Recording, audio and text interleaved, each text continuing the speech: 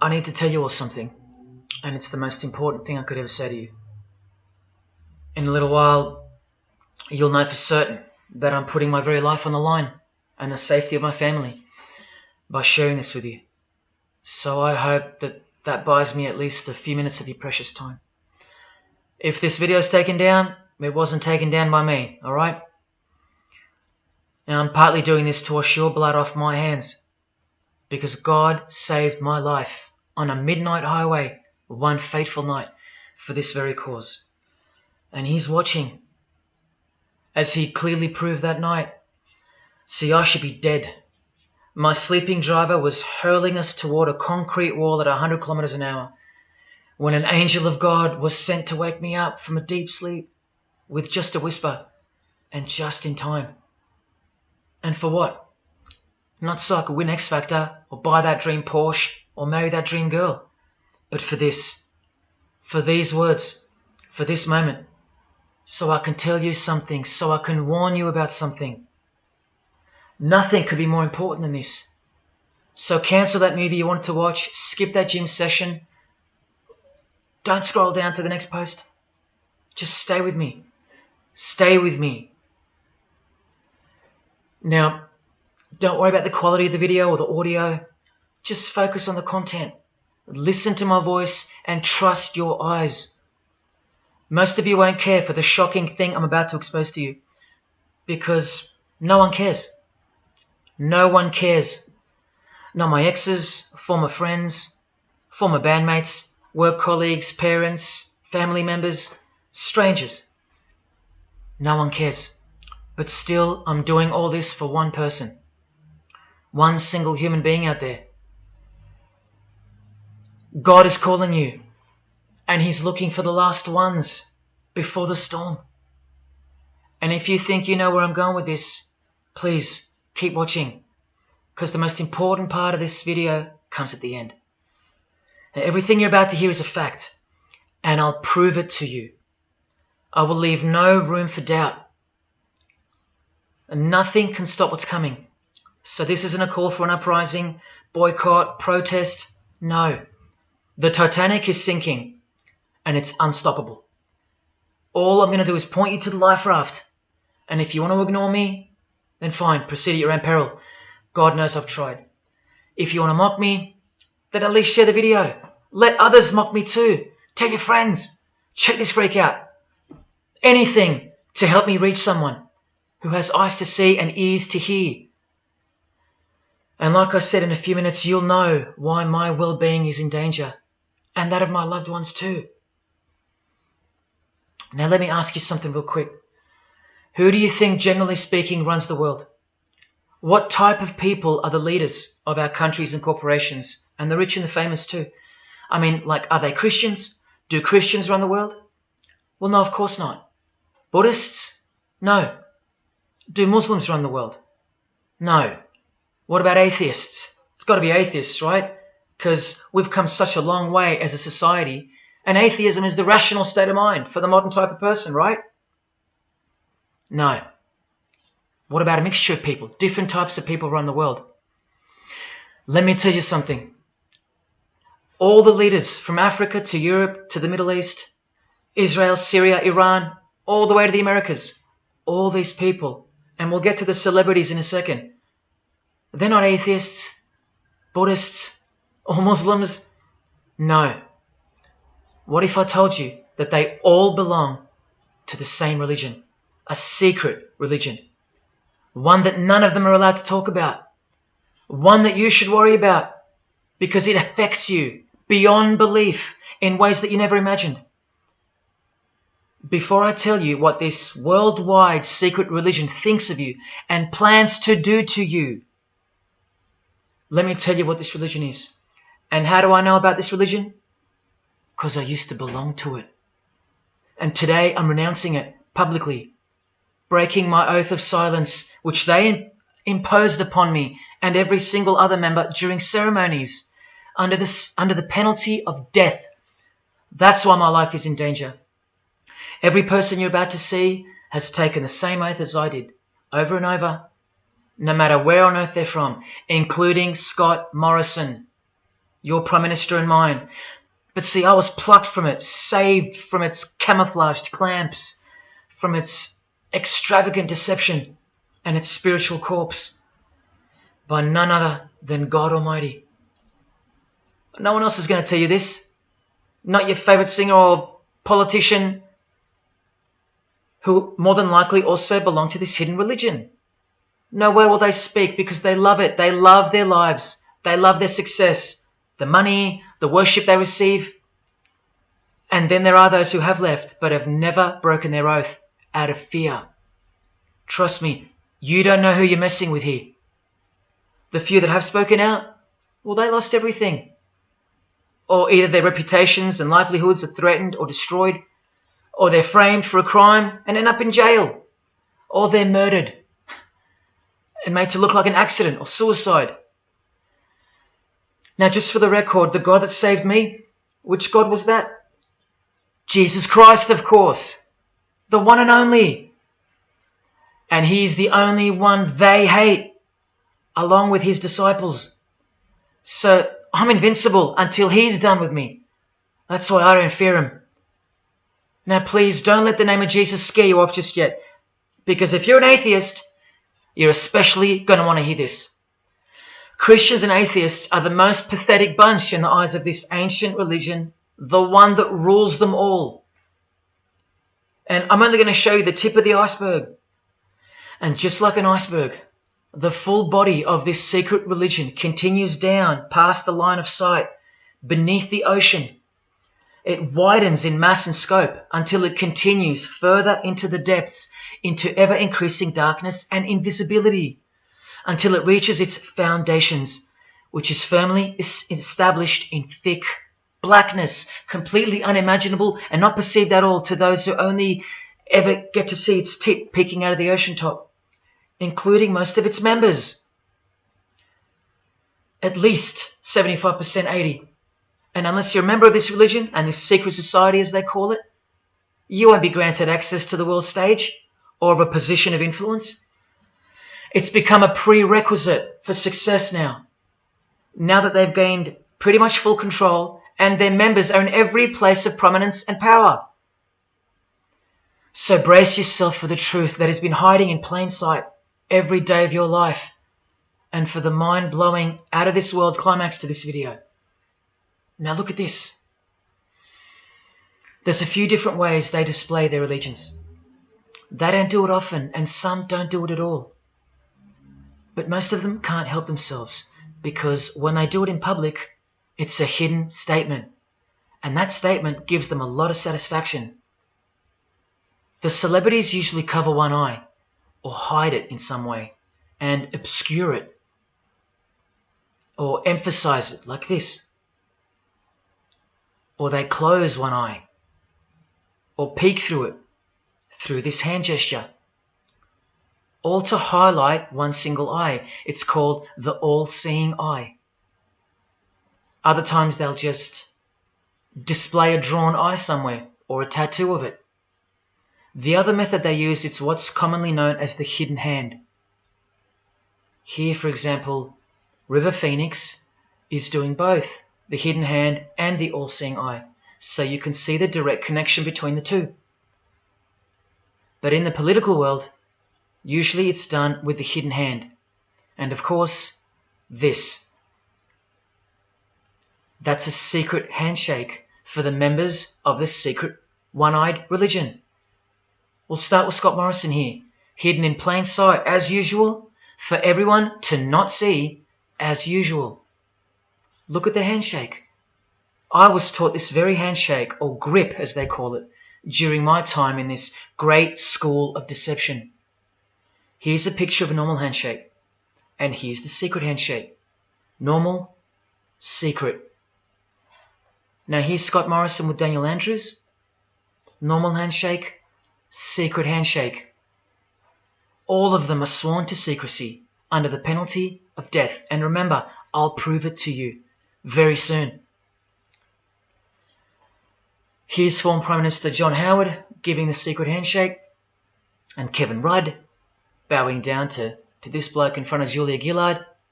all of whom are members of the religion. And Tony Abbott, you'll see in a second, and he's Julia again. Now, I once heard Julia being asked in a brief interview on TV while she was the Prime Minister. The interviewer asked her, "What religion are you?"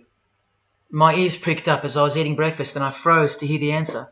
And she actually said, with a sinister smirk, "I'm a member of a secret society. Next question, please." And what happened? Nothing. No one cared. No one cared that the person who represents them just confessed that she's a member of a secret society, when the Australian society is at large the only society that should matter. And why is it a secret in the first place? I'll show you. Very soon you'll know their beliefs, and you'll know their master plan, and you'll know why they take such extreme precautions with such hideous oaths of silence under the unbelievable penalties, including death, to stay hidden from the public. So what's the name of this religion? Well, I'll tell you right now. But keep in mind, the magic word you're about to hear only hides the true religion inside of itself. That's how it's secretly flourished to spread like a cancer around the world. It's a religion within a fraternity. The name of the international fraternity, the one that camouflages, conceals, and cloaks the secret religion inside it, is this: Freemasonry. This is their official symbol, the square and compass. Sometimes with a G in the middle, and sometimes with the eye, the all-seeing eye. This is the same eye that these people are referring to.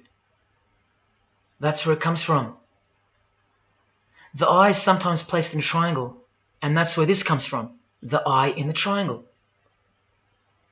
Here's Chris Angel doing it, standing also next to a mate with a square and compass shirt on. Not a coincidence. This is not something Jay-Z invented. This is the religion Jay-Z belongs to, and proudly, as you're about to see. The Freemasons also place the eye at the top of a pyramid, because the Egyptian pyramid is integral to their secret system. Here it is on Chris Angel's shirt and Madonna's jacket. That's a Masonic symbol. The Freemasons are sometimes called the Masons for short. It'll all come together and make sense really soon. Here it is hidden in plain sight at the Australian MTV Awards. And this is the MTV headquarters, by the way. Trust me, there's no doubting this. Here's the same eye in a pyramid on a Crowded House logo. Yes, initiated Freemasons. Here's the eye on the Harbour Bridge for a New Year's Eve gig. And I wonder what that eye could be referring to. So what's the connection?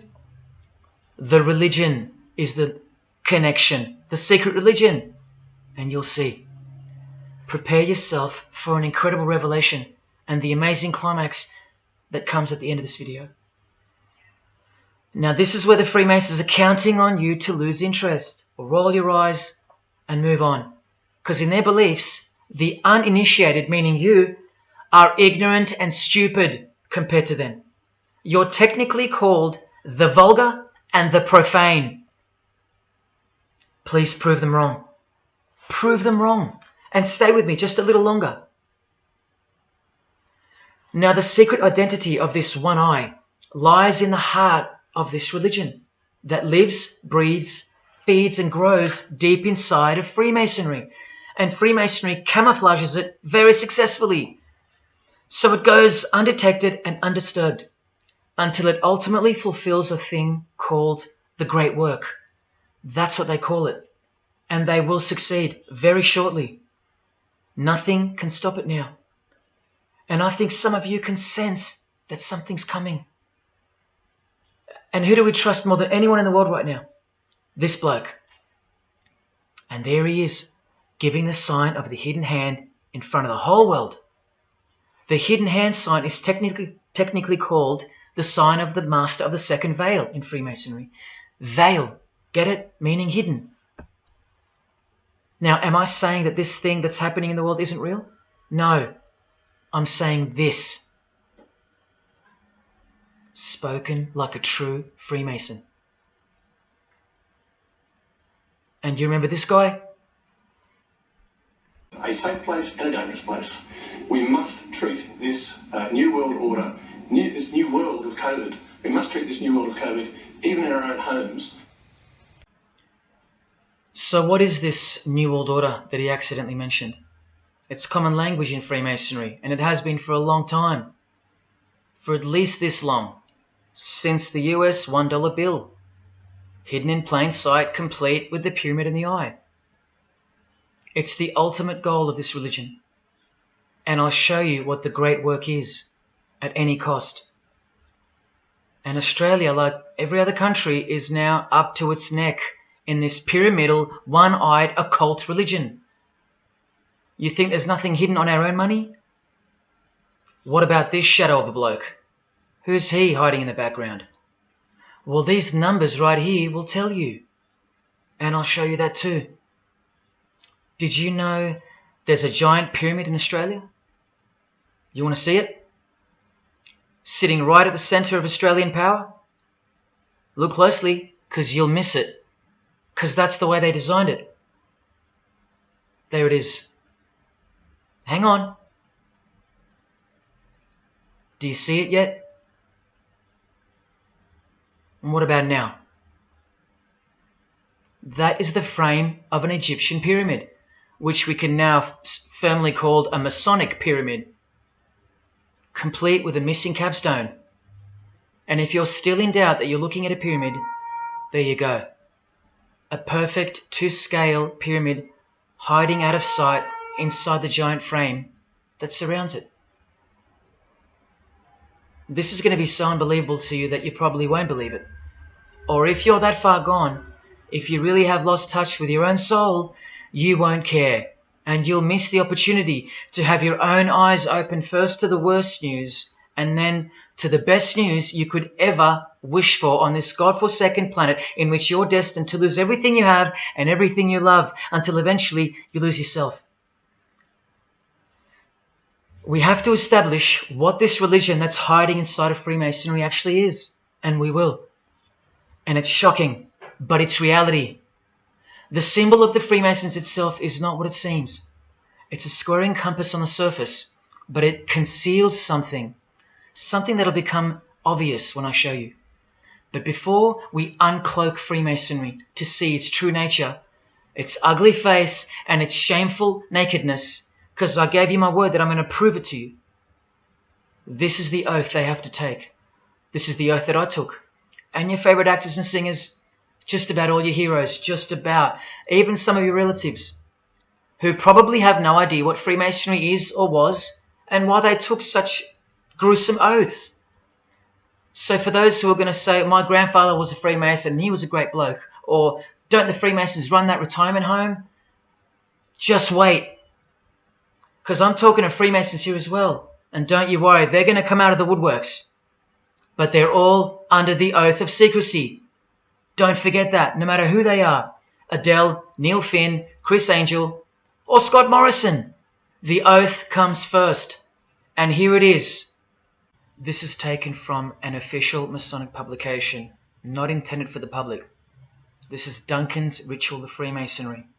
In brief, I, of my own free will and accord, do hereby promise and swear that I will never reveal any of the secrets, arts, parts, point or points of the Master Mason's degree to any person or persons whomsoever.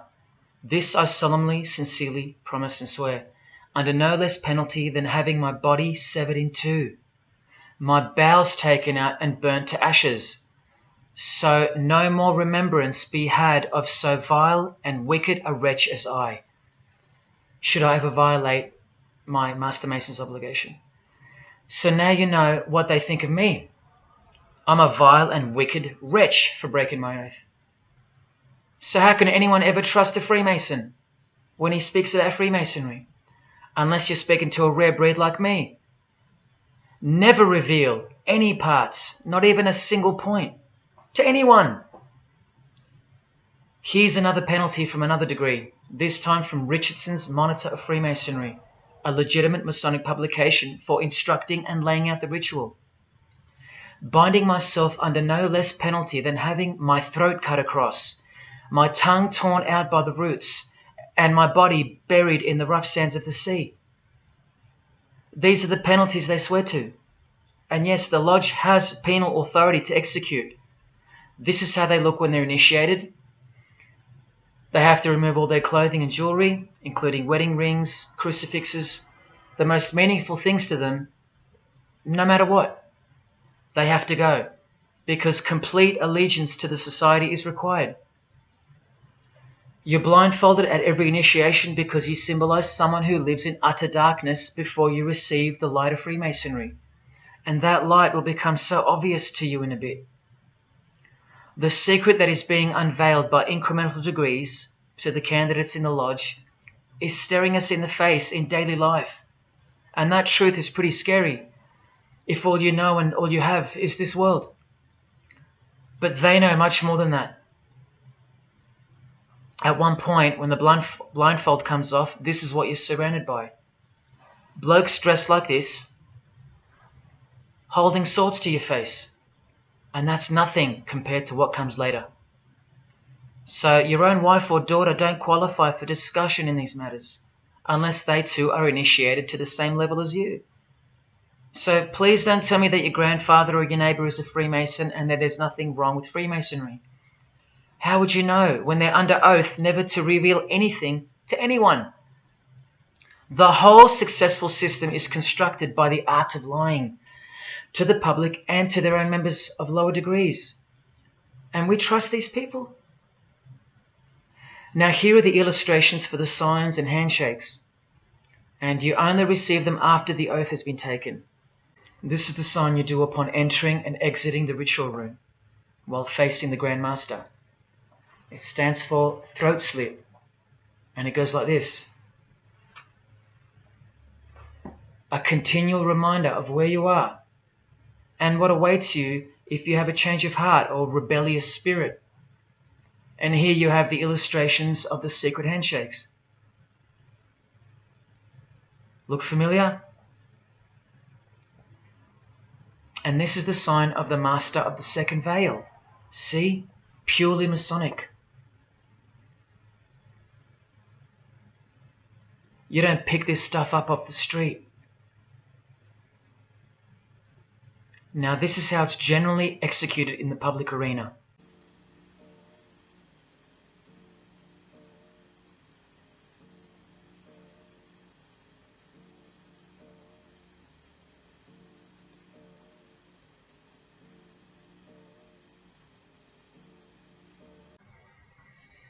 Sneaky, sneaky, huh? So when you see this, or this, you know for certain where it comes from and who they belong to.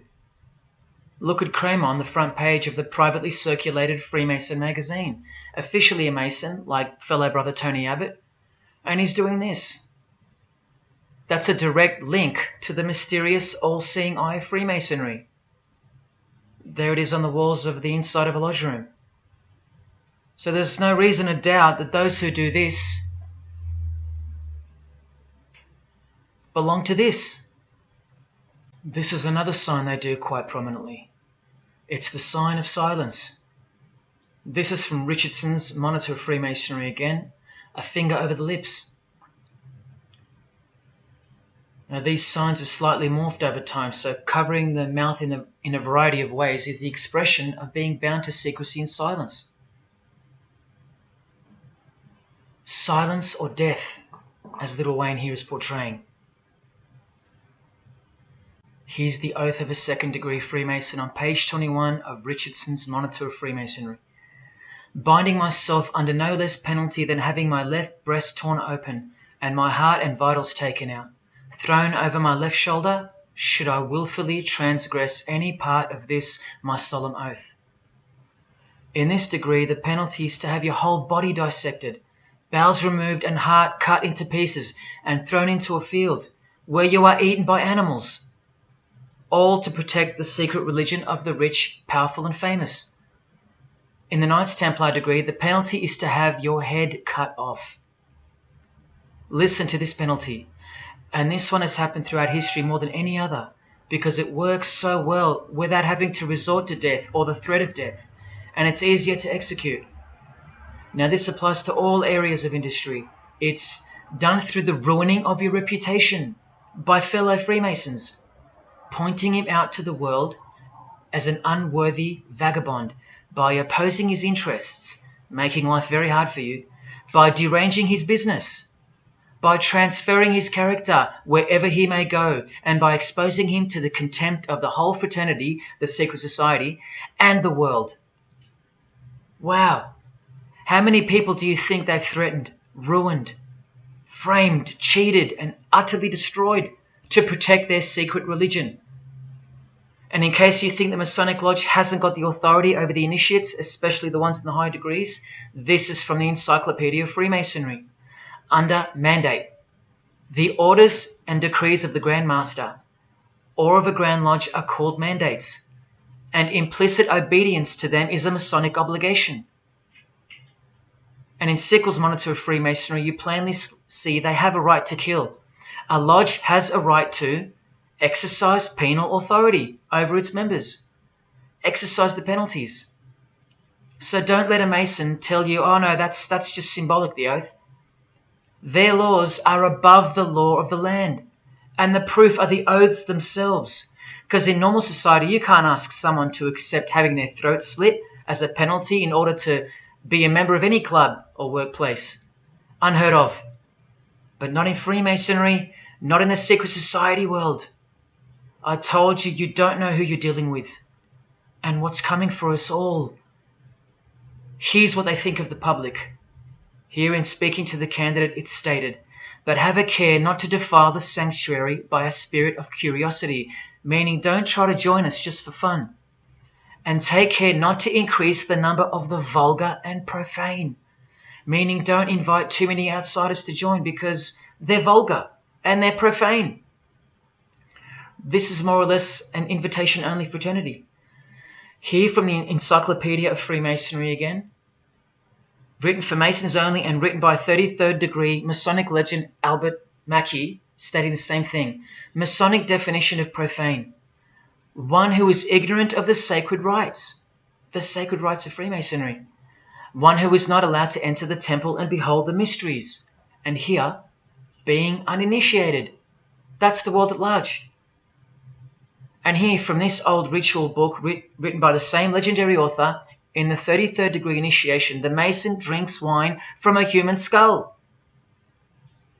which has been the cause for a few to leave Masonry, because they wonder, whose skull is this?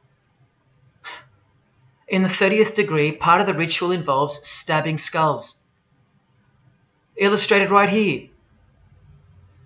The process of submitting the member further and further involves things like this. See, the candidate who's seeking admission into the next degree to receive more light has to be humiliated and intimidated. This guy here has his foot on the candidate's head. This is what our celebrities and politicians and the most prominent members of our society have done and continue to do. No one is exempt from this. And this is the intimidating and frightening path that you must take that binds you to the secret society before you are revealed the true beliefs of the religion. So can you see the risks I'm taking? You have to stay till the end. Don't let me down. Don't let yourself down or your fellow man. Believe me, it'll be worth it. Now here's one of the 3 greatest Freemasons of all time, who actually helped construct the 33 degrees or rituals of modern Freemasonry, Albert Pike.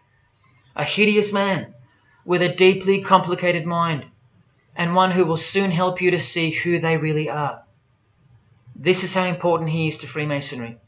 He's buried here, in the House of the Temple, a Washington Masonic Lodge, just around the corner from the White House. He was called the Grand Commander, Sovereign Pontiff of Universal Freemasonry, a giant of this secret society, the only Confederate general who has his own statue.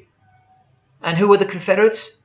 The dudes that fought for slavery, not against it, defeated by Abraham Lincoln, who was surrounded by these Freemasons, and who was assassinated by this one, John Wilkes Booth.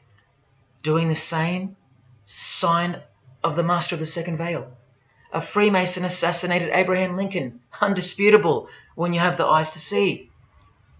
Now, Albert Pike writes in his colossal work, which some refer to as the Bible of Freemasonry, called Morals and Dogma, and on page 113 he says, "What can there be in common between the vile multitudes and the sublime wisdom?" That's what Freemasons possess, sublime wisdom. That's what their secret is. It's sublime. The secret I'll reveal to you. Now, just quickly, here's Freemason Kanye West. Here he's giving the Masonic grip to his brother Mason Jay-Z. Look at the lapel he's wearing in this picture. It's the same double-headed eagle as on the front cover of the so-called Bible of Freemasonry, Morals and Dogma, written by the Grand Commander Sovereign Pontiff of the religion that Kanye and Jay-Z have been sworn into and thus granted access to international success. His Christian conversion isn't what it seems, and you'll soon see what job he has to do.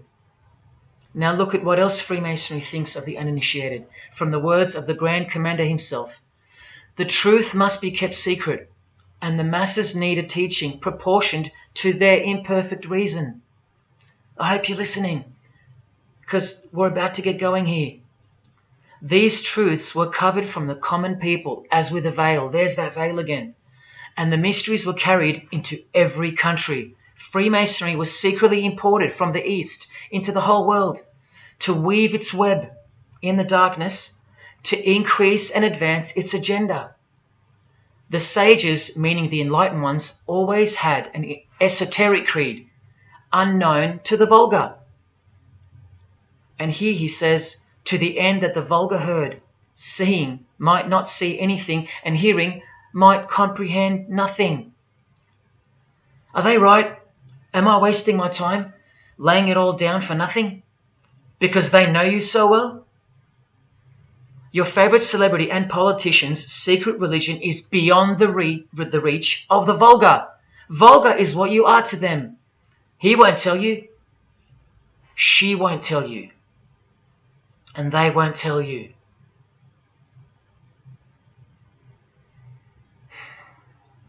Because the other obscene penalties from the rituals of Freemasonry include having your ear and hand chopped off, or both hands,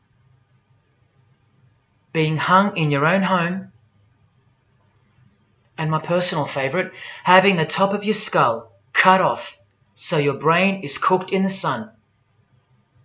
Now, can you imagine what they're hiding? And then the ritual monitor goes on to illustrate the same secret handshakes and signs. Hidden hand, sign of silence. These people mocking us, sometimes to our face with their symbolism, while we respect them, admire them, and sometimes even love them and idolize them. All of them partaking in the same initiation rituals, to belong to the secret society, a prerequisite for success, to belong to the religion that gives you everything you want, everything your heart desires. While the Gospels teach accurately that the heart is wicked. Now here is a practical example of how Freemasonry comes first, even above the title of president.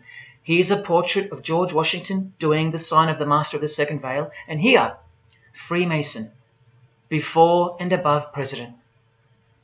And if you think that's just by chance that they put the word Freemason above president, then here, read this genuine quote from Harry Truman. This should tell you how deep the consequences of Masonic initiation go and what lies deep within. It's Freemasonry above everything else. There's the Queen showing her allegiance over and over.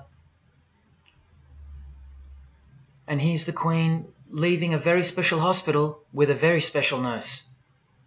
And this was the Queen's father, fully dressed in his Masonic regalia and that God-forsaken apron they wear, which also hides something, just like the square and compass. In fact, what the apron hides is what the square and compass really represents. And it's staring you right in the face. Can you see it yet? Prince Charles, handshake, hidden hand.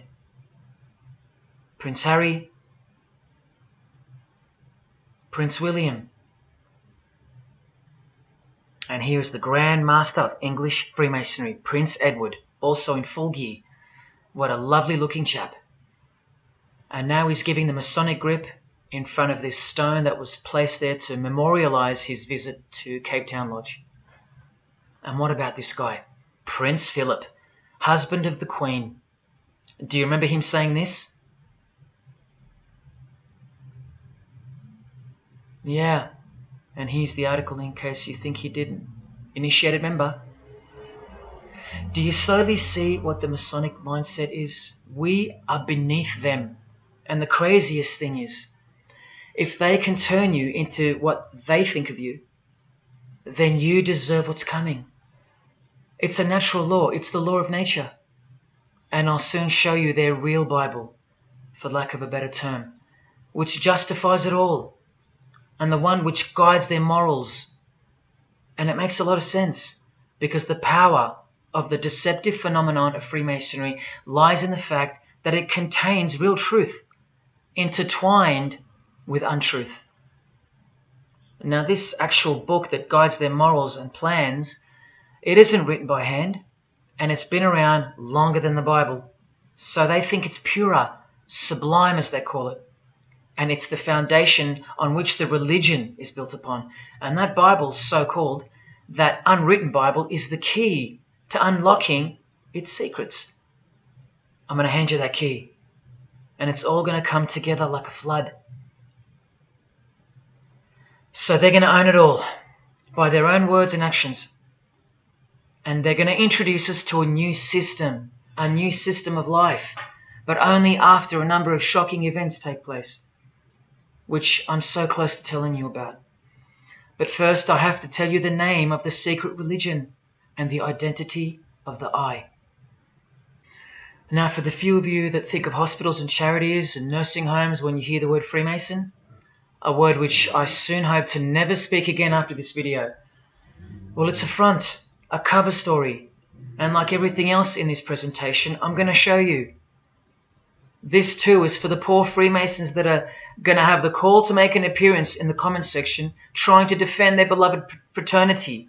This is 33rd degree Freemason Manly Hall, who was named Freemason of the Century by the Scottish Rite Journal in 1990. And you'd be surprised how many Masons haven't heard of him, because they don't bother entering the Masonic library and searching out the mysteries themselves. These same Masons think they know something, and they parade themselves on websites and social media, calling people like me, oh, he's just an anti-Mason, anti-Mason. Blind fools at best, deceivers at worst. Well, the Freemason of the Century wrote in this book and in this chapter, Freemasonry is a fraternity within a fraternity, an outer organization, concealing an inner brotherhood of the elect. One visible and the other invisible. The visible society is a splendid camaraderie of free and accepted men and women, enjoined to devote themselves to ethical, educational, fraternal, patriotic, and humanitarian causes and concerns like hospitals and charities. But the invisible society is a secret and most august fraternity whose members are dedicated to the service of a mysterious arcanum arcanorum, meaning mystery of mysteries.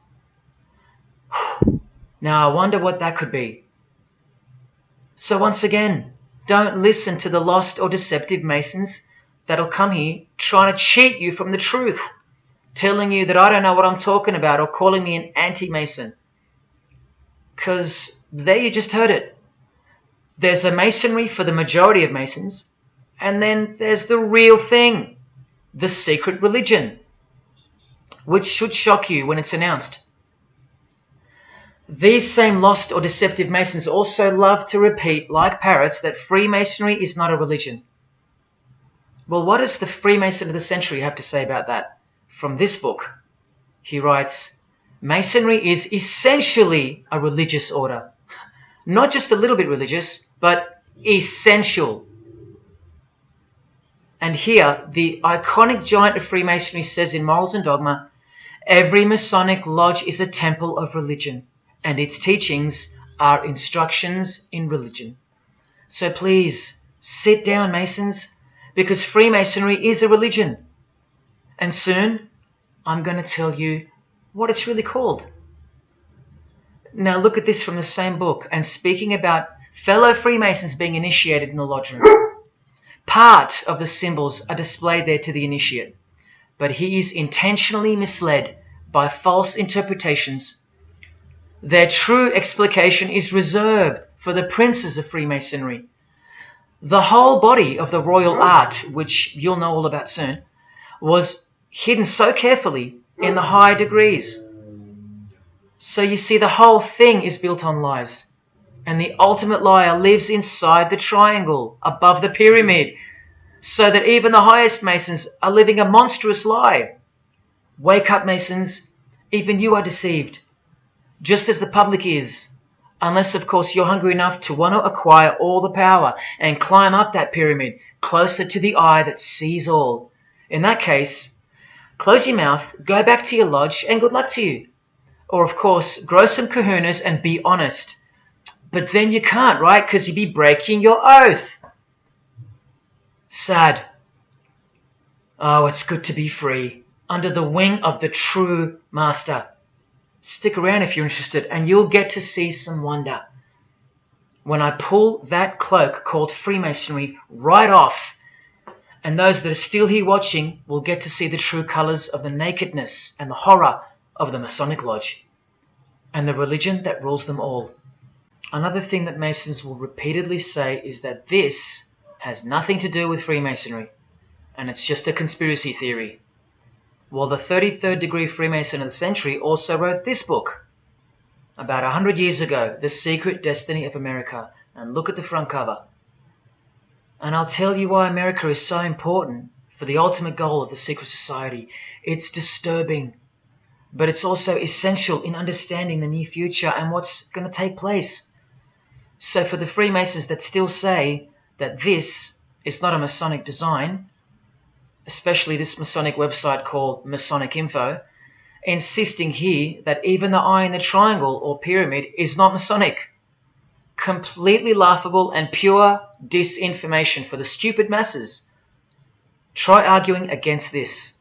This is from a 1960 copy of the New Age magazine, an official organ of the Supreme Council of 33rd Degrees. No higher authority in the United States to speak of the relationship between Freemasonry and the US $1 bill.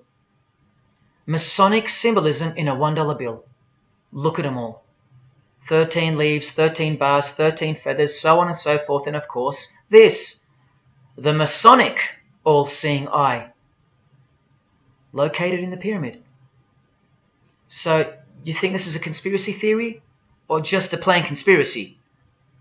Well, here's JFK, yes, a Freemason, but one who had enough when he wanted to print money disassociated from the Masonic central banks, just like Abraham Lincoln, and he paid the price for it as well. Listen to the speech we never hear about in school. More proof that they control the education system here and everywhere. Please, just have a quick listen to this.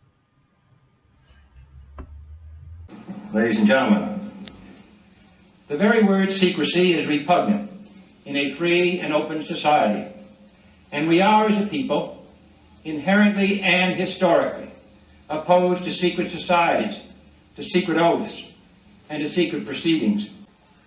For we are opposed around the world by a monolithic and ruthless conspiracy that relies primarily on covert means.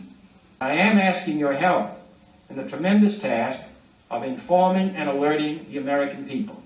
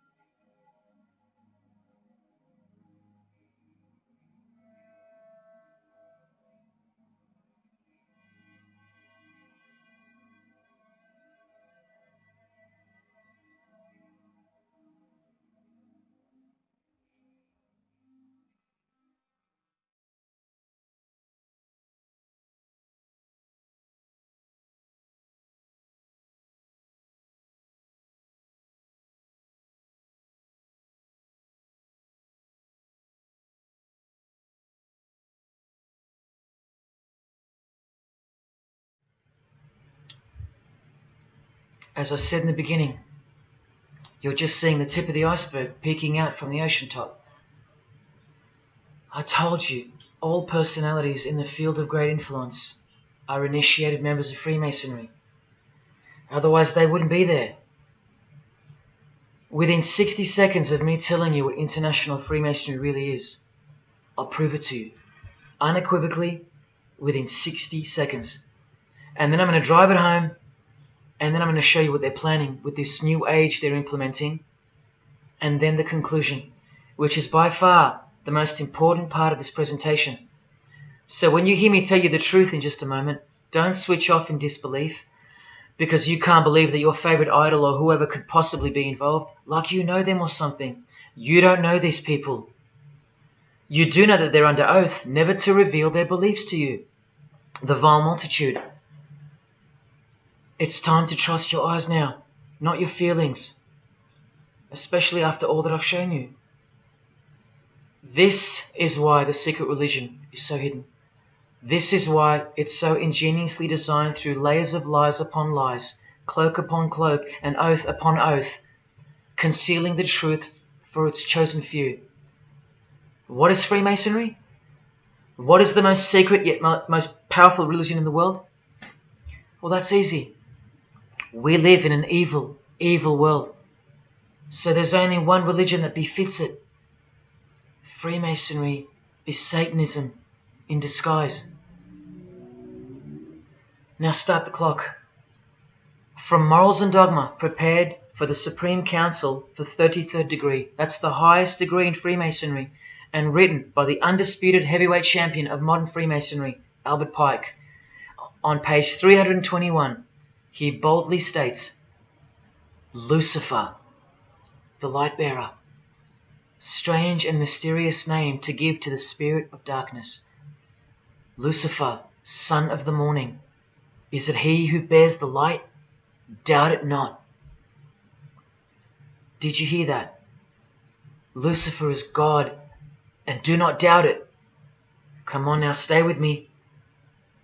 Here from the Encyclopedia of Freemasonry, written by 33rd degree Freemason, a beloved member of the craft, Albert Mackey. He tells us whose name represents the good principle in Freemasonry's secret worldview. Writing under the Masonic meaning of the word pentagram, he says that the pentagram, depending on its position, represents good or evil. See how he puts the positive aspect in the first position? Good first, evil second. Good or evil, light or darkness, victory or death, initiation or profanation, Lucifer or Vesper. Lucifer is good. Lucifer is light. Lucifer is victory. And Lucifer is true initiation. See, if you're not initiated, you're profane. If you haven't figured out that God is Lucifer, you're vulgar and profane. You're stupid, in their own words. That's the beginning of their big secret. God is the devil, and we're already in hell right now. Now from the Freemason of the Century, Manly Hall, and this will make it 3 out of 3 legends of Freemasonry stating the same thing. In The Lost Keys of Freemasonry on page 76, when the Mason learns that the key to the warrior on the block is the proper application of the dynamo of living power, he has learned the mystery of his craft. The seething, surging energies of Lucifer are in his hands. Do you see? The world's hidden religion, with its universal one-eye symbolism, who was revealed slowly and by degrees only to its dedicated members, is Satanism, or Luciferianism as they prefer to call it. Now all the oaths make sense, don't they? Now all the rituals make sense. Now all the penalties make sense. And their secret signs and symbols and handshakes all make sense. While the bulk of Freemasons make the external image of the fraternity and know nothing of who rules over them and who or what they're protecting. But which craft do you think the Freemason of the Century is talking about here?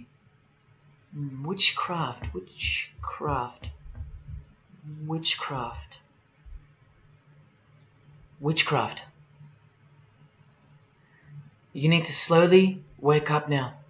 Witchcraft is the royal art of Freemasonry, jealously guarded and reserved for the few. I'll show you clear as day that this is in fact true. This is the symbol of Satanism. And this is the symbol of the lodge of female Freemasonry called the Order of the Eastern Star. Look at that. Satanism, Freemasonry.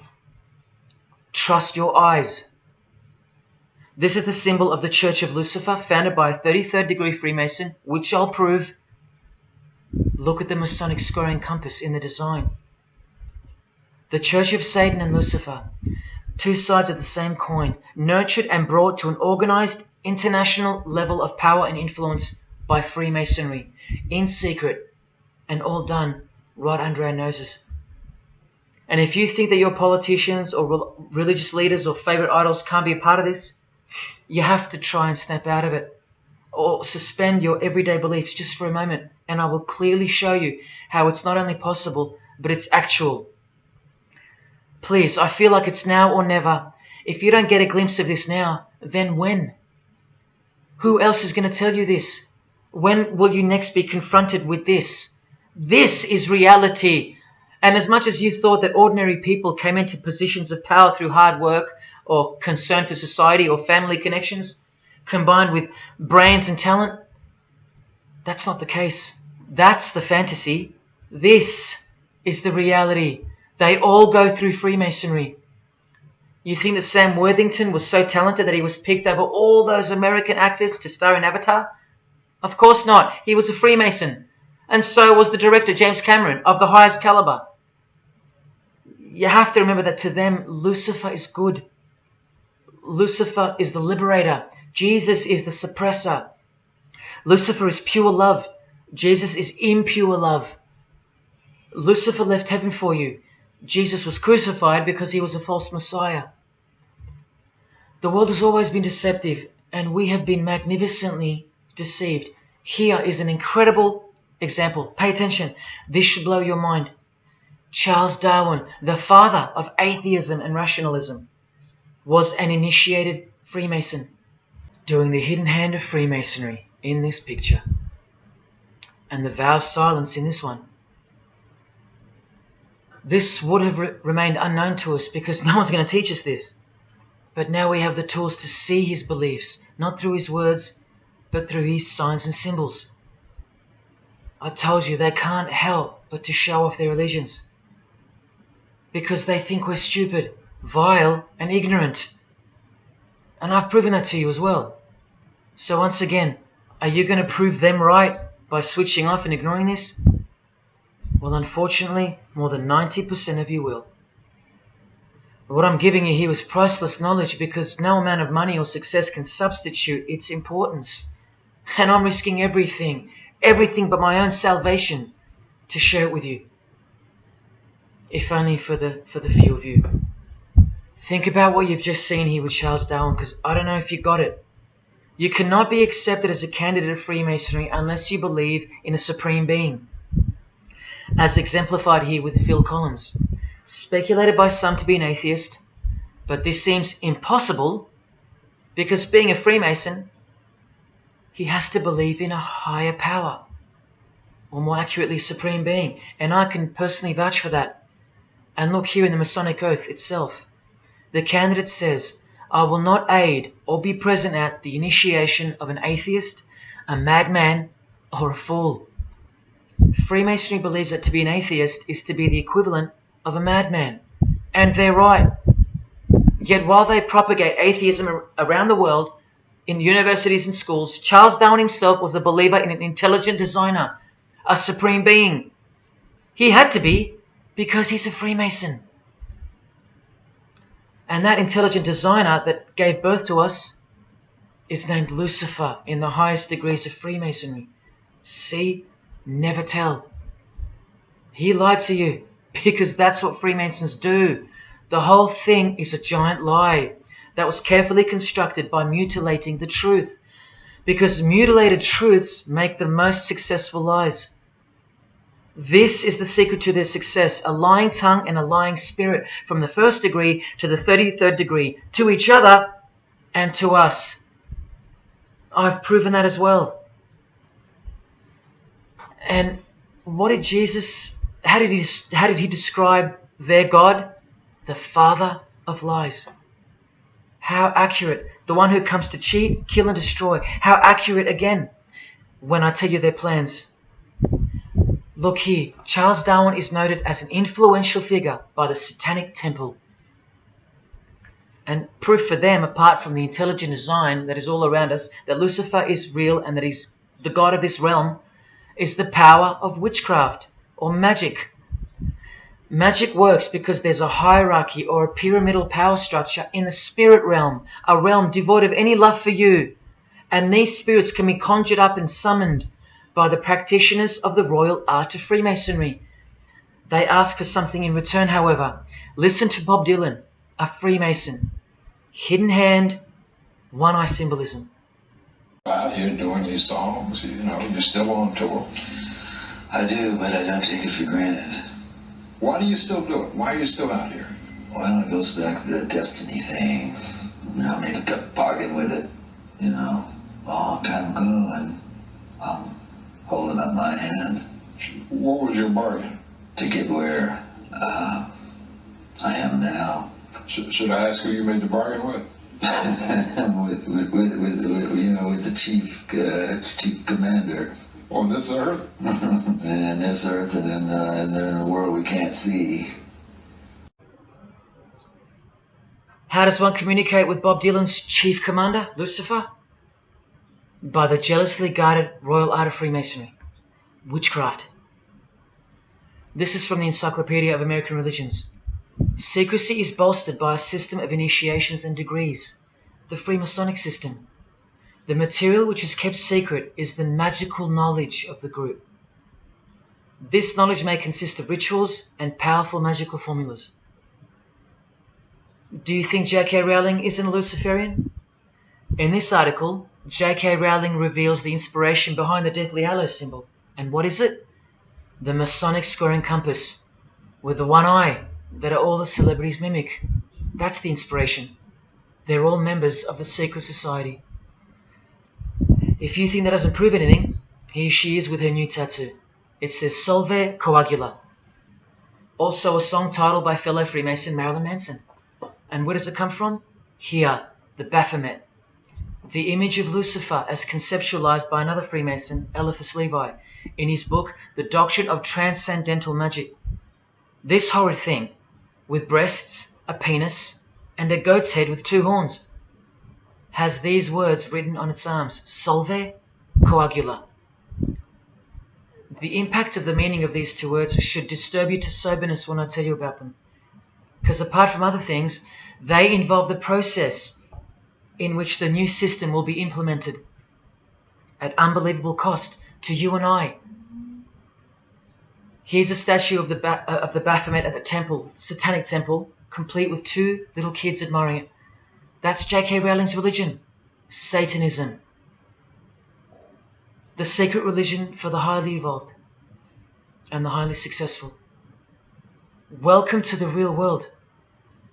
The same Masonic author writes in The Doctrine of Transcendental Magic, in the ceremonies practiced at reception by all secret societies, there are found indications of a doctrine which is everywhere carefully concealed, and that is witchcraft. And in his History of Magic, he tells us it is the royal art. And that's what Freemasonry calls it. And where did he get his inspiration for the Baphomet?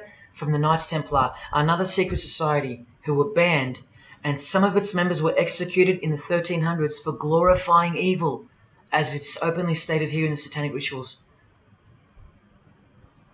And where do modern day Knights Templars reside now? Within high degree of Freemasonry, right here. Again from the encyclopedia, and listen to this.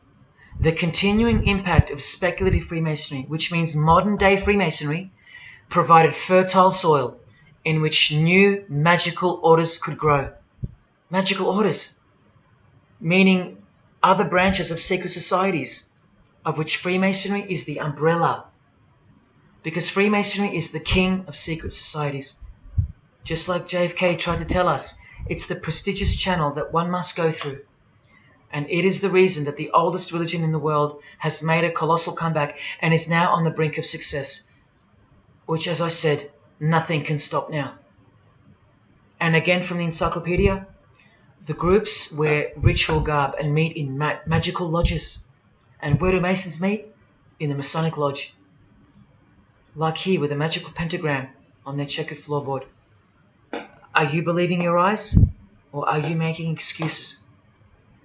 Here's another statue of the Baphomet at a satanic temple doing the sign of the horned god Lucifer. The hand sign mimicking the horns on his head. And of course the upside down cross. And here's Barack Obama doing the same sign.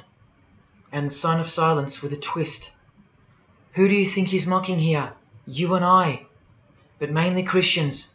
Because Christianity is the one force that has stood between you and the inconceivable horror that is awaiting us and is on its way. Here's an article on Barack Obama, and that's his hands adjusting his presidential seal. And there's his Masonic ring, and the sign of the devil's horns, over and over. Freemasonry and Satanism are intertwined. Look at these Masonic politicians throwing up the devil's horns. George W. Bush. Look how sneaky and sinister the look on his face is here. And the manner in which he's delivering the sign. In front of the whole world. Is he a fan of rock music? Is he saying I love you in sign language for the deaf, like some people like to say? This is his fraternal order called Skull and Bones, also known as the Order of Death, where you lie naked in a coffin with what's called a temple prostitute during initiation.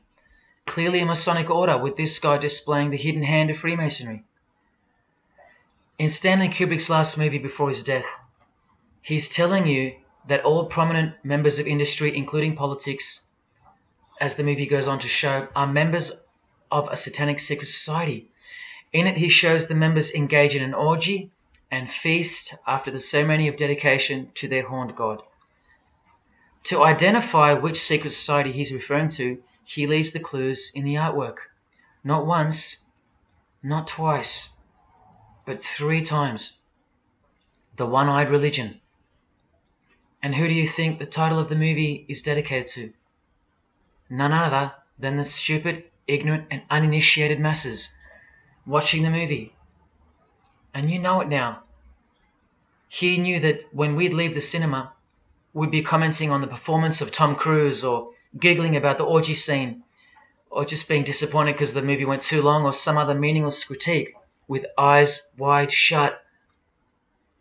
Look at the cover of his other movie, A Clockwork Orange. The eye on top of the pyramid. And on his shirt, the word devil in Italian. Let me take it up a notch, in case this isn't registering. Listen to the founder of the Satanic Church, Anton LaVey, tell us in his book, The Satanic Rituals, which is a companion to the Satanic Bible, Masonic orders have contained the most influential men in many governments, and virtually every occult order has many Masonic roots. This is back in 1972 he said this. Now 40 years later it should read all governments, not many. And why is the founder of the Church of Satan talking about Freemasonry, the most respectable and charitable fraternity in the world, that no one seems to talk about and that we never hear about in school? This is why. Because the Satanic Ritual is a blend of Gnostic, Kabbalistic, Hermetic, and Masonic elements. That's crazy, because Freemasonry is a blend of Gnostic, Kabbalistic, and Hermetic elements too. Any Masonic writer will confirm that. But how can that be? Because Freemasonry is Satanism in disguise. On page 106, every rite of the Black Order employed Masonic principles. Every rite of these Black Orders, one of which was called Freunden von Lucifer, which translates to Friends of Lucifer. And guess what? There are numerous manifestations of Satanism in Masonic ritual, including the goat, the coffin, and the death's head. Please awaken, O sleeper, and let the glorious light of the truth dawn upon your sleepy eyes. How did Freemasonry get away with this?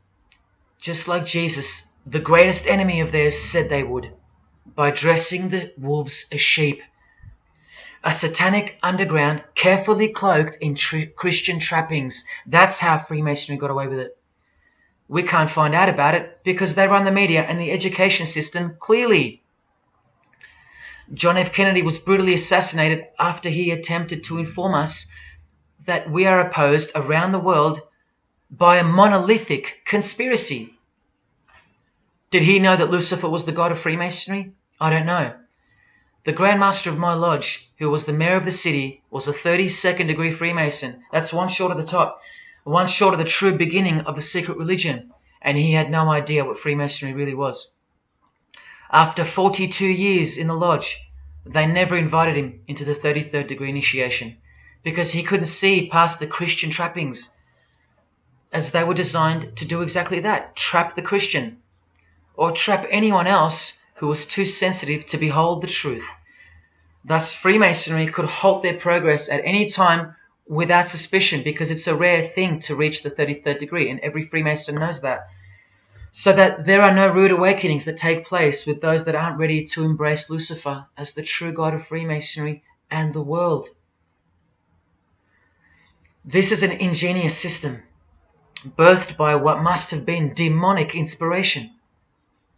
Anton LaVey says that this ingenious system I speak of serves as a rudimentary screening process for organized Satanism. Exactly right. It's a filtering process, as I've said earlier. An international filtering process from which men and women are picked and permitted to enter the world stage. And I'm saying all this for those who naively think that politics and magic ritual do not mix. That's the founder of the Satanic Church. He admits that. Admissions that were never heeded because no one cares. How else did the Freemasons pull the wool over our eyes? The companion to the Satanic Bible tells us that as well. By filling the world with fools. And who's the biggest fool in the eyes of Freemasonry? An atheist. From the Encyclopedia of Freemasonry. One who does not believe in the existence of God. Such a state of mind can only arise from the ignorance of stupidity. All this time, you're laughing at Christians, and the Freemasons are laughing at you. Here's Brad Pitt, wearing his Masonic ring and covering his eye. Now here's a genuine quote from Brad Pitt, the Freemason. In short, I could really try on something different for myself. That was Satanism. It's working out really well. I made a pact. That's why. You don't believe him? Bob Dylan does. And the hand sign they all do. Allow me to show you what it symbolizes. And now that you know what you know, it should make sense to you. It stands for 666. Yes, indeed. Satan's number, foretold by Jesus Christ. Now just hang on, let me prove it to you. Here it is for all to see on this shirt design, worn by Guns N' Roses guitarist Slash. See the I in the middle of the 6? Repeated 3 times. That's 666. In this one, the design in the shirt is clearly demonstrated by the person wearing it. Another example, the hand sign with 3 6s on the shirt. Here's a movie poster, the hand sign and the 6 on his lapel. Connect the dots. Here's Don Cheadle, the hand sign, and here he covers one eye with the dice. What's the number on the dice that he holds toward the camera? 6. There's literally 3 6s that manifest in the hand sign itself, like this. That's why they do it. Here's Drake with the most obvious example, holding up the hand sign with the all-seeing eye of Lucifer on his bicep. And here, blatantly connecting the 6 to the hand sign on the artwork to one of his songs. The hand sign over one eye, obviously signifying a 6. This is proof. The number is mystical and it's grounded in reality, and it's related to sex rituals within witchcraft. You'll see, I'll show you. But if that's not enough, there. Drake is clearly intending that hand sign to be a way of communicating the number 666. A hater of Christianity and Jesus Christ. But I wonder why. He has everything he desires. Christians aren't suppressing him. He doesn't hate Buddha or Muhammad. None of them do. No. Jesus is who they hate. But they protect Freemasonry by communicating its presence in their lives not by word, but by symbols and signs. Disciples of Lucifer. While you don't believe it, they take it very seriously, and they mock you by displaying it in your face. They know the truth. The chief commander, the one at the top of the pyramid, is Satan, the god of this world, just like Jesus told you who he is. Britney Spears doing the 666 over the eye, and look at this. The devil's horns while she wears the seal of the US $1 bill, designed by Freemasons. You know why now. You just have to stop denying it. Freemasonry is Satanism in disguise. This is how they tell you. Let's go to Britney's close friend, whom she tongue-kissed in front of the world, sexualized as these people are, and for all the girls out there to be inspired and corrupted by. Madonna, wearing the same Masonic design as Britney. 666 hand sign, the one-eye symbolism, and the vow of silence. The vow of silence with her fellow practitioner of witchcraft. The Masonic eye in the triangle behind her, and now the upside-down cross of Christ on her outfit. A member of the secret society who hates Jesus with a passion, as you can see here with Lucifer, the god of Freemasonry, giving her oral sex. Deep despisers of Christianity. Are you wondering why yet? The sign of the devil's horns here, meaningfully placed and done with precise intent, like with all of them. And here teaching her poor children to follow in her footsteps. Truly only God knows how many young people she's perverted in her career, all orchestrated by Freemasonry. Here's the founder of the Church of Satan again, Anton LaVey, showing the horn sign. The horned god of the witches, as illustrated by Una Woodruff in her book Witches. And here, with a member of the Agora sect of Hinduism partaking in a ritual of the oldest religion of the world. She's drinking blood here from what? A human skull. Sound familiar? That's right. That's what all the high-level Freemasons do, except they use wine, until they themselves are invited into the secret religion. It's ritualistically done to gain magical abilities, not a myth. And look at her hand sign. It's also known as the El Diablo. Do you still think this hand sign is a joke, or it's misunderstood or misrepresented by people like me? Look at the cover of Anton's other book called Satan Speaks. Look at the eye. He has one eye emphasized. Can you see? What about the image of Lucifer in the Satanic Temple? Look at the right eye. It's darkened. You ready for this? From the Bible. And this passage is thousands of years old. Woe to the worthless shepherd.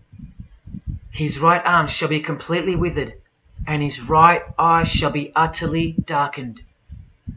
Where do you think this hatred for Jesus comes from? Do you think it's because we've outgrown it? Or because it speaks the truth? Who do you think this worthless shepherd with one eye darkened is? And who said, I am the good shepherd? Who said that? Jesus Christ is the good shepherd, not the worthless shepherd with one eye. You think this is all just a coincidence? Just hang tight a little longer and you will see some wonder. Here's Anton LaVey with Freemason Marilyn Manson, and here's Marilyn covering his eye. In case you forgot that this is the eye of Freemasonry, the international religion they all belong to. Here he is giving the sign of the master of the second veil, the hidden hand of Freemasonry, along with his Masonic ring. You know how many presidents and journalists and common men have tried to expose Freemasonry or get it shut down, get it banned? Well, those days are long gone. Marilyn Manson, the Freemason who tears the Bible into pieces on stage during his performances, he captured the fundamental purpose of Freemasonry's existence very well when he said in an interview with Spin magazine in 1996, "Hopefully I'll be remembered as the person who brought an end to Christianity," echoing the dreams of grandeur, just like his spiritual father. Now Kesha, one-eye symbolism of Freemasonry, the eye in the triangle, and the sign of silence. So she's a member. And behold, an inverted cross in her music video, inverted cross on her outfit, and a satanic pentagram on this outfit, just like the symbol of female Freemasonry. You think none of these Freemasons look like witches? Really? And none of these witches in the making? Remember, 90% of them don't know what they're serving, or what they're doing there, or why they're taking oaths of such silence and such penalty. Avril Lavigne does, showing her allegiance with the one-eye symbolism, participating in lesbianism in a video, influencing the masses, subtly stealing our innocence. And what's on her helmet? One eye. And doing the El Diablo with pentagrams at her concert. Anthony Bourdain with his one-eye symbolism, he was openly a hater of Christianity. And what kind of woman would suit a man like this? Well, a fellow member of the secret society who hates Christianity too, of course, Asia Argento. One-eye symbolism, again and again. The sign of Lucifer's horns, and this pose of his image. Remember the Baphomet. There's Asia mimicking its pose, complete with the finger position. Creatures with breasts and an erect penis and a goat's head.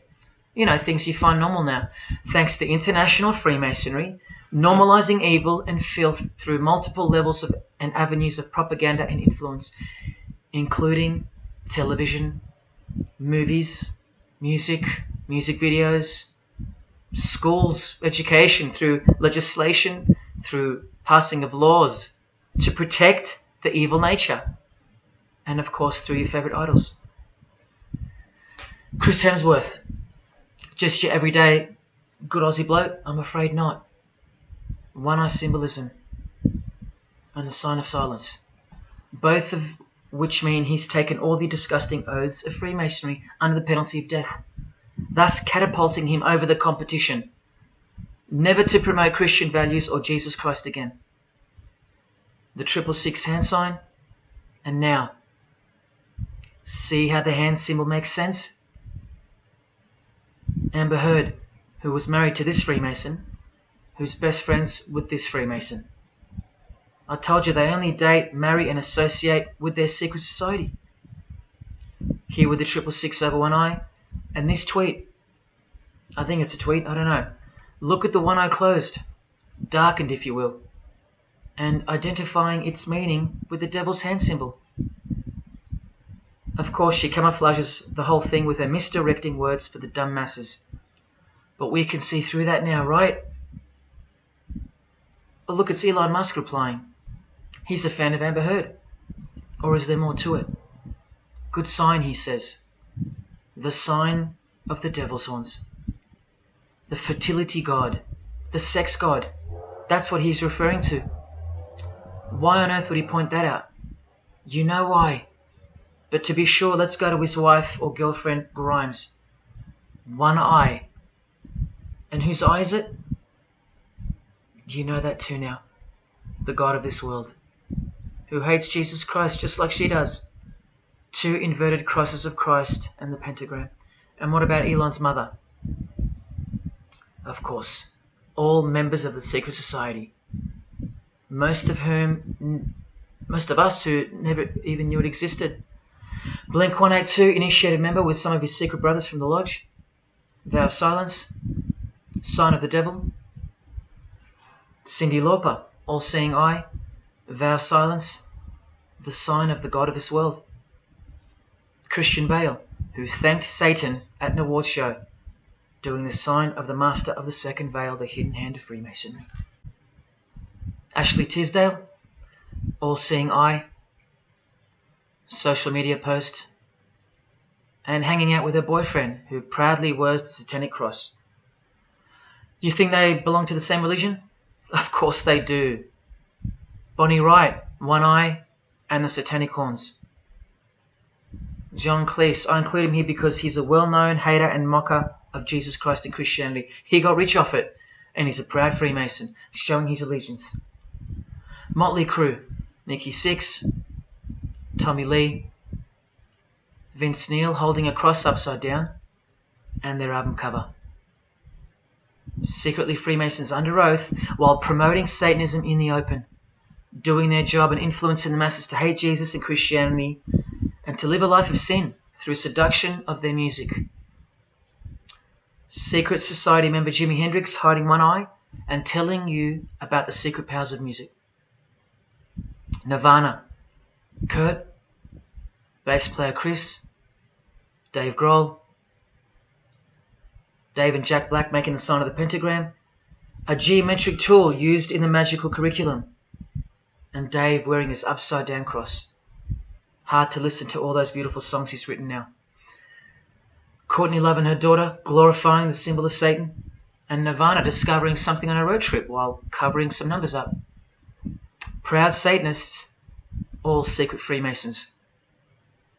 Here's Quentin Tarantino. Now that we know what we know, can you see through this picture to reach its true meaning? The all-seeing eye, whose identity is revealed by the hand gesture, which is 666, with the vow of silence and throwing up the devil's horns, which I hope you can finally see means something. Share. Can this get any more obvious now? The sign of the vow of silence being made with the sign of the devil, telling you that the secret which isn't to be spoken of is Lucifer, right there in front of you. Speaking through signs and symbols, like Confucius said, signs and symbols rule the world, not words nor laws. Cardi B, I just want you to see a few connections between the one-eye symbolism, the 666 hand sign, and the horned God symbol. Eddie Izzard, all-seeing eye, hidden hand, and mimicking the horns of the Masonic God. Oh, but men love the darkness rather than light, as the scriptures put it so solemnly. Look at how precise that statement is, with high-ranking Freemasons loving the darkness so much that they define the darkness itself as light.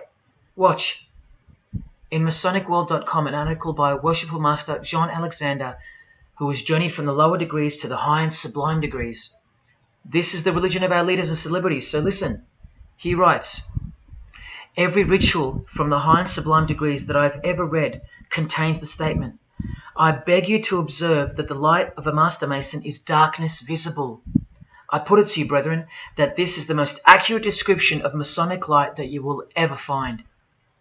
Think about what you just heard, because this is what they learn. Masonic light is darkness.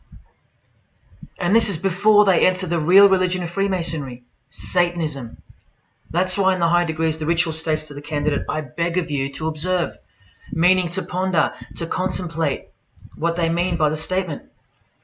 My 32nd degree Grand Master, he never understood. And they don't push you, remember? It's all a screening process to weed out the weaklings who can't handle the truth. The truth that this is how the all-seeing eye sees things. Evil is good and good is evil. Look at what he says immediately afterwards. In keeping with our normal Masonic practice of burying our important truths deeply, the ritual sets out to immediately disguise this truth. Usually people bury their lies, but Masons bury their truths. Because their truth is that God is the devil and that we are in hell. So everything has to be flipped on its head in order for things to make sense in this place where lust creates life, where might is right, where compassion is weakness, and of course, in order to succeed. Look here, with another Freemason of the highest degree, Helena Blavatsky. She writes in her book, The Secret Doctrine. Doctrine means belief. So the book is called The Secret Belief. The Secret Belief of Freemasonry. She says, the sons of God, of whom Satan was one, all those spiritual beings were called angels of darkness, because that darkness is absolute light. Do you see how far they go to protect and glorify the darkness? Because men love darkness rather than light. If these were just randoms next door or some minor cult, I wouldn't be telling you about them, and I really wouldn't care this much. But these are not randoms. These are our heroes. These are those who have crept into the power structure very slowly since 1717, when the first Masonic Grand Lodge was organized, to overthrow Christianity and the world. These are those who we admire, trust. And these are those who have perverted our culture with one hand, the hidden hand, while upholding it with the other hand. So you can never call them out, because they run charities, nursing homes, and children's hospitals in the open, while they propagate smut, violence, debt, and of course atheism in secret. While a plethora of everyday distractions are endlessly supplied to us through entertainment and news, plowing through our lives. That's political Freemasonry, politicizing everything, including entertainment, supplying you with their heroes and their idols. And now that 95% of the world have been spiritually disarmed by thinking, oh, the world is a good place and Jesus is a myth, they've rigged our infrastructure and they're about to bring it down so they can build up their new world from the ashes. A completely new system of life on this planet is coming. I promise you that. In a book called Satan's Master Plan, LaVey affirms his commitment to destroy Christianity. Now check out Anton LaVey, once again in perfect parallel with Freemasonry, stating in the Satanic Bible, waiting at the darkness visible for that bright and morning star. Bright and morning star being a reference to Lucifer. The exact same expression as the Freemason and worshipful master John Alexander that we just heard describing Masonic light. Darkness visible. Identical language. Because Freemasonry is Satanism in disguise. This is what the initiated queen of Freemasonry, Helena Blavatsky, says of the bulk of Freemasons in her book. The knowledge of their members about the full signification of their symbols is nil. And that's of course true to the Freemasons listening. How do I know she's a Freemason? Because her diploma was reproduced on page 66 in Freemasonry Universal, Volume 5, Part 2, in the Autumn Equinox, 1929. And also because she's displaying the Masonic penalty sign, like all these Freemasons. Drew Barrymore, all-seeing eye, vow of silence. And see, the symbol of her secret god. Elijah Wood, one eye, hidden hand of Freemasonry, and the devil's horns. Sammy Davis Jr., the eye of the Freemasons is the all-seeing eye of Lucifer. Because here he is with Anton LaVey, the founder of the Church of Satan. So when you see him hanging with other celebrities like Bill Cosby, can you be sure that they belong to the same religion? Sure you can. I told you they don't hang out with the uninitiated. You think the Rat Pack weren't Freemasons? Well, here's their leader, Frank Sinatra, doing the hidden hand.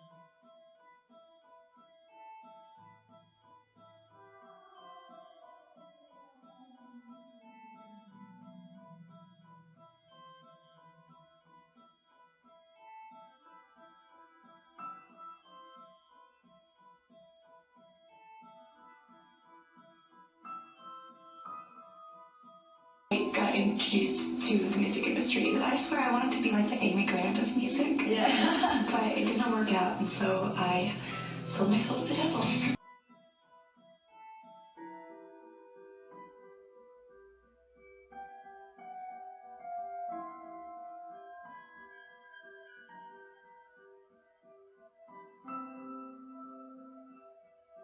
On that, have you considered maybe doing more acting? I only had a few lines. It was fantastic, but I can't really tell you anything else. But it was. Sure you can. I know I can't. It's very secretive. It's a very secret society.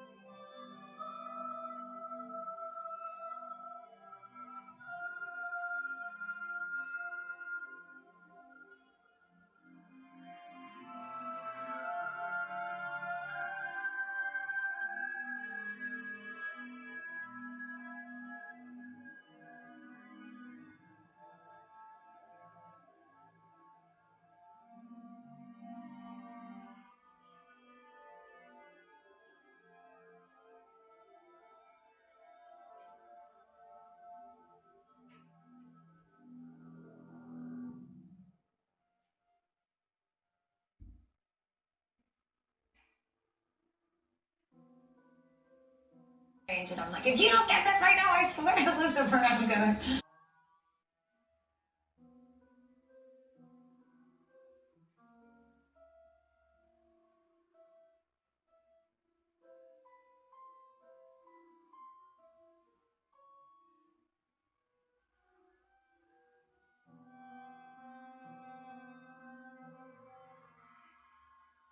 poker facing with your sexuality.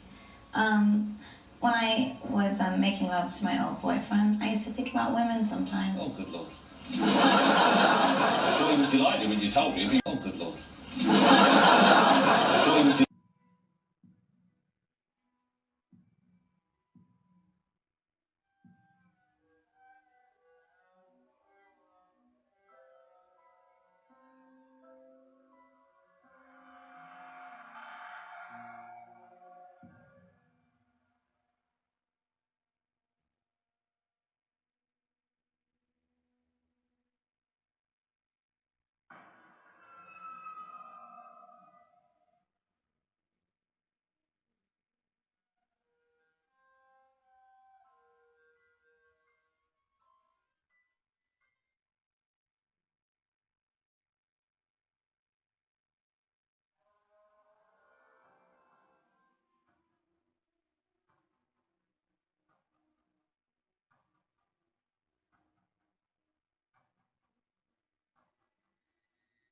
You may feel a small Christ!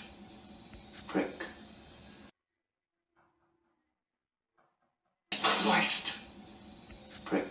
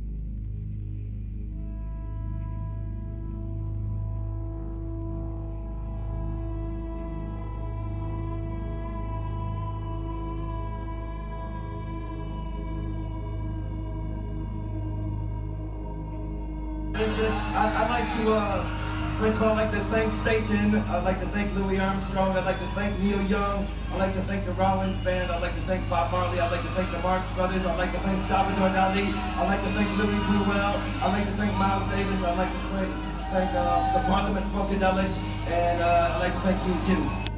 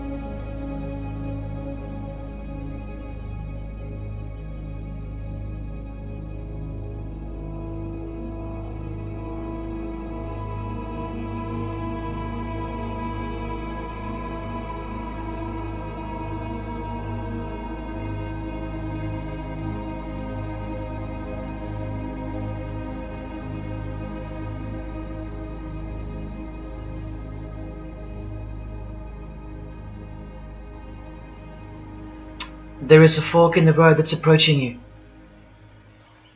And you can stay on the path which curves to the left by denying the existence of Satanism in the fullness that you've been shown. Or you can surrender to the truth and take the right-hand path. Now, where that road could lead is the sweetest risk you'll ever take. Are you still pretending that this one-eye religion of Freemasonry isn't Luciferianism? See, this here is the biggest obstacle you'll ever face. The very thing that could lead you to the prize is the very thing that will keep you from it. The reality of international Satanism. In the shadow of Christianity, Satanism has always been there. With every church that sprung up, so did its invisible enemy, the Satanic Church, growing out of sight and out of mind, from this to this. And Christianity has long been deprived of its power, as clearly demonstrable by the absolute lack of preaching against the institution of Freemasonry. Satanism's magic cloak, Satanism's magic trick, that's Freemasonry. And how they are laughing for now. So Freemasons are at the helm of the power structure of society, which means Satanism rules. And they're making their move for the new order of the ages. Are you that besotted by this evil world that you'll even deny the existence of secret societies? And what about the American president, John Kennedy? Was he just a nutjob like me? Warning us about an international secret society with an international secret plot. A Freemason trying to tell you and the world about Freemasonry. Shot through the head. I've shown you who they are. I've shown you how they successfully operate with degrees of initiations and horrific and illegal oaths of secrecy. And I've shown you why they are a secret society. I've proven it to you. And only now that I've done that, I can show you in this many minutes what the shocking new order that Freemasonry has so cautiously been guiding us toward actually looks like. And of course you won't believe that either. By now there's a 98.5% chance that you belong to the world. And in that case, the world can do, will do, and is doing whatever the hell it wants to with you. And when all you have is the world, you'll do anything to hold on to it. Christian or not, most of you will follow this world straight to the slaughterhouse in the name of peace, safety, and progress. Clinging to it, because all you love is inside it. Blissfully ignoring people like me warning you of who's really in charge of it. Men, women, actors, singers, businessmen, and politicians, all interlocked, whose God is named Lucifer. You've seen it with your own eyes, but now you can hear it with your own ears from this 33-degree Freemason in person, just in case the Masonic literature wasn't enough for you. Okay, define Lucifer for me. Pure, virtuous, wholesome, innocent individual that's out to help people. Lucifer is? Yeah. Say that again. Lucifer is a pure, holy, Virtuous. virtuous. Now, see the Lucifer that God created? That's the same one. Oh man, this is great. I'm going to put this on the internet. Oh, Amen. God bless you, Amen. brother. Because that's exactly what the Shriners and Masons teach us, that Lucifer is light. No. And you're What about those confirming it. hospitals? They You know what, sir? Jesus said, many will say to me on that day, Lord, Lord, did we not do these good deeds in your name? And you'll say, away from me, you workers of iniquity. I never knew you. Jesus said it? In Matthew chapter 5. You've been bred from childhood to fall for the biggest lie ever told, that Satan doesn't exist. And if Satan doesn't exist, well then neither does Jesus. And while your heroes and idols know full well that they do exist. And when I say you've been bred from childhood, I mean just that. Walter Disney was a high-ranking Freemason. Here's a Masonic stamp dedicated to him, and his very exclusive Club 33, which stands for the 33 degrees of Freemasonry. And who's the god of the 33rd degree Freemason, Walt Disney? Well, Walter hides the answer in plain sight, because that's what Freemasons do. Firstly, the God of Mr. Disney is wicked. See how they veil evil with a cloak of innocence? What does the word veil itself conceal? Secondly, Walter's God is horny, symbolized by the horned god of the witches. And we all know Walt Disney loves magic, which is witchcraft. So the depictions of sex are hidden in plain sight as well. Remember, lust produces life, not love. So lust is purity, lust is love, for the high degree Freemason. And thirdly, he hides the number of his God's name in the open as well. No, that's not a 666 he's seeing interwoven in the design. That would be ridiculous, wouldn't it? Not even when they separate the sixes from the name, all three of them, and place them together for you like this, in plain sight. No, not even then will people see. Do you think things are any better 50 years later? Here's the eye of Lucifer in the Nickelodeon channel, and his lightning flash. Remember what they actually believe about Satan. From Freemason Helena Blavatsky's book, The Secret Doctrine, meaning the secret belief. Who is Satan? He is the angel who was proud enough to believe himself God, brave enough to buy his independence at the price of eternal suffering and torture, beautiful enough to have adored himself in full divine light, strong enough to still reign in darkness amidst agony. Helena Blavatsky is suggested as recommended reading by the Encyclopedia of Freemasonry right here. And the Grand Pontiff of Universal Freemasonry, speaking of Lucifer, Satan and the Devil on page 407, writes that to the initiate, the devil is the instrument of liberty or free will. That's who Lucifer is to them, okay? To show you how little you know of who you're dealing with and the extent of this religion's influence and power, not to mention their plans, let me jump ahead for a minute. Watch this. This is Lucius Trust. The Lucius Trust is a non-for-profit service organization incorporated in the United States in 1922, and their objective from Lucius Trust website, dedicated to the establishment of a new and better way of life for everyone in the world based on the fulfillment of the divine plan for humanity. The divine plan. A new way of life. Like a new world system. Like a new order. Now you want to see who they work for? The Lucius Trust has consultative status with the Economic and Social Council of the United Nations. The United Nations, the UN. They consult the United Nations of the world. They advise the United Nations of the world. Now look at this. The Lucius Trust's publishing company was founded in the early 1920s as Lucifer Publishing Company. The Lucius Trust says that the name was probably chosen to honor Lucifer. What on earth does a modern day consultant to the most powerful and progressive force engaged in uniting all nations under one banner, the UN, have to do with the fallen angel of the Holy Bible? The one that Jesus Christ told us would manifest on earth as a world ruler, to deceive the whole world into a new world system. Yes, that angel. Why on earth would they honor that angel? Well, that's easy. They were founded by Freemasons. Incorporated into the United States by Alice Bailey and her husband Foster. Well, here's a book written by Foster the Freemason, The Spirit of Freemasonry, published by Lucius Press, also known as Lucifer Publishing.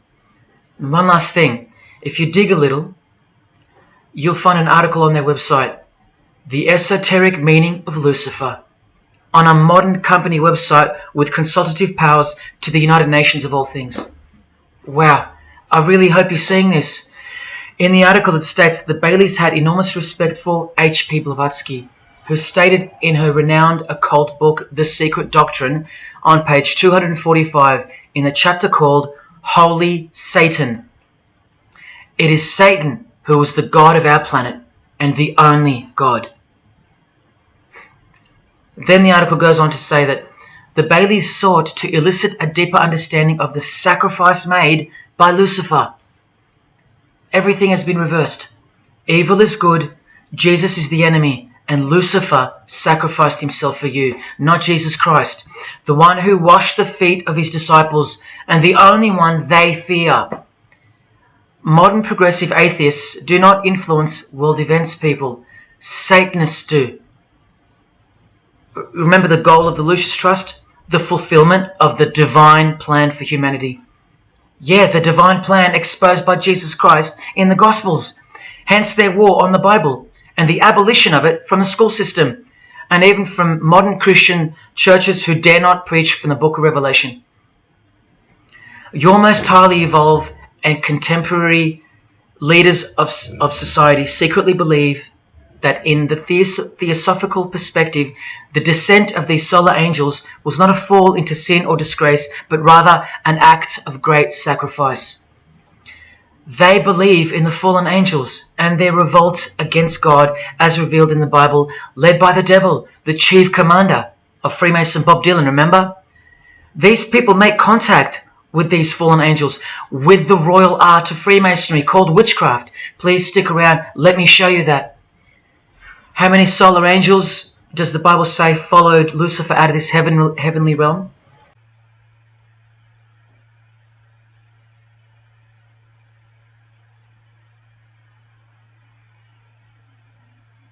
A third of the angels makes 33%. Does that number sound familiar yet? 33 degrees of Freemasonry. Just a coincidence? From the Gospels again, which expose these people every time. Do not let anyone who delights in false humility and the worship of angels, and who has access to some visionary world, beguile you, trick you of your reward. You still don't believe that the false humility of the charitable fraternity of the Freemasons is behind it all? Well, Blavatsky also published a magazine called Lucifer with a woman named Annie Besant. And here's a letter written by Annie herself with the official Masonic letterhead. And here Annie signs off as a 33rd degree Freemason. Printed also in the left-hand corner, Annie Besant, 33rd degree, and a member of the Supreme Council. Undeniable and undisputable. Please don't make me prove it to you over and over. Have you caught a glimpse of who you're dealing with yet? They're all Freemasons, high-ranking. And they're all buffeted by a plethora of Masonic dupes who don't know any of this because they can't decipher the symbols and they don't care to try. They're proud and boastful and defensive of their beloved fraternity, in which they get to rub shoulders with the most important people of their suburbs, cities and towns, and in which they got on their knees to take blood oaths of death, calling other old decrepitated men worshipful master, yet still they think it's innocent and has nothing to hide. Delusional and lost, almost beyond hope. Some of them still think it's a Christian organization, just like the founder of the Satanic Church described. What do you get when you carefully conceal Satanism with Christianity? You get Freemasonry. People, Satanism is at the core of our world, and it is behind the new order that will be implemented soon enough. It will be all done through deception. You'll be tricked. Remember how I told you that the all-seeing eye sees that we're in hell? Well, the massive witch and Freemason Helena says so right here. Satan is the minister of God, Lord of the seven mansions of Hades, the angel of the manifest worlds. Hades means hell, manifest worlds means earth. This is who you're dealing with. This is the religion and the beliefs of the rich, powerful and famous. And yes, politicians. Do you want to go back to sleep? You can sleep after this. Or wait till I show you what they're going to do to you, coming up in this many minutes. For those who simply refuse to believe that Bono or Scott Morrison or Prince can be Luciferians because they all go to church, let me show you another Masonic ritual they do. And this is before Satanism or Luciferianism is revealed to the candidate. And then you tell me if Bono or Scott are capable of secretly believing in Lucifer. It all starts here with the Masonic apron. Different kinds signifying different grades. Have you guessed what it's hiding yet? The genitals. Pretty obvious. Like everything else they hide, once you can see. The genitals are the true working tools of a Mason. Freemasonry is foundationally a sex cult, like Satanism, because it all starts with sex, doesn't it? Life itself starts with sex. So the mystical force of the true God of Freemasonry hides in the hidden part of the human body.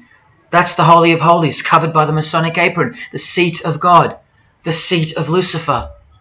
See here with Satanist King Diamond's artwork?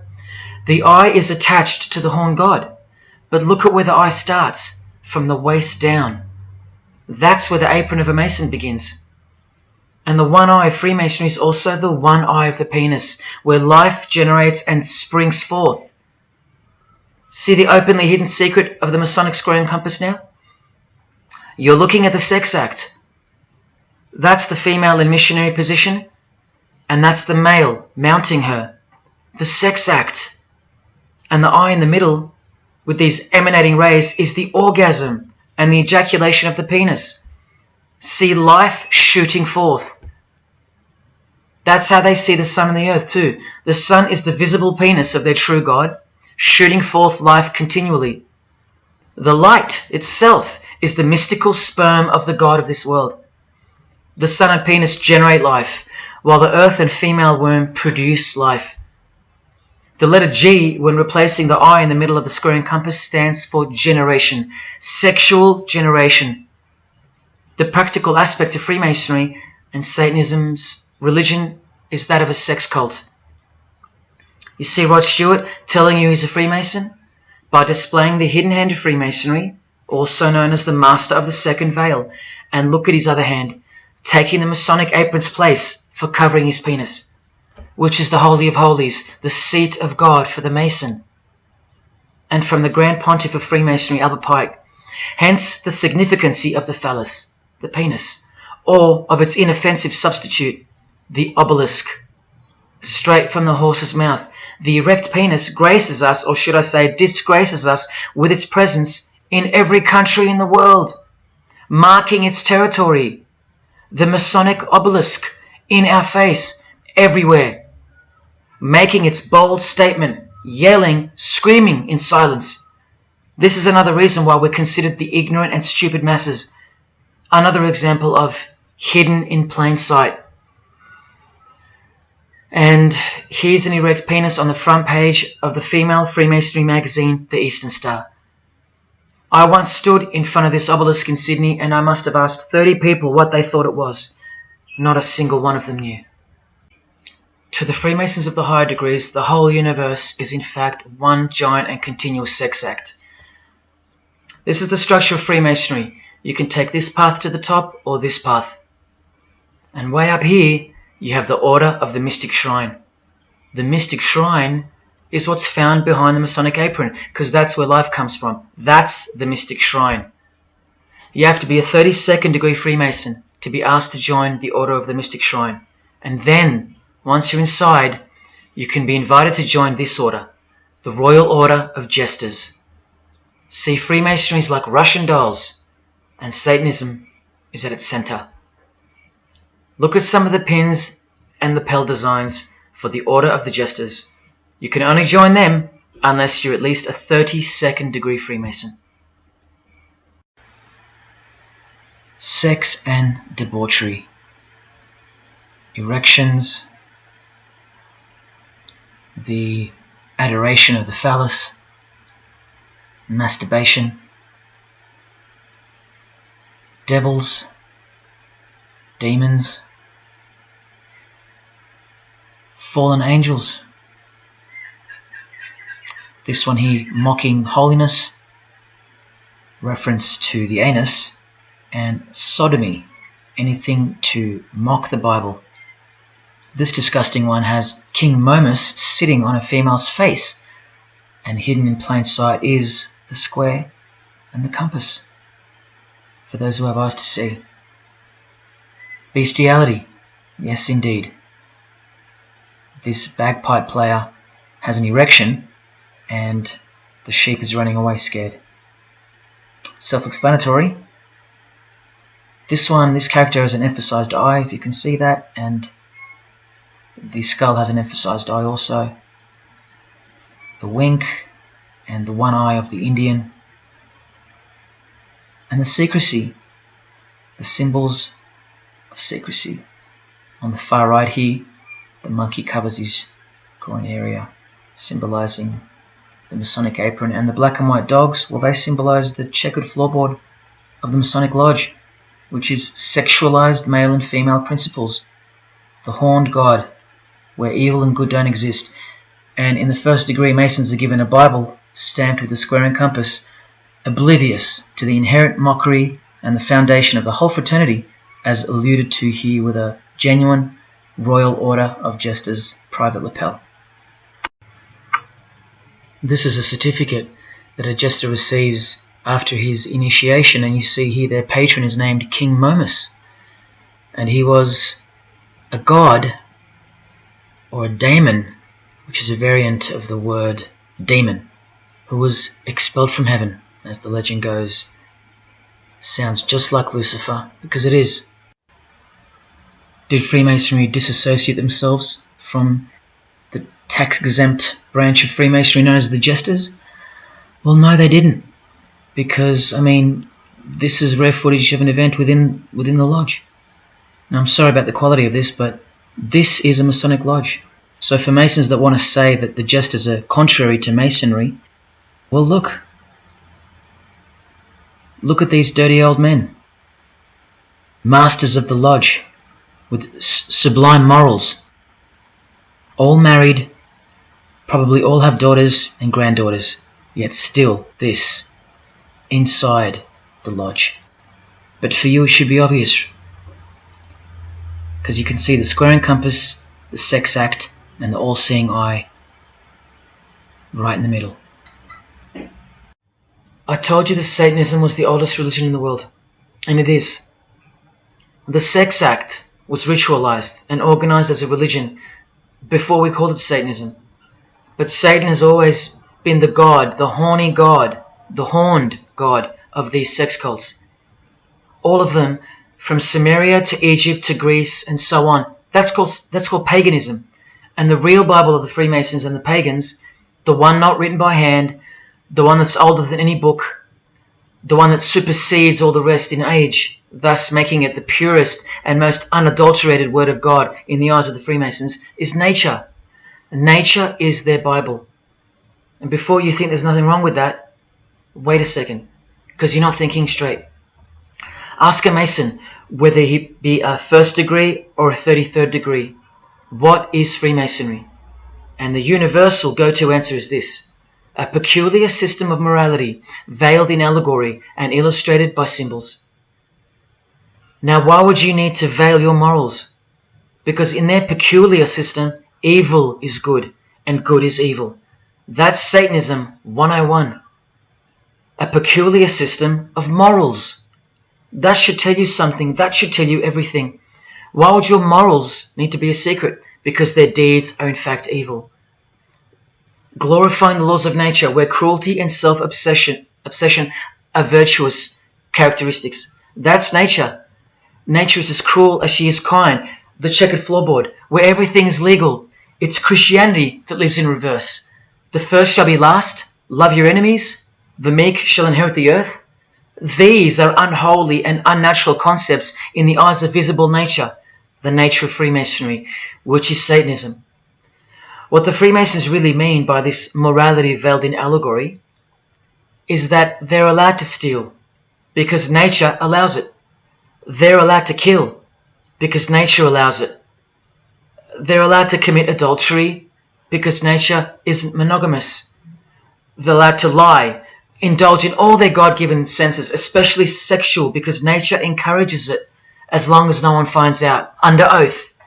Jesus said, narrow is the road that leads to life, and broad is the road that leads to destruction. The Freemason of the century says, no true Mason can be narrow, for his lodge is the divine expression of all broadness.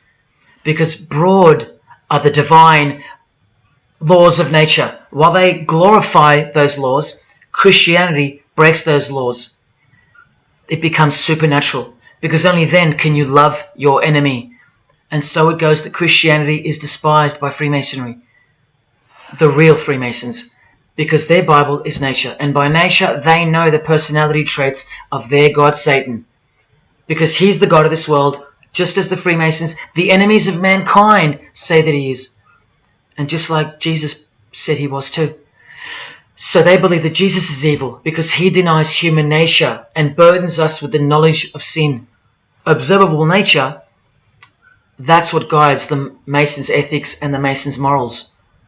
That's why they're called Freemasons. Believe you me, because they're free from moral obligations, free from sin, from guilt. They're free from Jesus Christ. These people are introducing this new system of the world, this new age. You're going to miss Christianity when it's gone. Mark my words. Because you have no rights in the eyes of nature, which is the Bible of Freemasonry and Satanism. And soon that will become painfully plain as a fact of life.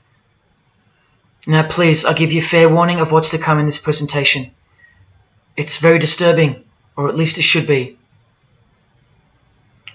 But cause to celebrate follows the disgusting things you're about to see. This is precisely where my own life and well-being come into danger. So let me say this right now. If you hear of my sudden death, or of my possession of 0.5 kilogram of cocaine or child porn, or my overdose or my suicide, remember this video. And if something so unfortunate should happen to me, may it serve as a catapult to you and as a remembrance of the conclusion to this presentation, which is this many minutes away. Do I really think they're going to make me pay for this video, for breaking my oaths?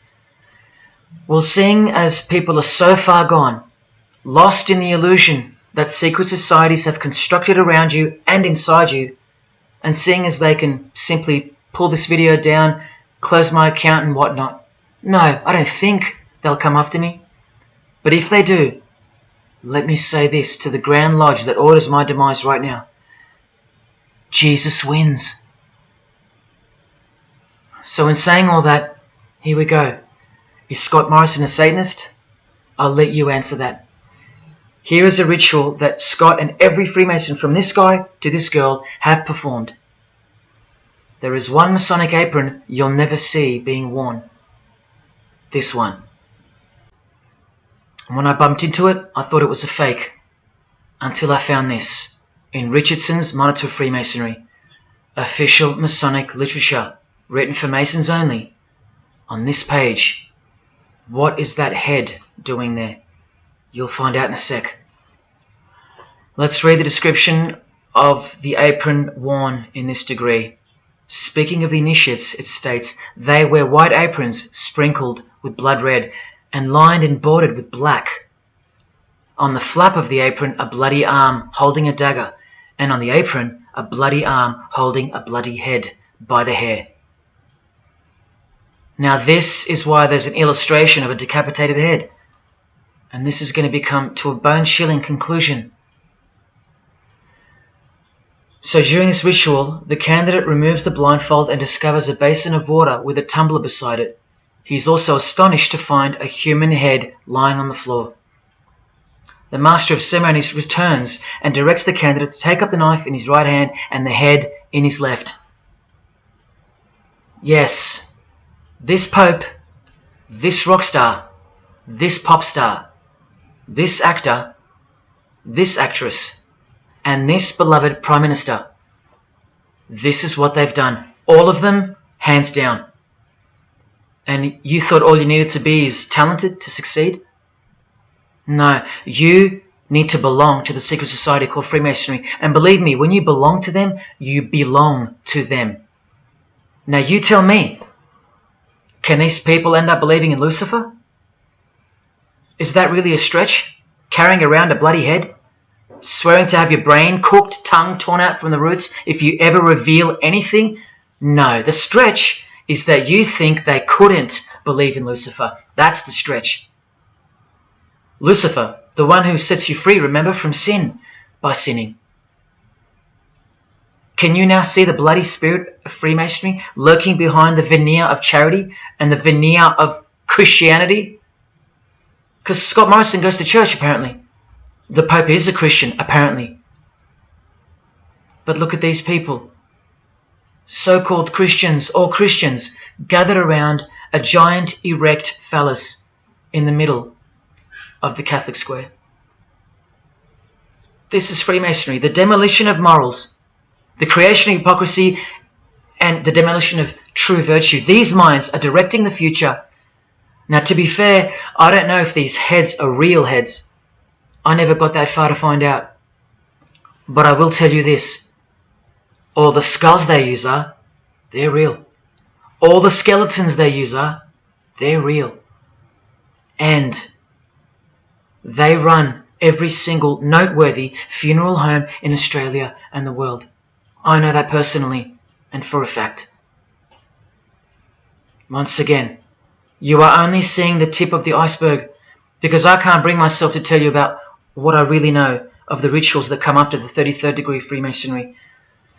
For as much as they celebrate life in various grotesque ways, they also celebrate death in ritual form, which are the things I can't speak of to you. They have to celebrate death in order to prove that they can see things through the all-seeing eye, the one that sees above evil and above good, the checkered floorboard where things kill each other to live, where life is cruel, where morals are broad. There is no sin, there is only nature. See, these Masonic rituals are designed to desensitize the candidate further and further in preparation for the raw truth of Satanism, the truth which is plainly stated by the Grand Pontiff of Universal Freemasonry. Lucifer is the light bearer, and that you should doubt it not, from their own literature and from their own mouths. Until finally the candidate's introduction into the royal art of Freemasonry, witchcraft, the ancient craft. Why do you think that witchcraft has disappeared? It never disappeared. It was hidden, forced to go into hiding by the appearance of Jesus on the human scene. Another reason why he's passionately hated, and soon him and his ways will be done away with in this new world, and so will your rights. You still don't believe me? You're still doubting all the evidence, like the Freemasons are counting on you to doubt. Well, remember from the Encyclopedia of American Religions, the continuing impact of speculative, modern Freemasonry provided fertile soil in which new magical orders could grow. Watch this 2-minute clip. I can vouch for every single thing you hear come from the former Masons' mouths. In the initiation in Freemasonry, we had to be recommended by another Mason. Well, in order to join witchcraft, you have to be first screened. You have to be recommended by somebody currently in witchcraft. Well, when I was initiated, I was blindfolded and bound by a rope, and on your bare chest was thrust the point of a spear. In witchcraft, we were initiated through a very involved ritual, initiation ceremony, wherein the candidate was led blindfolded, bound by a rope to the edge of the magic circle. And the rope is around your neck and you're led forward. And up front, at the eastern end of the building, is a person who's a worshipful master. And you kneel down before him as if he were a god. You were met by the high priest or high priestess at that time, usually with a sword to your chest.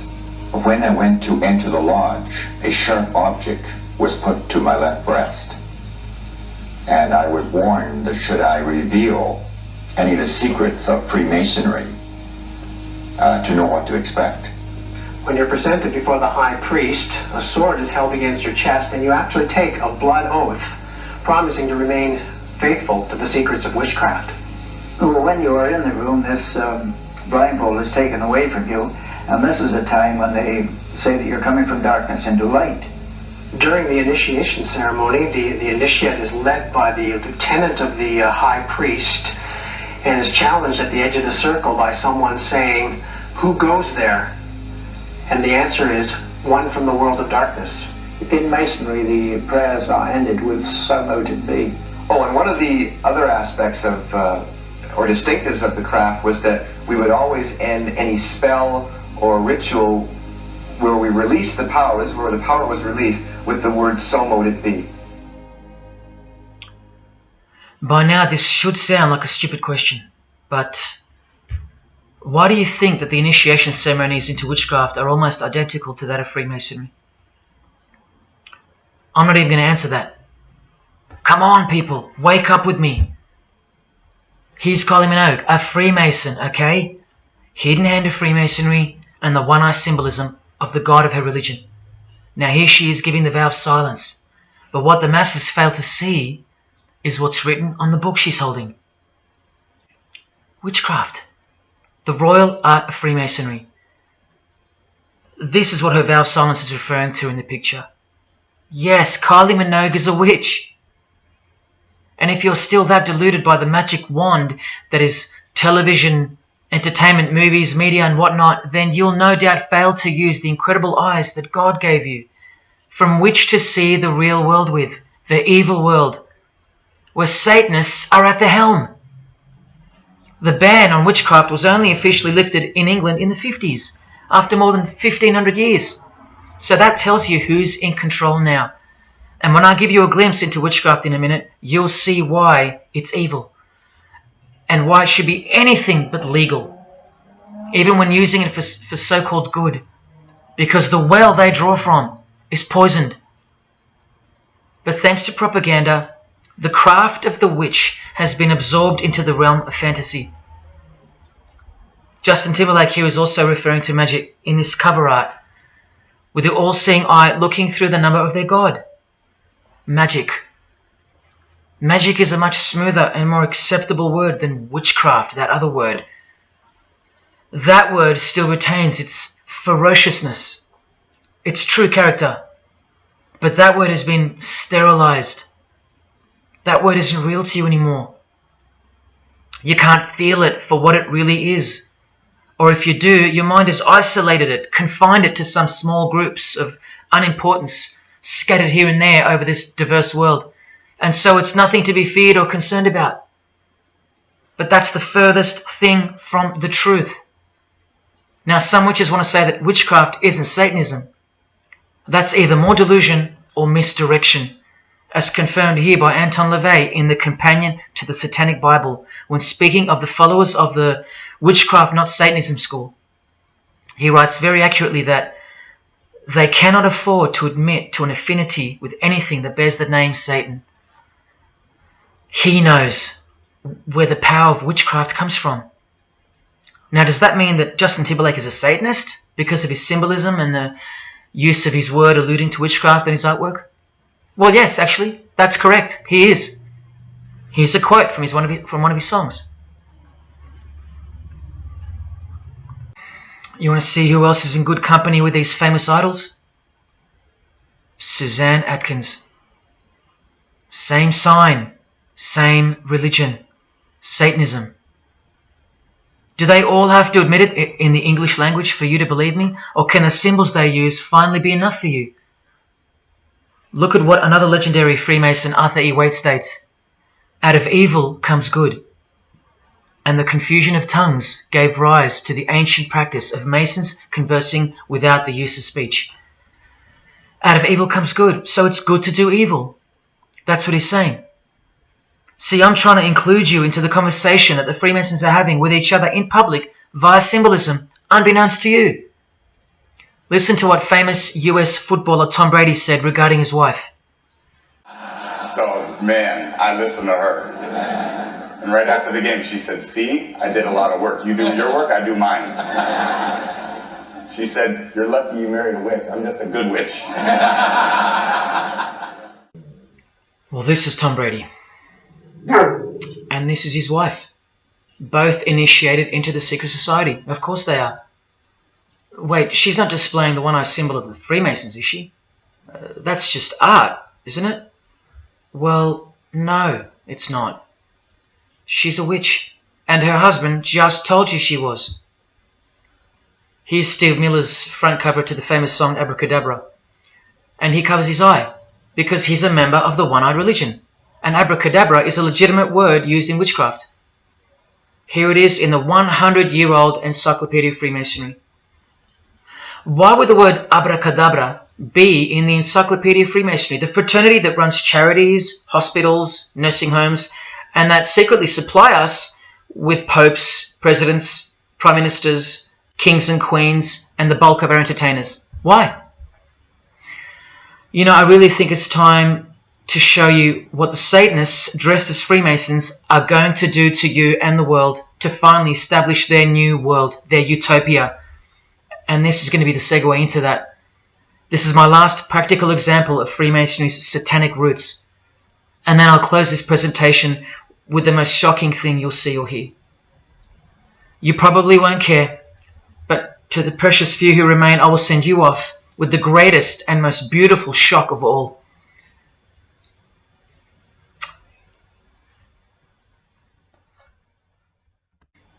This is Jay-Z inside his Masonic Lodge. You can see the Masons in aprons in front of him. This is where Jay-Z takes his sick oaths of silence, kneels down in front of other men, and calls them Most Worshipful Master, an appalling title to give to a man on this planet. Jay-Z the Freemason writes songs like this. This one's called Lucifer. And in Empire State of Mind he writes, Jesus can't save you. Life starts when the church ends. Oh, but he can save you, Jay-Z. He can even wake you up just before you collide into a concrete wall doing 120 kilometers an hour.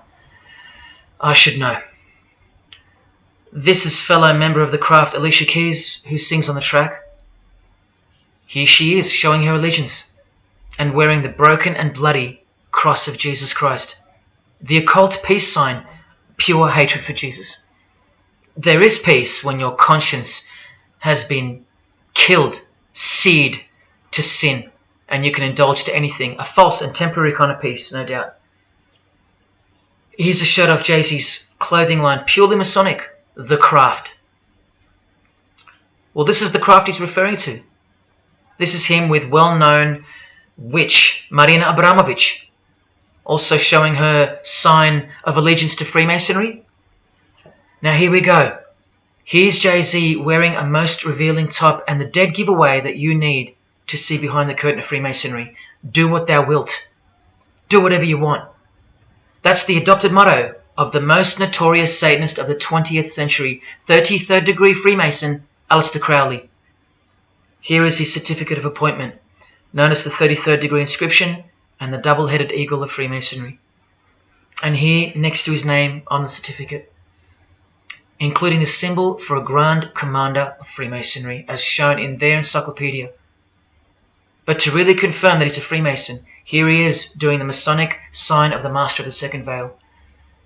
Now here's a legitimate letter from Aleister. Again, the addition of his inscription of the 33rd degree, and he signs off with a symbol of the past Commander of Freemasonry. What does he write beside it? Baphomet. This Baphomet. Now listen to this man to get a clearer picture of the truth behind the secret religion of the stars and the leaders of the world. Aleister is the founder of a Luciferian church called the Ordo Templi Orientis, and he named himself the Beast 666, straight from the Bible, depicting the number of wickedness in human form. In his what's called Liber's writings, he says, "With my hawk's head, I peck at the eyes of Jesus as he hangs upon the cross." Do you see the hatred? You think they don't hate you too? Keep watching. And from the equinox, with the all-seeing eye of Freemasonry, this illustration. What does it mean? The writer himself explains.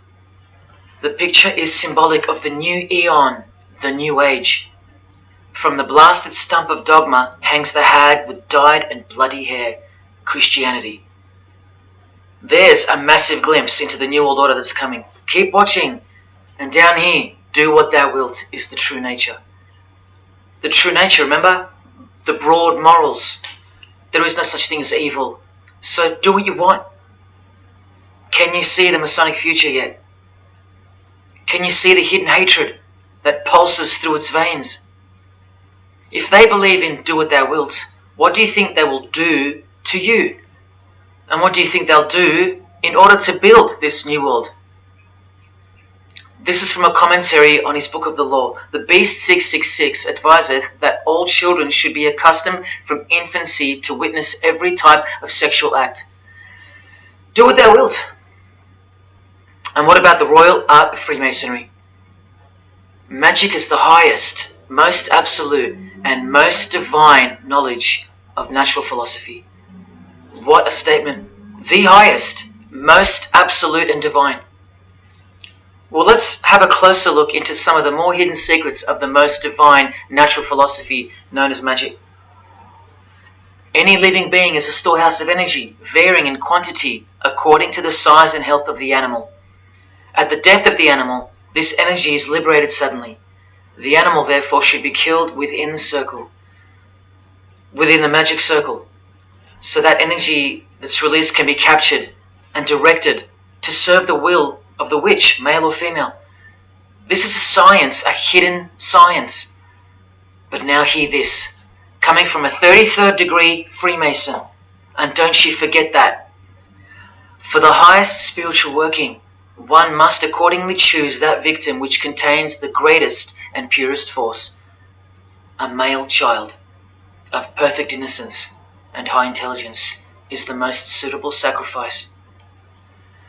Can you see? This is who Jay-Z is quoting on his top. This is who this Jonas brother holds in high esteem. This is who the Beatles have on their front cover as a figure they admire. No, worse, they put at the top. This is the same picture of the front cover in a mirrored form, and after some kaleidoscoping, you'll find this.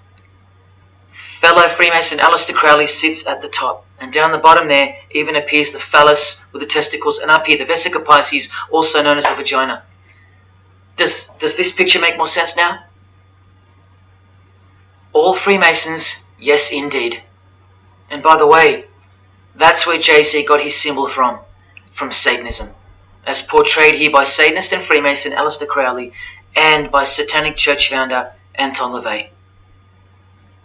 Does anyone still think that Freemasonry isn't Satanism in disguise? Let's finally take a peek into the royal art of Freemasonry. And this is the briefest way I can show you from the complete book of magic and witchcraft.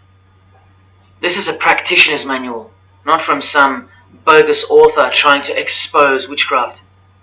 Just so you can get it through your head that this is real and this is protected.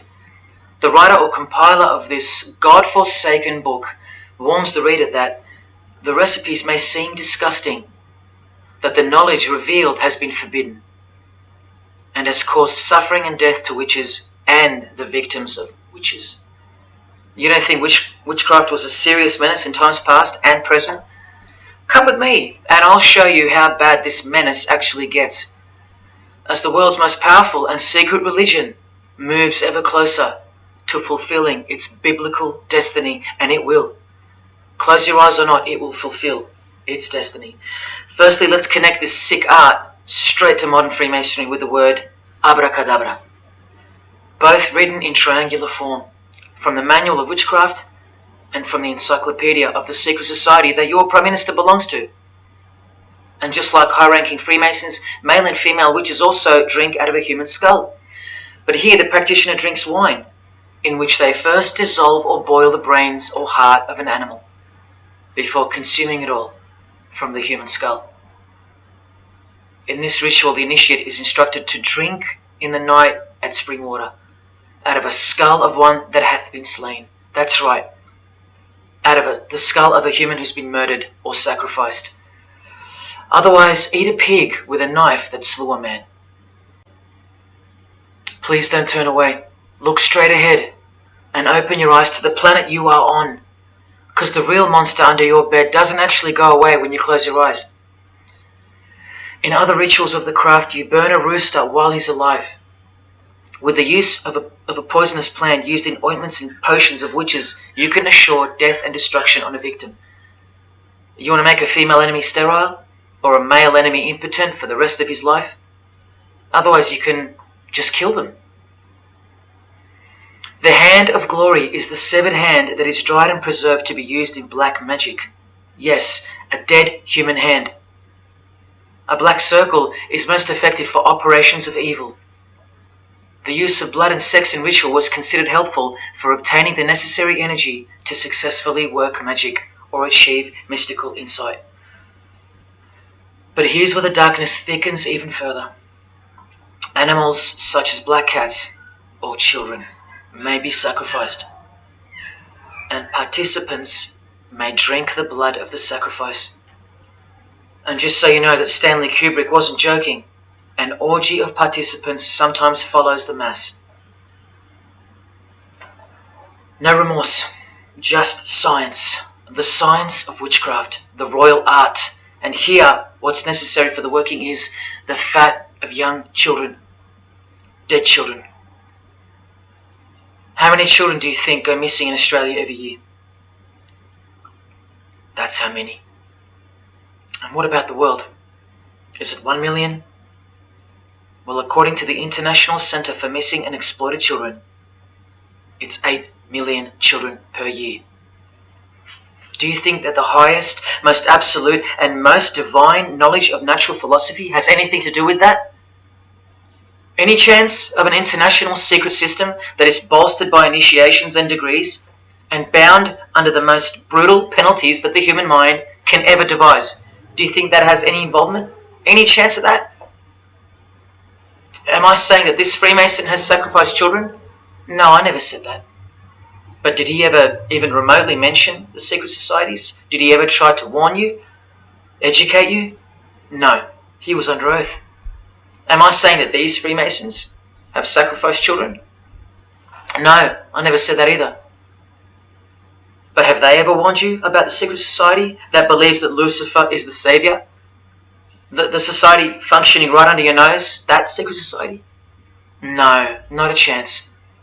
Julia Gillard admitted she belonged to one, but that's about it because they're all under oath. So where does this ancient craft originate from? It originates from the spirit realm, from spirit beings. That's who taught mankind the royal art before civilization began. In this chapter, The Rites of Satanism and Witchcraft, the manual explains that a typical satanic Sabbath was, number one, a homage to the devil, usually performed as the osculum infami, also known as the kiss of shame, which is so shameful that we'll just put it this way. The ritual involves kissing the hindquarters of the devil, the rear. Surely this is far removed from anything to do with Freemasonry. People, the original order of the Knights Templar were found guilty of this very same obscene ritual. And where do you find the modern variant of the Knights Templars of today? I told you, in the highest degree of Freemasonry, right here. Here's a couple of them now. And what's on this Templar's head? From the Masonic Encyclopedia, remember? A symbol of the Baphomet, according to 33rd degree Aleister Crowley. And we could confirm that in the Satanic Bible. That's exactly what's hiding deep inside of Freemasonry.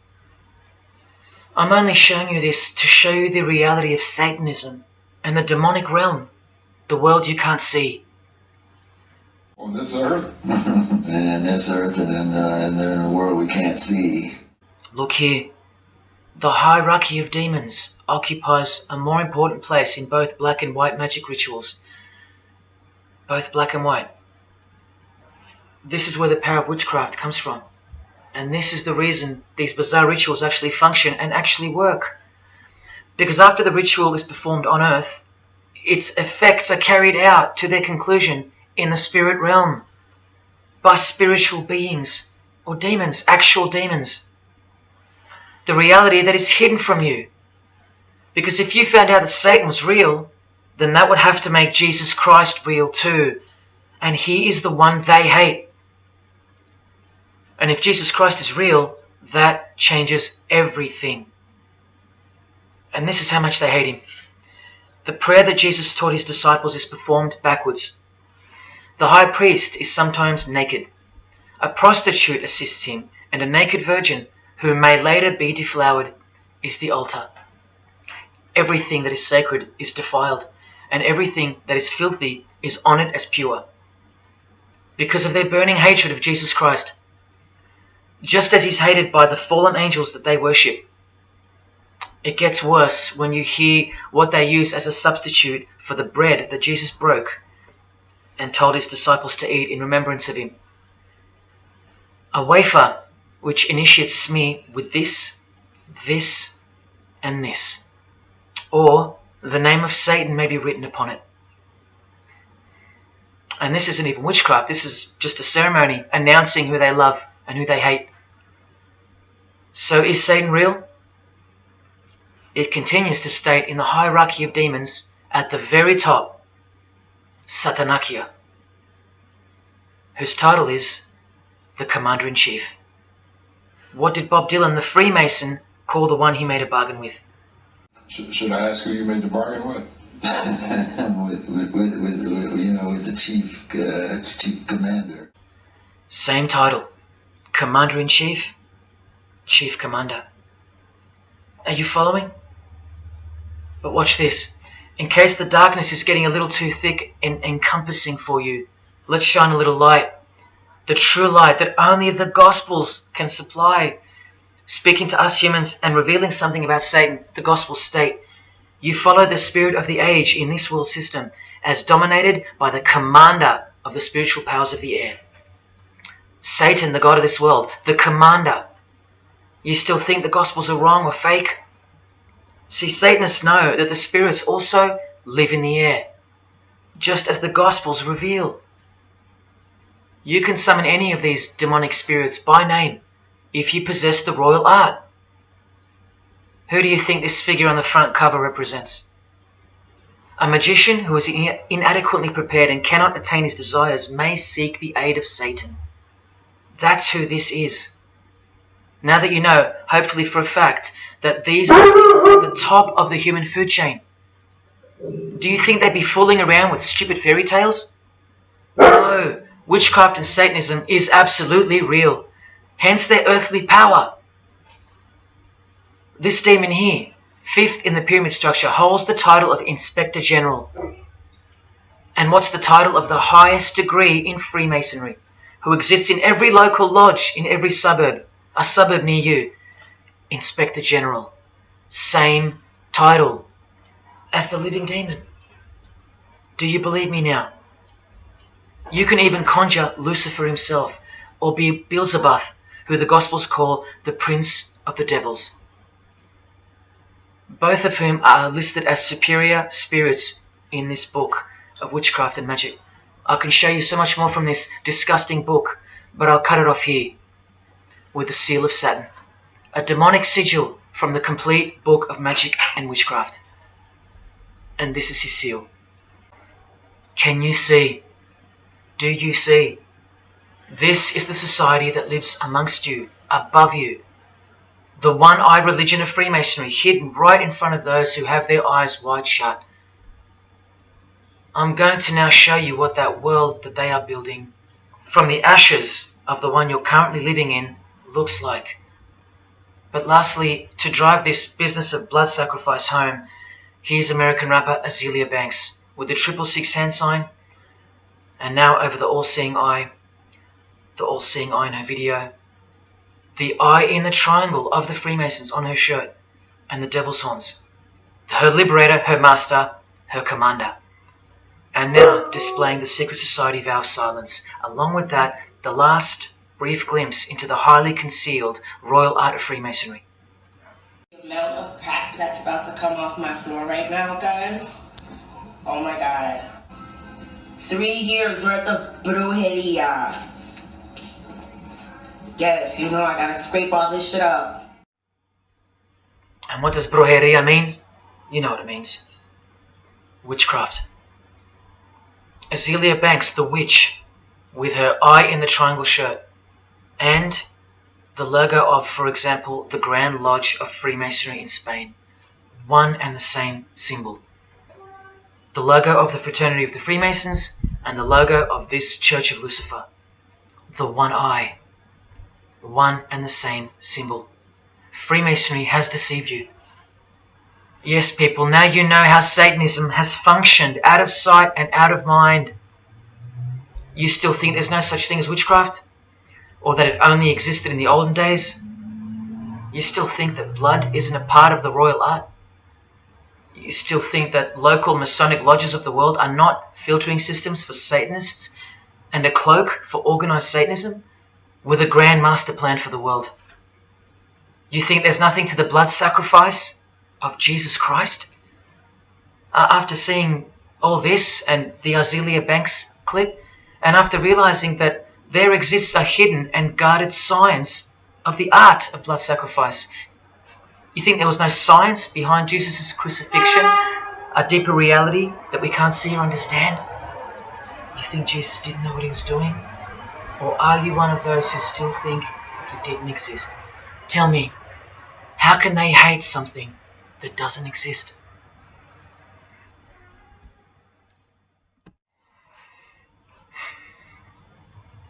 If only you could hear from some other Freemasons who have the courage to break their oaths. But you won't. You won't. This is probably it. But I once heard from a Freemason, an honest one, in about 2016, after I posted this picture on Facebook. He knew the truth, just like you do now, or just like you should. And he wrote to me, and he said, by the time we are done, every church will be a brothel. Well, in case you think that that's impossible, this is a fashion show that was held in a church, a real church, and it was organized by high-ranking Freemasons, who you will see now to be Satanists. Designed to be a heart-wrenching mockery and a colossal sign of the times, this event. Just so you know, it's a Masonic production. Here's the inside of a lodge. See those twin pillars? Well, here they are. See the Masonic checkered floorboard? Well, there it is. See the Masonic square and compass? Well, there it is. And do you see the eye of Freemasonry? Yeah, there they are. The lower square in the square and compass has been disfigured so that as to not make it too obvious. But now that we've established that, here is the spirit of Freemasonry, as displayed through just a few of the models. This one wears the horns of the Baphomet, the horns of Satan, with his all-seeing eye in the background. More horns. This model wears the all-seeing eye, as does this one. And this disgusting thing with another huge all-seeing eye of Lucifer in the background. Then there's this, with a satanic pentagram on her face. And finally, this male model in a skirt with two satanic inverted crosses of Jesus Christ on his top in a church. Oh, the morbid victory of the Freemasons. Unstoppable. For now. When people like Lady Gaga cover one eye while wearing an inverted cross, and you don't see the connection of the one eye symbolism to Satanism, then your observational skills have been compromised. In the span of 2 days, I saw these ads in my local shopping centre. And that alone tells me that the satanic age is here, manifesting all around us, seemingly invisible, while you look straight ahead through the symbols. Just like the initiation process of the secret societies themselves, society at large must be incrementally introduced and seduced into further depravity and self-love. And haven't we been slowly but surely perverted over time, degree by degree, until we think that men dressing as women is beautiful and healthy, anal sex is a form of expressing love, the sick world of pornography is considered as liberating for women and men, and protected by free speech. In California, babies are allowed to be aborted after birth because it's a woman's choice. And that's not considered murder. A world where we should applaud young children like Desmond is amazing, cross-dressing while he dances for gay men at a gay bar on a podium because he's paving the way for the kids of the future. And we should get shamed, fined, and even jailed if we point out that this is sick, sinful, and dare call it evil, which is what it is. What spirit is behind Desmond is amazing? Oh yeah, an evil spirit, no doubt about it. You think Freemasonry and their peculiar morals aren't behind the decline of Christian morality and morality worldwide? It's all by design. The Masonic war on Jesus and the Christian social structure, generally undetected by human perceptions, and still people will write to me and comment on how absurd what I've said is. A cloud over the eyes of their heart. Well, I tell you this, there is no bigger axe that has ever been grinded than the one Freemasonry grinds. Because the appearance of Jesus Christ pretty much destroyed their religion, drove it underground, and they will have their revenge. Soon you're going to see it. We've all been initiated into the lowest levels of materialistic Satanism under the banner of secular humanism. I know blokes who think that life's great, mate. Life's terrific. Life's what you make it. Evil, Lucifer, Satan, these are just words that Christians invented to help them sleep better at night. There are no cults. There are no conspiracies. John F. Kennedy's speech about secret societies plotting against the world, that's not relevant anymore. That's history. There's no such thing as Satanism amongst civilized people. Oh, children, when darkness comes to your door, takes your wife, takes your health, your job, your home, your freedom, your children, then you call out, oh my God, this is evil. Why is this happening to me? Well, here comes the darkness. Here comes the evil. You want to know what the New World Order looks like? You want to know what the future holds? You want to know what horror is coming to our planet? As Jesus told us, for then there will be great distress, unequaled from the beginning of the world until now, and never to be equaled again. Ladies and gentlemen, welcome to the Masonic New World Order. These are the mysterious Georgia Guidestones, also known as the American Stonehenge. They are a set of granite monoliths which were constructed in 1980 and funded by an unknown and anonymous group and commissioned by a man using the pseudonym R.C. Christian. On a ledger beside the monument is written, "Let these be guidestones to an age of reason." Here we have a reference to a new age. With this, we get a clue as to the spirit behind the structure. The Age of Reason happens to be the title of a book by Thomas Paine.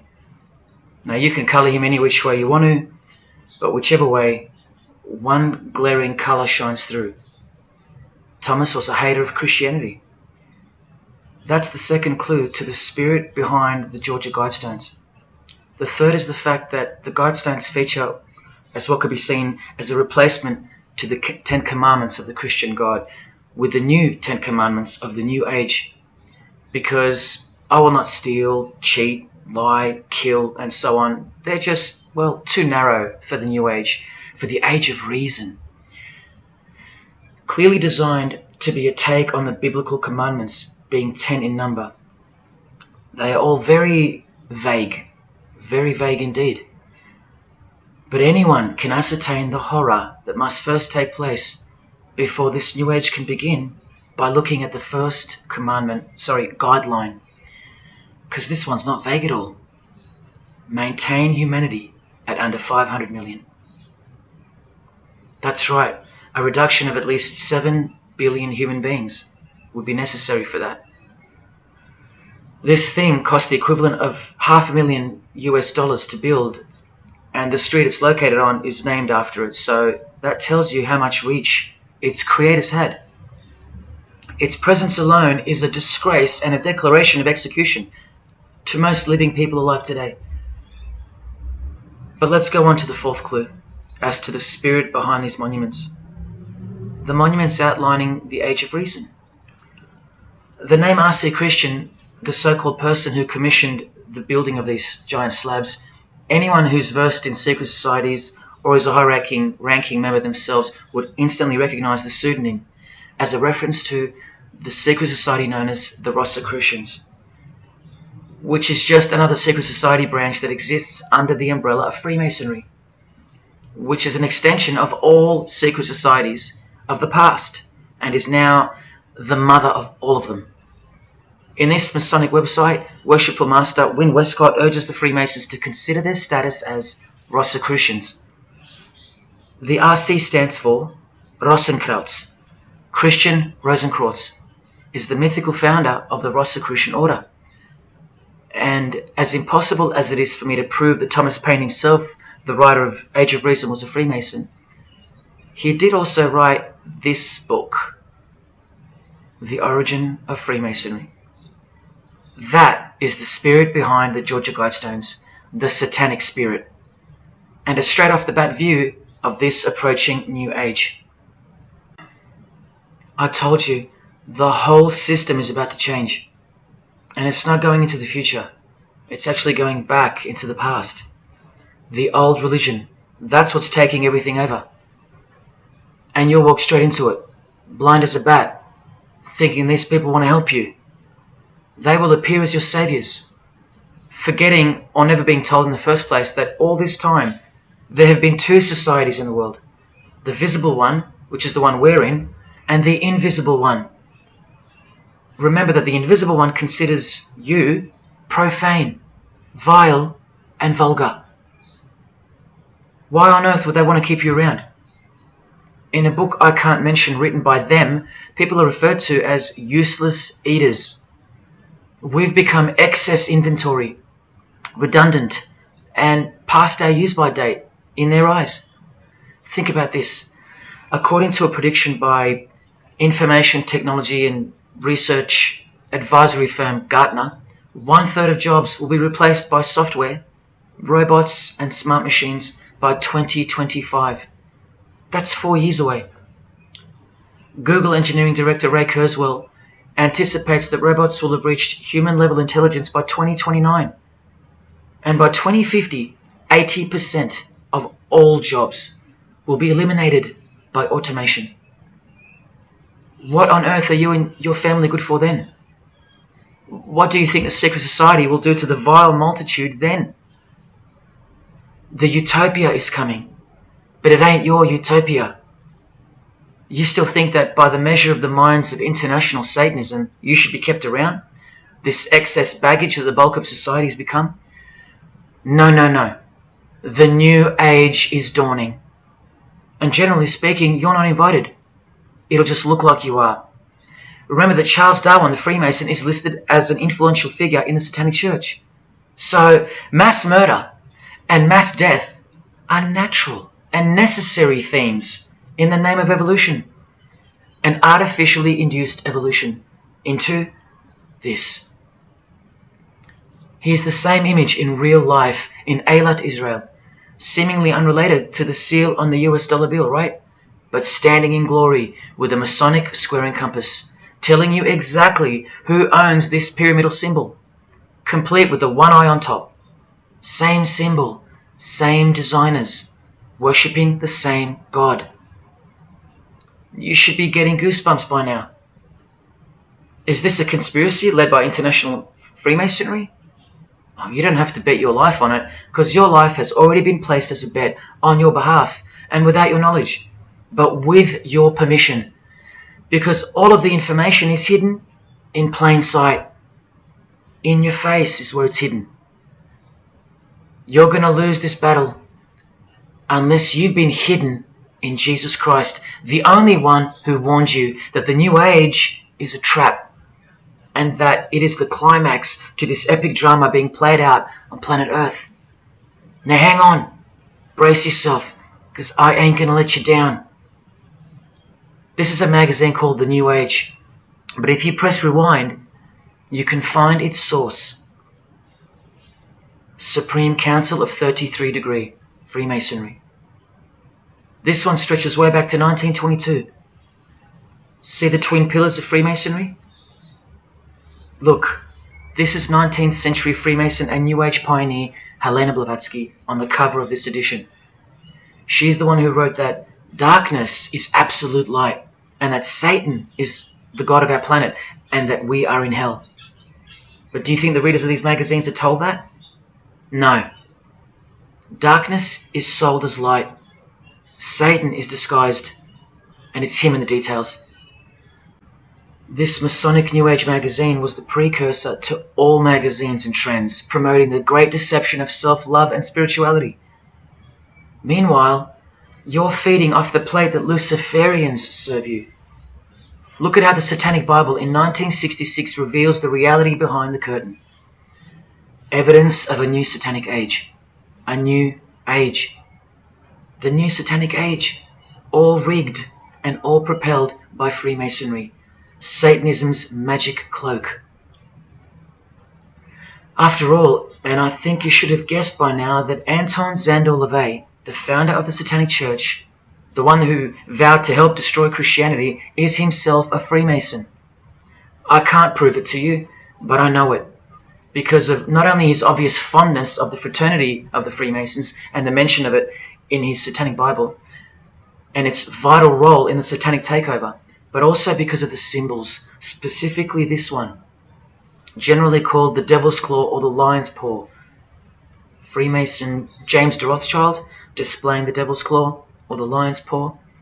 X-Factor's L.A. Reid showing the Devil's Horns next to fellow Freemason Avril Lavigne. The Secret Society sign for the Devil's Number, and displaying the Devil's Claw over and over.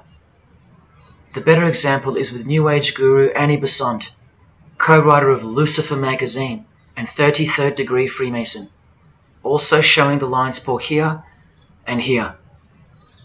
But the best example I have is with Aerosmith, guitarist Joe Perry clearly displaying the sign of the Master of the Second Veil of the Freemasons, and right next to him, Steven Tyler, doing the Lion's Paw.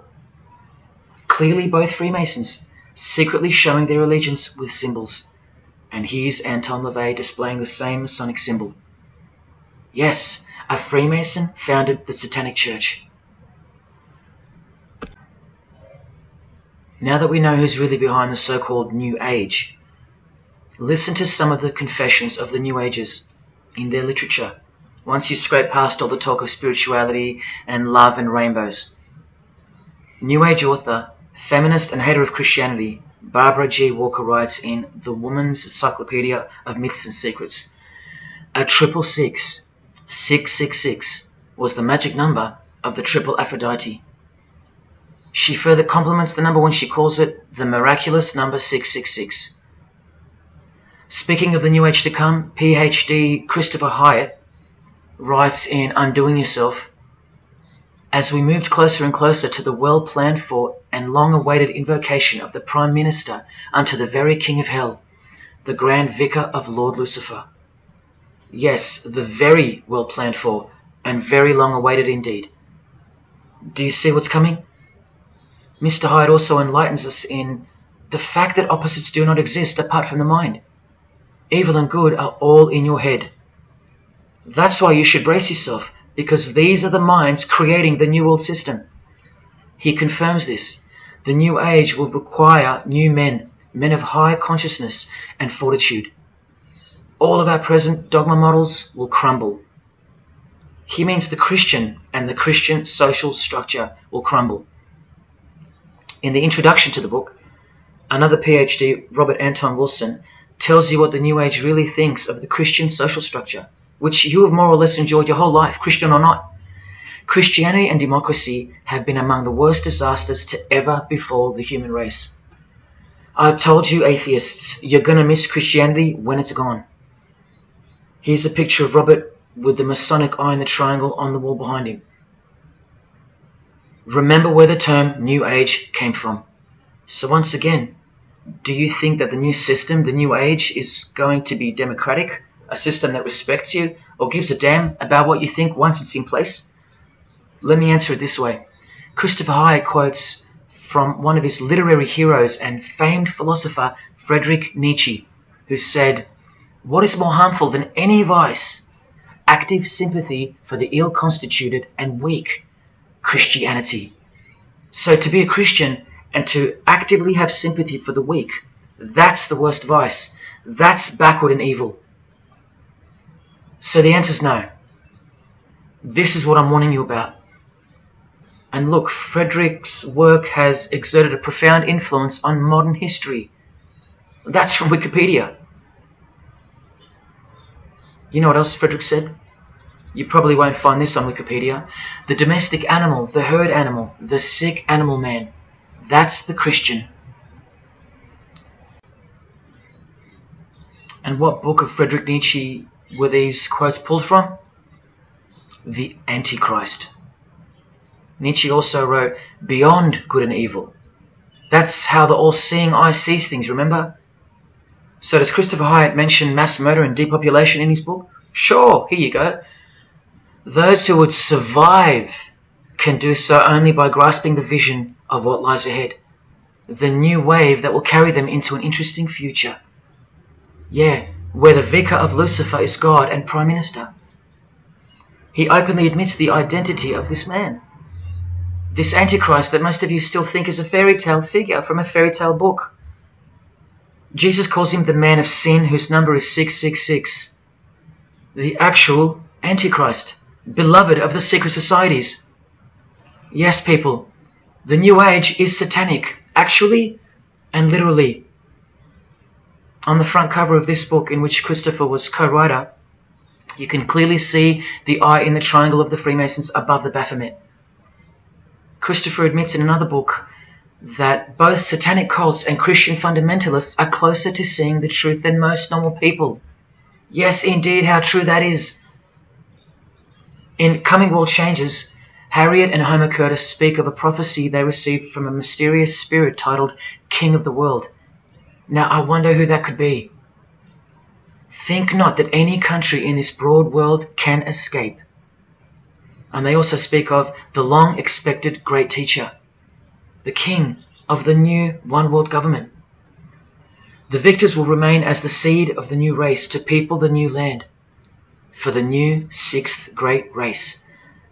This is the race that Luciferian Lady Gaga referred to. All part of the plan. In Threshold to Tomorrow, New Age author Ruth Montgomery writes on page 206 that only those open to the reality of one world will be around to enjoy it. Sounds like another vague suggestion for mass murder. Vera Elder Stanley's book title implies much the same thing.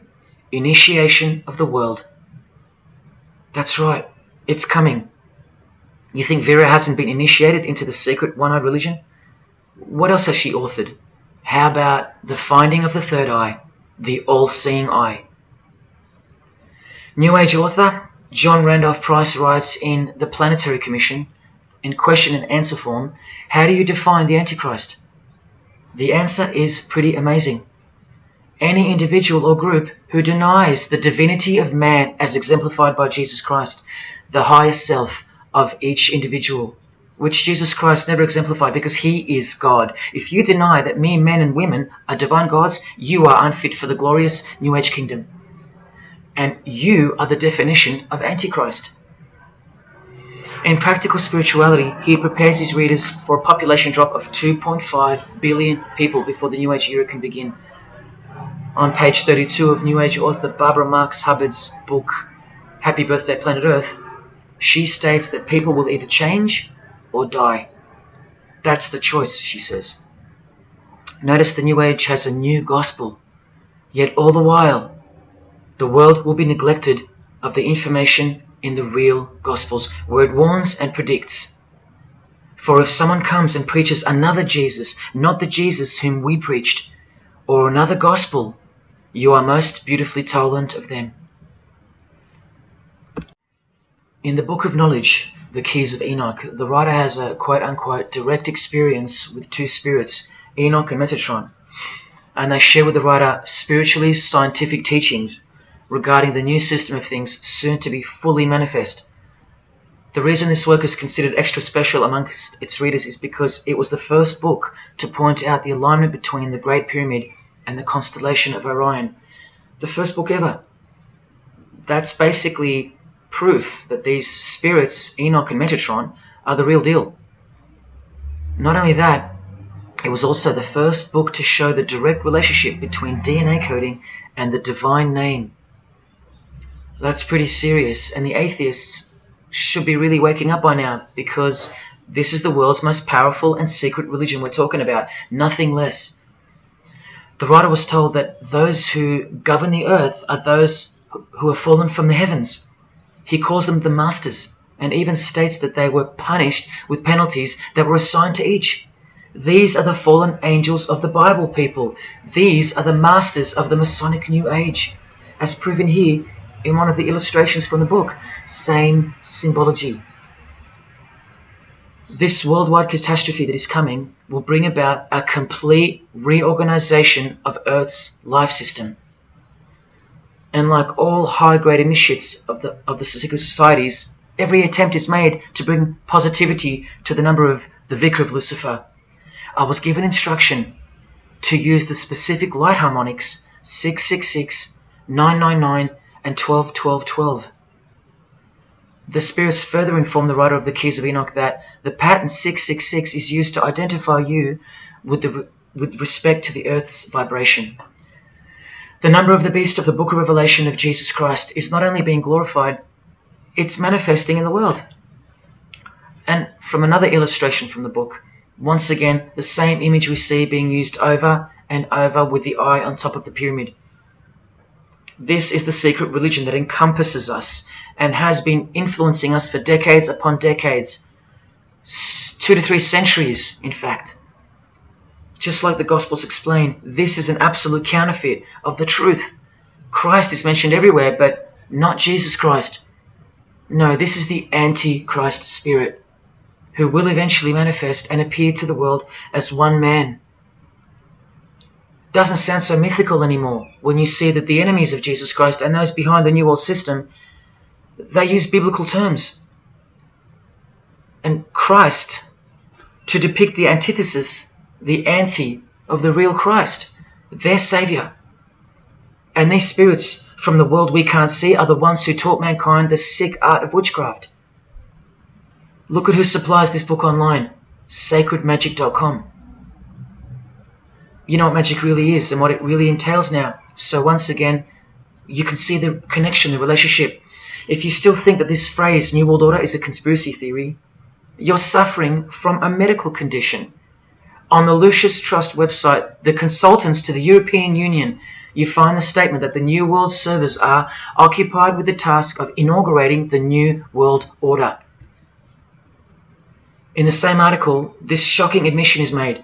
2/3 of humanity will stand upon the path at the close of this age, and with that, 1/3 will die, or to put it surreptitiously, will be held over for later unfoldment. That's the Lucius Trust. The word Lucius being the replacement for the word Lucifer, who works hand in hand with the EU, the European Union, stating that 2.5 billion human beings are planned to be killed off. All predicted by Jesus, and only Jesus. And if you still think I'm joking or misleading you about what these people are and what they plan to do, here's a book written by the founder of the Lucius Trust, the Freemason Alice Bailey, Education in the New Age, where she, educates you about mass population reduction. When a form proves inadequate or too diseased or too crippled for the expression of that purpose, it is, from the point of view of the hierarchy, no disaster when that form has to go. Death is not a disaster to be feared. The work of the destroyer is not really cruel or undesirable. Do you see? Did you hear that? Through the all-seeing eye of Lucifer, the destroyer, for the purpose of the new world, death and mass murder isn't evil, it's good. And Alice Bailey in The Labours of Hercules also tries to re-educate us and protect that God-forsaken number, predicted in the Gospels to be associated with evil. The number of the physical plane activity is called the number of the beast. This idea seems to have a horrible fascination with many, but what it really means is that Virgo is the symbol of triplicity, 6 on the physical plane, 6 on the emotional plane, and 6 on the mental plane. not 666 at all. And one more time, from the consultants to the European Union, from their website Lucius Trust, to prove to you that these people are all working toward and waiting for the world leader. The coming of the Avatar and the advent of the coming one are the keynotes of the prevalent expectancy. After everything I've shown you, are you going to ignore this? Or worse, are you going to trust these people, of whom were predicted to this very condemnation 2,000 years ago?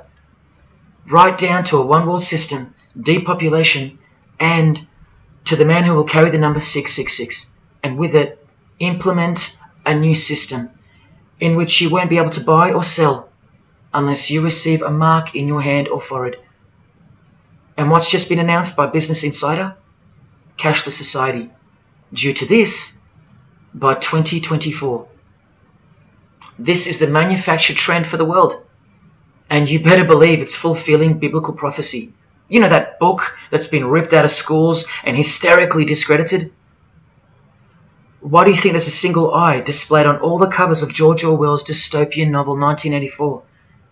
It's because the one-eye religion is the one in permanent control, where democracy and Christianity have been utterly extinguished and the remaining population live in a whole new level of permanent communism. It is well known that George Orwell himself had ties with the Fabian Society, which is a secret society complete with degrees of initiation. Tucked away neatly somewhere under the wing of Freemasonry, the Fabian Society's logo used to be this: a wolf in sheep's clothing, which is exactly what Freemasonry is. And it was a metaphor for gradually advancing socialism. And socialism is communism for slow learners. This level of denial on our part has been brought on by mass propaganda, because everything has been weaponized to work against you and God's truth. Education, entertainment, and economics. You're a slave to each one. And Freemasonry is the slave master. Listen to the Grand Pontiff of Universal Freemasonry tell you about it in Morals and Dogma. The blind force of the people is a force that must be economized and also managed as the blind force of steam. You are just blind energy to them, made to be enslaved. This force must have a brain. Who do you think the brain is?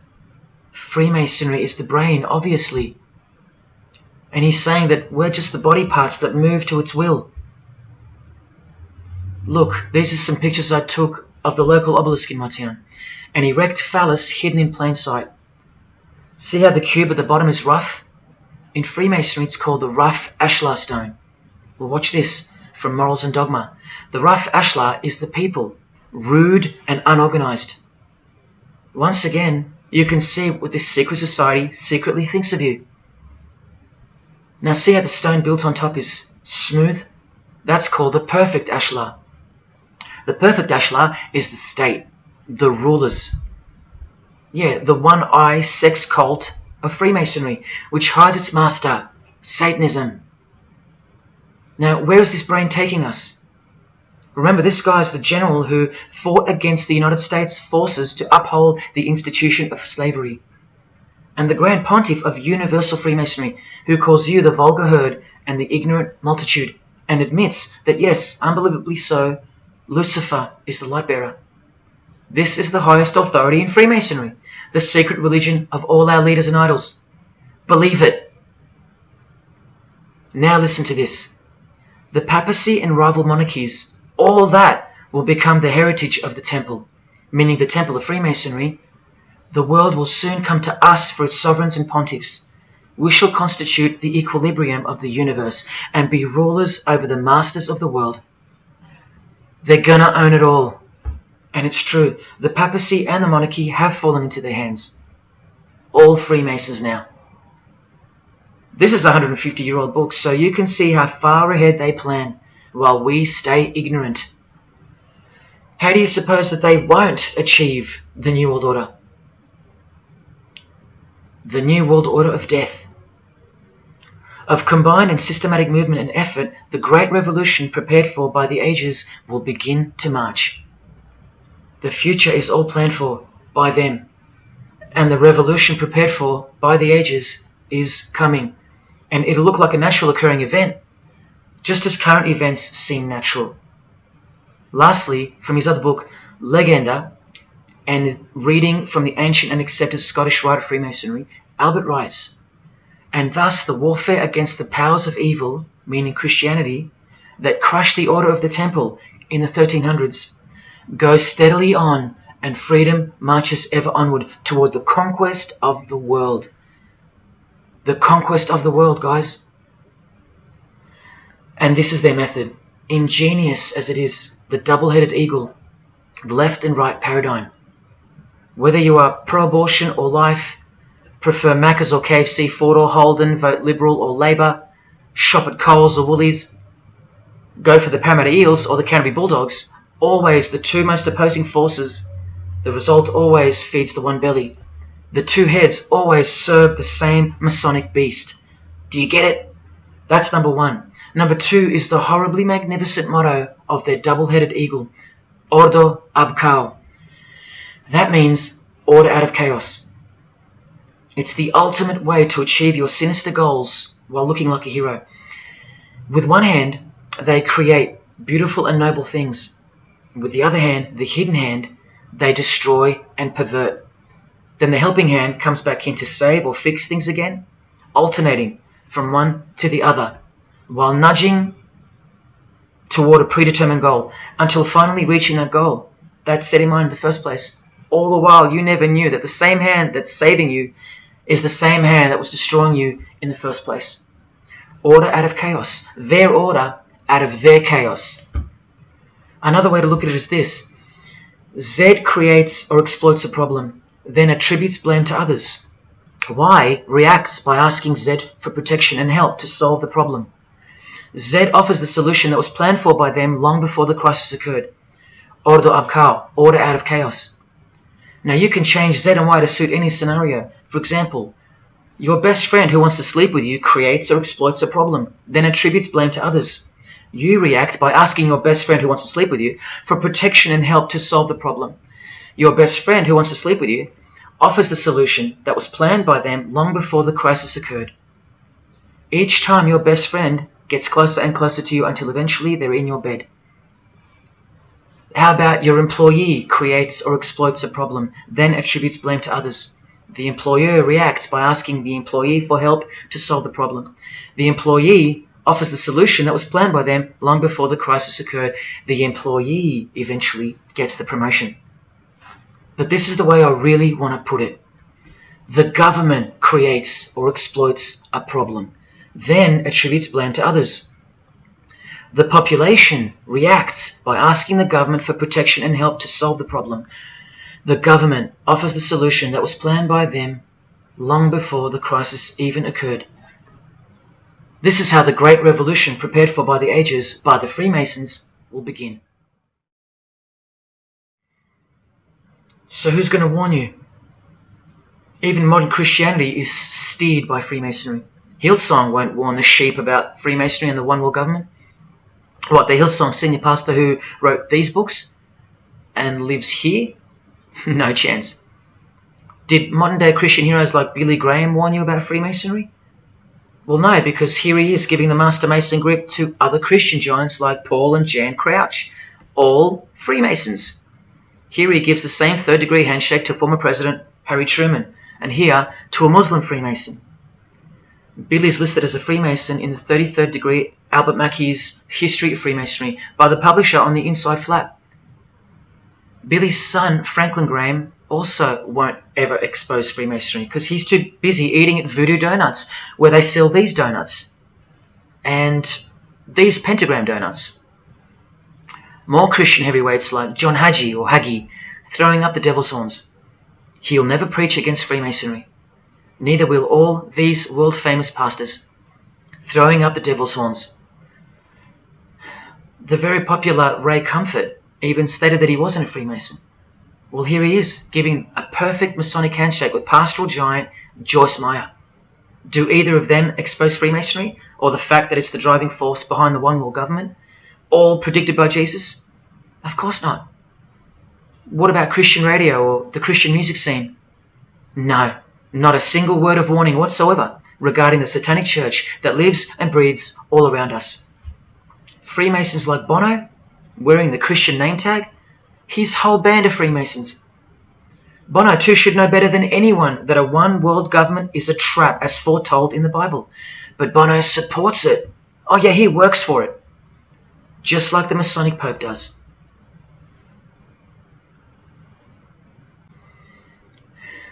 Even if by some freak chance they didn't know any better. No disciple of Jesus can bend their knee to another man in the Masonic Lodge, calling him master and swear to keep secrets. Look what they call each other from the Encyclopedia of Freemasonry. Master Mason, Grand Master, Most Eminent Grand Master, and the most appalling title of all, Most Worshipful Master. Most worshipful. Do you see how extra diluted the Christian Freemason has to be when Jesus said, "Do not be called master, because one is your master"? And what about all those oaths? Don't worry, Jesus covered that too. What I tell you is this: do not put yourself under oath at all, but let your yes mean yes and your no mean no. How's that for an idea? But the Freemasons' yes means no, because they all swear to lie and conceal from the first degree initiation all the way through. What is whispered in your ear, proclaim it from the rooftops. That's Jesus. You see the contrast? How precise he was and still is. You think Bono and the Pope don't know about the Masonic calendar and how it's not the same calendar as ours? From the Encyclopedia of Freemasonry, the real date of the world is found by adding 4000 to the Vulgar era. This whole Christian era is vulgar. So the year in the Masonic world is actually 6021. And this abbreviation is in French, the Vulgar era, beginning since the year of the Lord, since the year of Jesus Christ.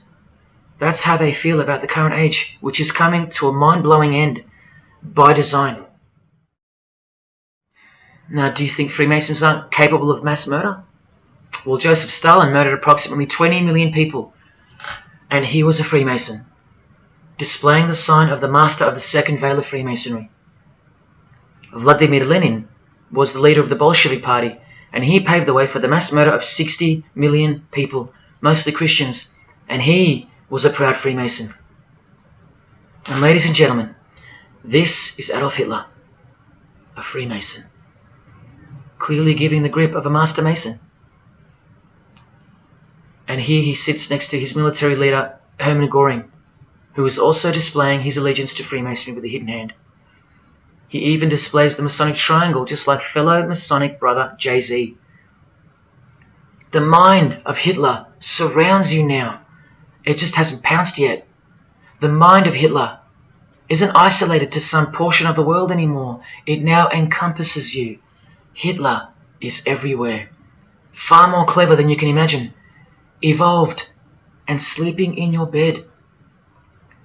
It's easy to say that's impossible. Once upon a time, 70 million Germans adored him. Once upon a time, Hitler was named Man of the Year by Time magazine. You've been fooled by the satanic machine.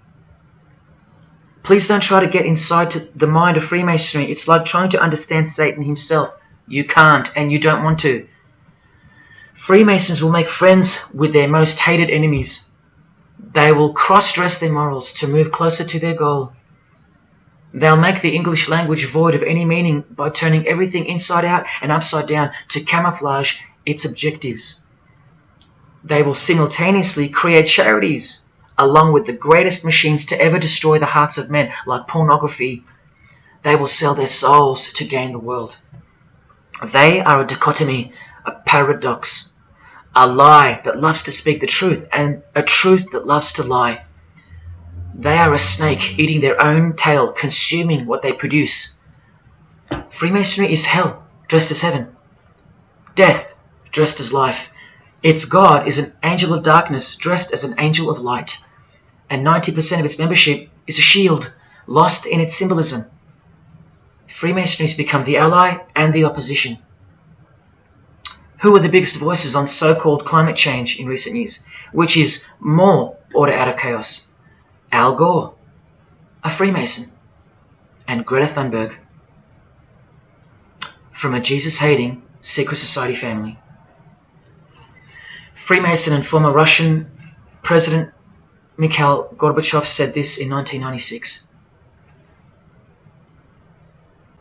Yes, the whole world is under the control of the evil one, like the Gospels say. Freemasonry controls the opposition, with the most popular conspiracy theorists Alex Jones and David Icke both banned, yet both secretly Freemasons, who will lead you in every direction except into the arms of the ultimate power of the Gospels. Every noteworthy religion is comfortably caught in the Masonic net because they all stem from a lie. Here's the Dalai Lama with a bunch of Freemasons. He just loves hanging out with famous people. Here he's throwing up the devil's horns with Freemason Gene Simmons.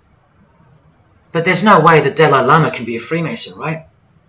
Well, here he is displaying the hidden hand of the Freemasons next to George W. Bush, a fellow brother. That's right, the Dalai Lama is a Freemason, under an oath of silence and sworn to secrecy.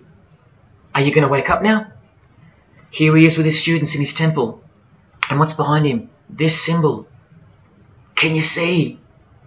The pyramid with the emanating eye on top, symbolized by a sun, which you know now is the phallus of the god of this world, shooting forth his generative light, his mystical sperm that gives life, and whose one eye transcends good and evil, both of which are just illusions of the mind. Understanding this comes by initiations, and yes, tantric initiations are used in Tibetan Buddhism. Gerald York was the Dalai Lama's emissary, his personal representative to the West, and he was personal friends with 33rd degree Freemason and Satanist Aleister Crowley, who wrote 20 essays named Aleister Crowley, The Golden Dawn, and Buddhism. And he also served as a consultant to the movie Lucifer Rising, the Dalai Lama's representative. See how the eye can also be represented by the sun, caught behind the moon in this movie poster. That's just like the Dalai Lama's logo. And here's a scene from the movie with the Masonic square and compass hidden in plain sight. Look at the symbol of Buddhism, and look at the floor inside every Masonic lodge, symbolizing opposites and equilibrium, which creates life, and where evil is not what it seems, it's necessary. Why do you think the New Age author Christopher Hyatt, who writes that the Grand Vicar of Lord Lucifer is soon to be crowned Prime Minister of the world, notes in that same book his appreciation of Nietzsche, the man who states that the Christian is the sick animal man, the Zohar, which is witchcraft, and Buddha. These are the people he appreciates. Why does he lump Buddha into the same basket? I'll tell you why right now. Because in his highest manifestation, the Buddha, seeing the illusionary world through the all-seeing eye, his third eye, would not interrupt a rape if he happened to walk by, so as to stay detached from the karmic cycle. Whereas Jesus, knowing everything and more than the Buddha, would sacrifice himself, because he was born to destroy evil, not transcend it. So tell me, who would you rather have walked by if you were being raped? A transcendental meditator or Jesus Christ? Whatever you think of me, you will have to reconcile the fact that all the leaders of the world, from Scott Morrison to the Dalai Lama, belong to the very same secret society as Adolf Hitler did, Freemasonry. The secret religion no one speaks about, for good reason, and by good I mean very, very evil. What do you think is going on here? I've told you almost exactly what's going on. We're in a lot of trouble, because in the land of the blind, the one-eyed man is king, and Hitler, Stalin, and Lenin combined will be child's play compared to what's just ahead. Now here's a point-blank picture of the future and the reality of their most brutal truth from the 33rd degree Freemason Aleister Crowley's The Book of the Law. We have nothing but the outcast and the unfit. Let them die in their misery. Compassion is the vice of kings. Stamp down the wretched and the weak. This is the law of the strong. Do you see? Can you see the future yet? Now please pay attention from his other book, Magic in Theory and Practice. This is what all the degrees of initiation are for. And this is what it takes for them to create the New World Order. He speaks of the initiation in the true order of the Rosy Cross. Rosy Cross being another name for the order of the Rosicrucians. Remember the guys that built this? Now this is a 33rd degree Freemason speaking. It is extremely desirable that he should have attained an absolute degree of moral emancipation. That is purity of spirit and perfect understanding. I've shown you this over and over. Because the world is full of evil, they mimic the morals of nature, because they are the true morals of the true God of this world. That's purity to them. That's true honesty and perfect understanding. Evil is good. That's the moral emancipation he's speaking of. Now watch this and brace yourself, because this is the future. There is a magical operation of maximum importance, the initiation of a new eon. When it becomes necessary to utter a word, the whole planet must be bathed in blood. This bloody sacrifice is the critical point of the world ceremony of the proclamation of Horus, the crowned and conquering child, as Lord of the Eon. I've shown you that secret societies participate in the science of blood rituals. Well, this is what it climaxes into. A massive blood ritual in the name of the new Eon, the new age, which revolves around a divine plan not of this world, as confessed by all of them. You are not who you think you are. You are not where you think you are. Do you see it? Can you fathom? And what blood means in this world? So much more than what you may have known before now. Blood sacrifice is of the utmost importance. It's what the beings in the other realm require, desire. We can't fully understand it. But do you see how the blood sacrifice of Jesus Christ takes on a whole new meaning now? A very real meaning. And guess what? Because of it, the good guy really does win in the end. You either fall under the blood of the world or under the blood of him. There is no middle ground. Blood is like the monetary currency of the spirits. And that's how God bought us back from the legal ownership of the ruler of this world with blood, his own blood. Now you can begin to understand why they hate him so much. Because that's why he was born into the world of flesh, to produce blood of his very own. Not by means of perishable things were you set free once and for all, by the payment of ransom money, but by costly blood, by the one who was visibly manifested at the closing years of the times, for your sake. That is the truth. Do you think it's just a coincidence that this is the last age before the long planned for new order of the ages? That's ages, plural. That means forever. That's the plan.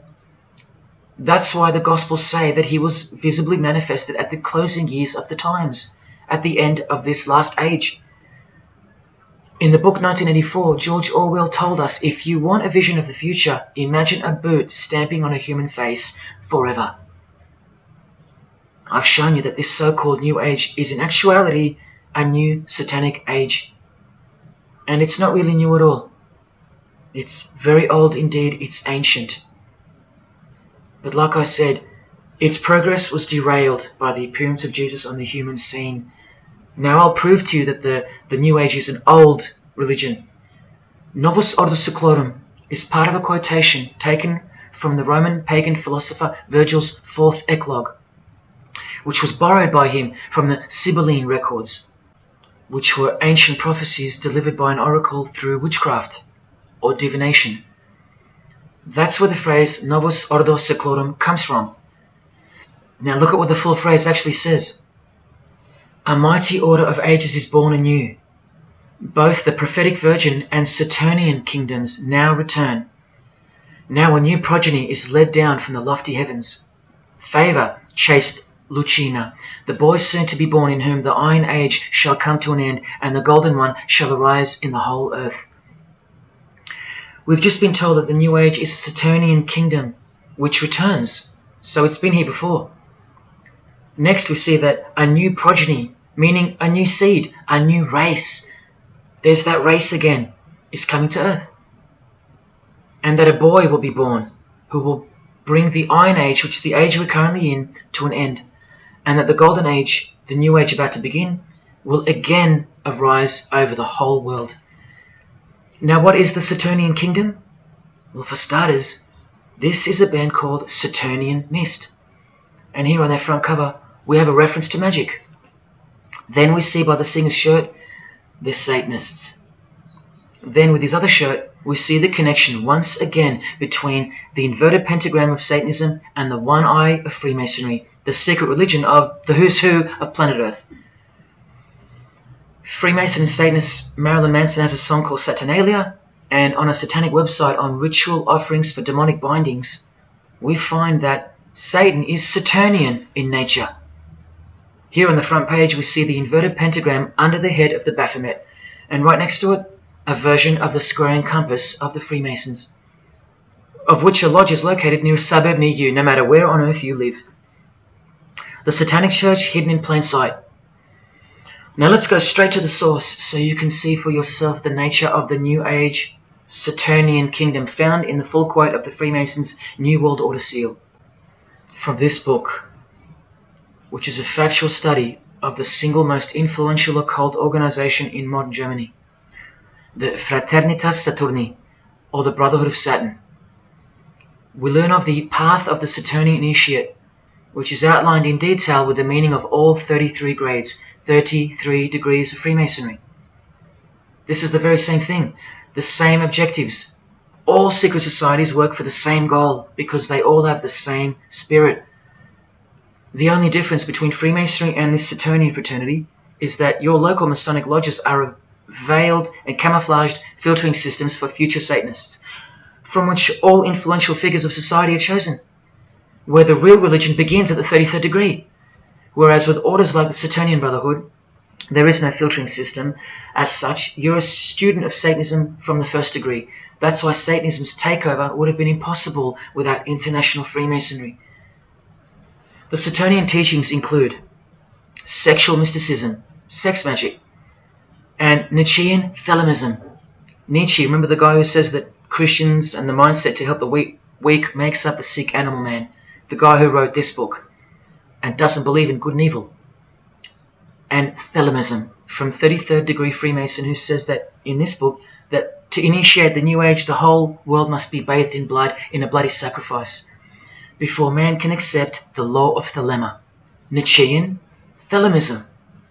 That's what the New Age Saturnian kingdom, from which the Freemasons took this phrase from, actually looks like. This factual study on the Saturnian Brotherhood is filled with references to Lucifer, Satan, magic, sex magic, blood, sacrifice, the number 666 as mentioned by Jesus Christ himself, and of course, Freemasonry. The secret society that all of our politicians and entertainers belong to. And what's the demonic sigil for Saturn? The Masonic square and compass. Are you going to snap out of it now? When you see a beautiful sunrise and smell the fresh air, or hear a great song, or see a great movie, are you going to forget where you really are? When you hear people using Jesus Christ's holy name as a cuss word, are you going to forget where this phenomenon really came from and why it's taking place? Now that you've seen how actual and bona fide the reality of 666 is from their own mouths and symbols, let me show you where else it's revealed. Do you see these Roman numeral numbers down here? They add up to 1776, the year that America officially became the country we know of today. And also the year of the birth of another secret society, which was absorbed into Freemasonry after it was banned in 1785. But look, the base numbers. M is 1,000, C is 100, and X is 10. All you have to do is subtract the base numbers. 1776 minus 1,000 minus 100 minus 10. Or simply remove the Roman numerals which represent the base numbers. No, I'm not playing tricks on you. Neither are your eyes. But someone else is. Now that you've seen the prevalence and seriousness of this horrid number, now that you've seen what you've seen, I can show you where else it appears. This figure. is represented by the numbers. To make this work, they had to remove the number 1 altogether and separate the 2. Of course, we'd be too dumb to pick up on it. But 789 minus 456 is this, multiplied by this lonesome 2. That's right. This dark and mysterious figure is none other than the long-anticipated Antichrist, the ruler of the Saturnian kingdom, which is on its way. And Australia has been steeped up to its neck in secret societies since the early 1900s. World Economic Forum logo, with this slash through the O's, is of course representative of the number of the ruler of the New Age, 666. The barcode is the primitive version of the worldwide system that Jesus predicted would revolve around the number of the beast. And as you can see, the base of every single barcode in all the world is 666. No matter if the lines are on the ends and in the middle are elongated or not. I found that out from the horse's mouth in an interview with the man who was commissioned by IBM to come up with a new way to automate data collection. There are in fact 3 6s in the Google logo, which comes from this occult symbol. Coincidence? And he found in a Masonic lodge the square and compass symbol appears in the middle of a hexagram, which is a symbol used in the royal art of Freemasonry, witchcraft, as shown in this book. Well, among other things, the hexagram itself can be broken down to quite clearly represent 666. This is a Masonic square and compass designed by the Manal Masonic Lodge, symbolizing world unity. Up the top you find the logo of the United Nations. Well, there are 33 segments in the UN logo, symbolizing the 33 degrees of Freemasonry. See this crop circle here, with the Masonic eye on top of the pyramid? I know nothing about crop circles and the phenomenon of them, but I know how many rays are coming off the eye. 33. 33 degrees of Freemasonry. Don't forget that the highest authority of Freemasonry already admitted to be the designers of the pyramidal seal in a 1962 edition of their magazine, The New Age. I've shown you how the inverted pentagram makes for the spelling of the word Mason in the same seal.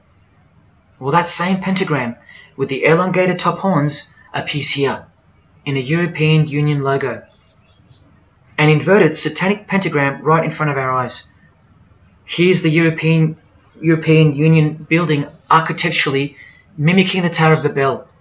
That was the very same tower that the God of the Bible destroyed thousands of years ago, according to the Bible, when Nimrod, one of the admitted founders of the original craft of Freemasonry, tried to unite the world under one world government. So this logo and this building design is a clear statement to the God who intervened the first attempt at a world government. This is England's Secret Service logo for MI5 with the word intelligence being symbolized by the eye of Lucifer, who was viewed as the most intelligent entity in existence by the secret societies. And this is the symbol for the Information Awareness Office. You know exactly who's in control, and now you know exactly what they want, and they will get it. In a 1962 article written by former US President and Freemason's wife, Edith Roosevelt, in the New Hampshire News, and speaking of the spiritual counterpart building for the United Nations, called the Temple of Understanding, she writes that the symbolism planned for the building dates back to the black magic practiced by the high priests of ancient Egypt, and that the building will contain a giant eye. You don't have to wonder why now, because you know why. This clothing designer is fully aware that the one-eye symbol is synonymous with Satan and hatred of Jesus. Does this movie poster make any more sense to you now? Well, are you ready for the second biggest shock of all? Whatever you think of what you're about to see, please come see me on the other side of this so I can show you something.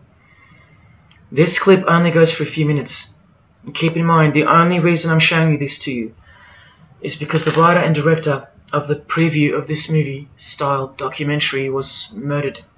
along with his wife and his little daughter and his dog, all before the production could begin. The murder was made to look like a murder-suicide, the news of which never made national broadcasts, just the local news. Case closed, nothing to see here. You have to ask yourself why, after so many movies with a dystopian, World War, totalitarian type theme, why was this movie so dangerous and strictly unacceptable for public viewing, that a whole family would be murdered? Well, this movie was going to tell us about America's secret destiny. And one other thing which you'll see on the other side of this clip, an amazing thing. As titled by Manly P. Hall over 100 years ago, what's the secret destiny of America? Well, it's this.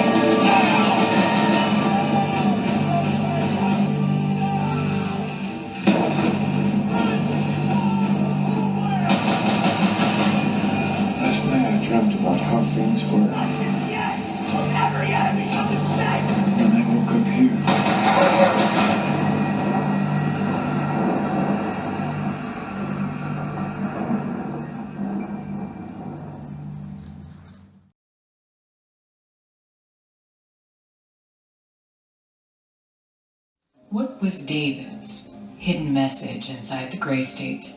And could it be the reason for his death?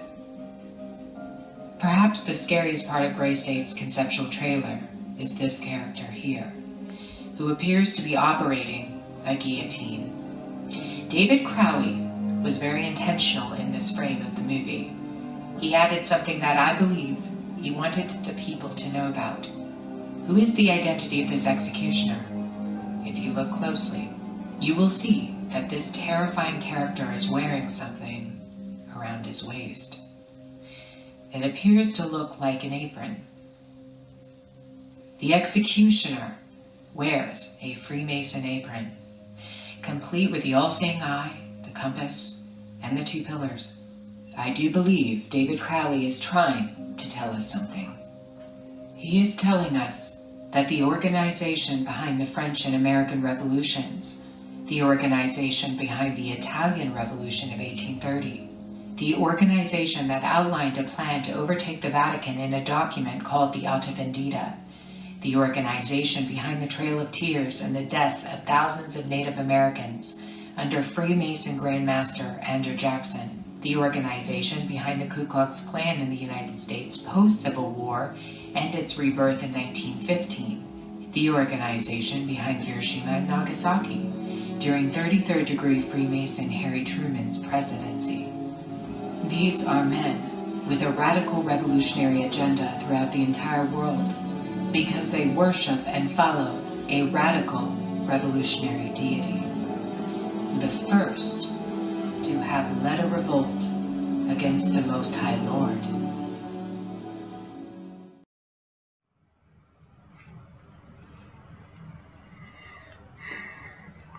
When I was in high school, coming from a completely non-Christian and non-religious family or background, I distinctly remember the first time that I decided that the Bible or the New Testament, to be more precise, was definitely not true. Made up, fairy tale, whatever. It was one verse, one scripture that to me at the time proved unequivocally that it wasn't written for our time. A prophecy that was impossible to be fulfilled. Here's the verse. And I saw thrones, and they sat upon them, and authority to administer justice was given them. And I saw the souls of those who had been beheaded, because of the testimony they bore of Jesus, and because of the word of God. No way could guillotines be introduced as a form of execution in the 21st century, right? No way. Proof that the Bible was a prehistoric book written for prehistoric people. And this is long before he woke me up on a midnight highway to spare my life from a high-speed collision into a concrete wall. Ladies and gentlemen, in 2021, like the smartphone or the smartwatch, this is called the smart guillotine. Built by Chanel. You know, the perfume and clothing and accessories brand for the rich. What on earth does a perfume company have to do with chopping people's heads off? Well, I thought I told you that all of this is just the tip of the iceberg. I wonder who really owns Chanel. Well, here's their logo, and there is an eye in the design. And have you seen their drip design? How odd. Welcome to the real world. You ready? This is from a legislation archive from the Georgia House of Representatives in the 1995-96 sessions. This is Bill HB 1274 on the death penalty, guillotine provisions. How far along are we into enacting these bills worldwide? I don't know. Maybe they've been enacted already. But I just wanted to show you that in 1995 the ball was already rolling. Another ball that's rolling are the 7 universal Noahide laws. They sound great from the outside, designed so to conceal some terrifying details on the inside. Firstly, they were signed into US law in 1991 by George H.W. Bush on March 26. Here's the bill and resolution. It was named Education Day. As you can see in the details of Resolution HJ 104, they are the 7 Noahide laws, resolved by the Senate and House of Representatives of the United States of America in 1996. Every single president since H.W. Bush has annually re-signed this resolution.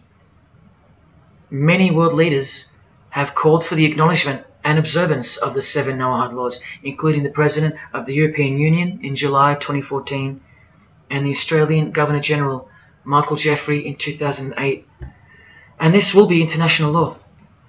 So what's the problem?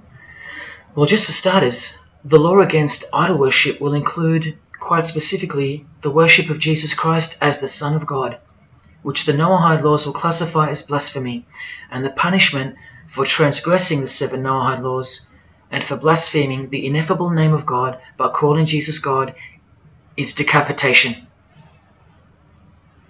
I'll let you take that in for a second. This will be governed by a world court with no possibility of appeals. Something like this, an international Sanhedrin. Who do you think is truly behind these laws? Well, I can show you that right now. Here is the bill being signed into law by H.W. Bush, and here is their signature hidden in plain sight, the hidden hand of Freemasonry.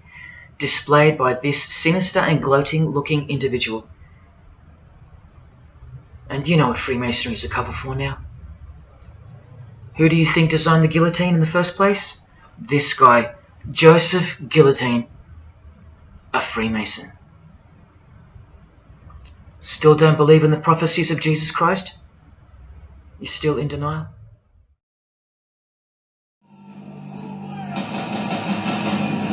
Last night I dreamt about how things were. And I woke up here.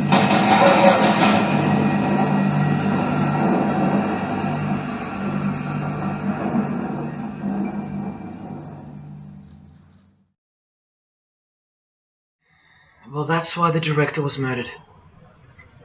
And his wife, daughter, and dog. I think of them often, and sometimes when I need spiritual sobering up, I think of that fateful and evil night where that beautiful Christian family were brutally eliminated. If you think he wasn't onto something, well, he paid the greatest price to share this with you. Prophecy will be fulfilled. Listen to the words that come right after the execution by guillotine scripture in the Gospels. And I saw those who were such that they did not worship the beast, nor his image, and did not receive his mark of identification upon their forehead and hand. Remember this mark in the video? I'm not saying that the director knew what the mark would be, but based on the symbology, he knew who would be behind it. Look at the triangular symbol of the Freemasons. The Masonic triangle around the eye, and the Brotherhood of Saturn. Now look at the front cover of the book written by New Age author Maurice Nicoll. The mark. Same symbol. Identical to the symbol used by J.K. Rowling, who said its design was inspired by the Freemasons. Who has this tattoo, which represents the Baphomet. Well, Solve Coagula is the process in which they will bring this New World system to life. It's identical to the Masonic motto of order out of chaos. Solve means dissolve or destroy, and coagula means to bring the elements back together into a new and higher form, a new and higher system. Jesus described it as the beast system, and one way or another, we will be marked as a form of identification in order to participate.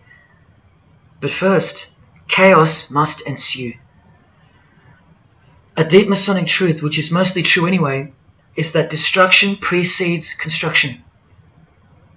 It's like having to destroy a tree in order to create a table. The same principle applies to creating the New Age. That's why I know that the process which involves the creation of a new system must involve the destruction of this one. Now, this is the last referenced work I'm going to use to show you who will be the head of that system, that one world government. A book by David Spangler, considered as one of the founding fathers of the modern New Age. He also has an intimate relationship with the United Nations, as shown in a 1975 document which was uploaded to the UN archives in 2006.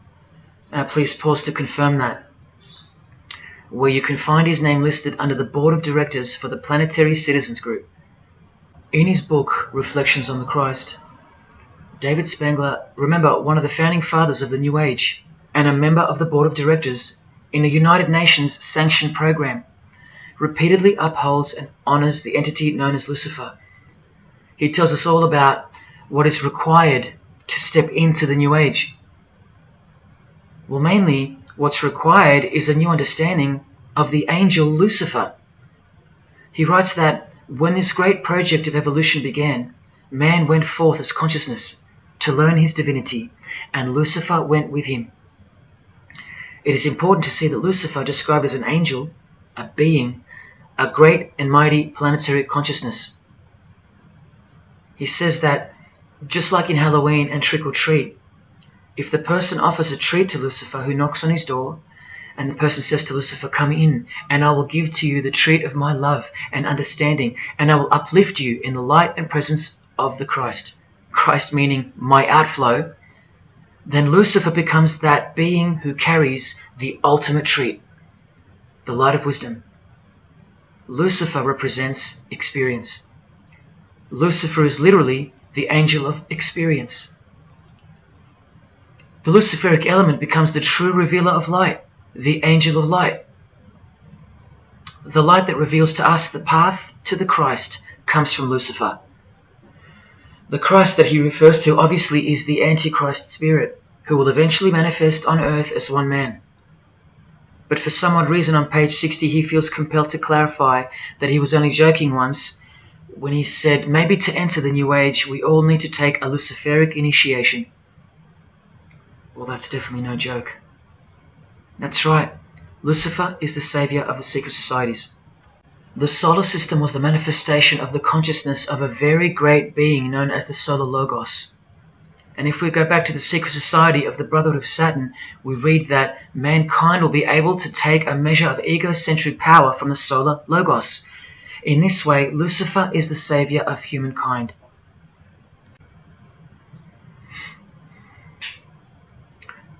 Do you see who you're dealing with?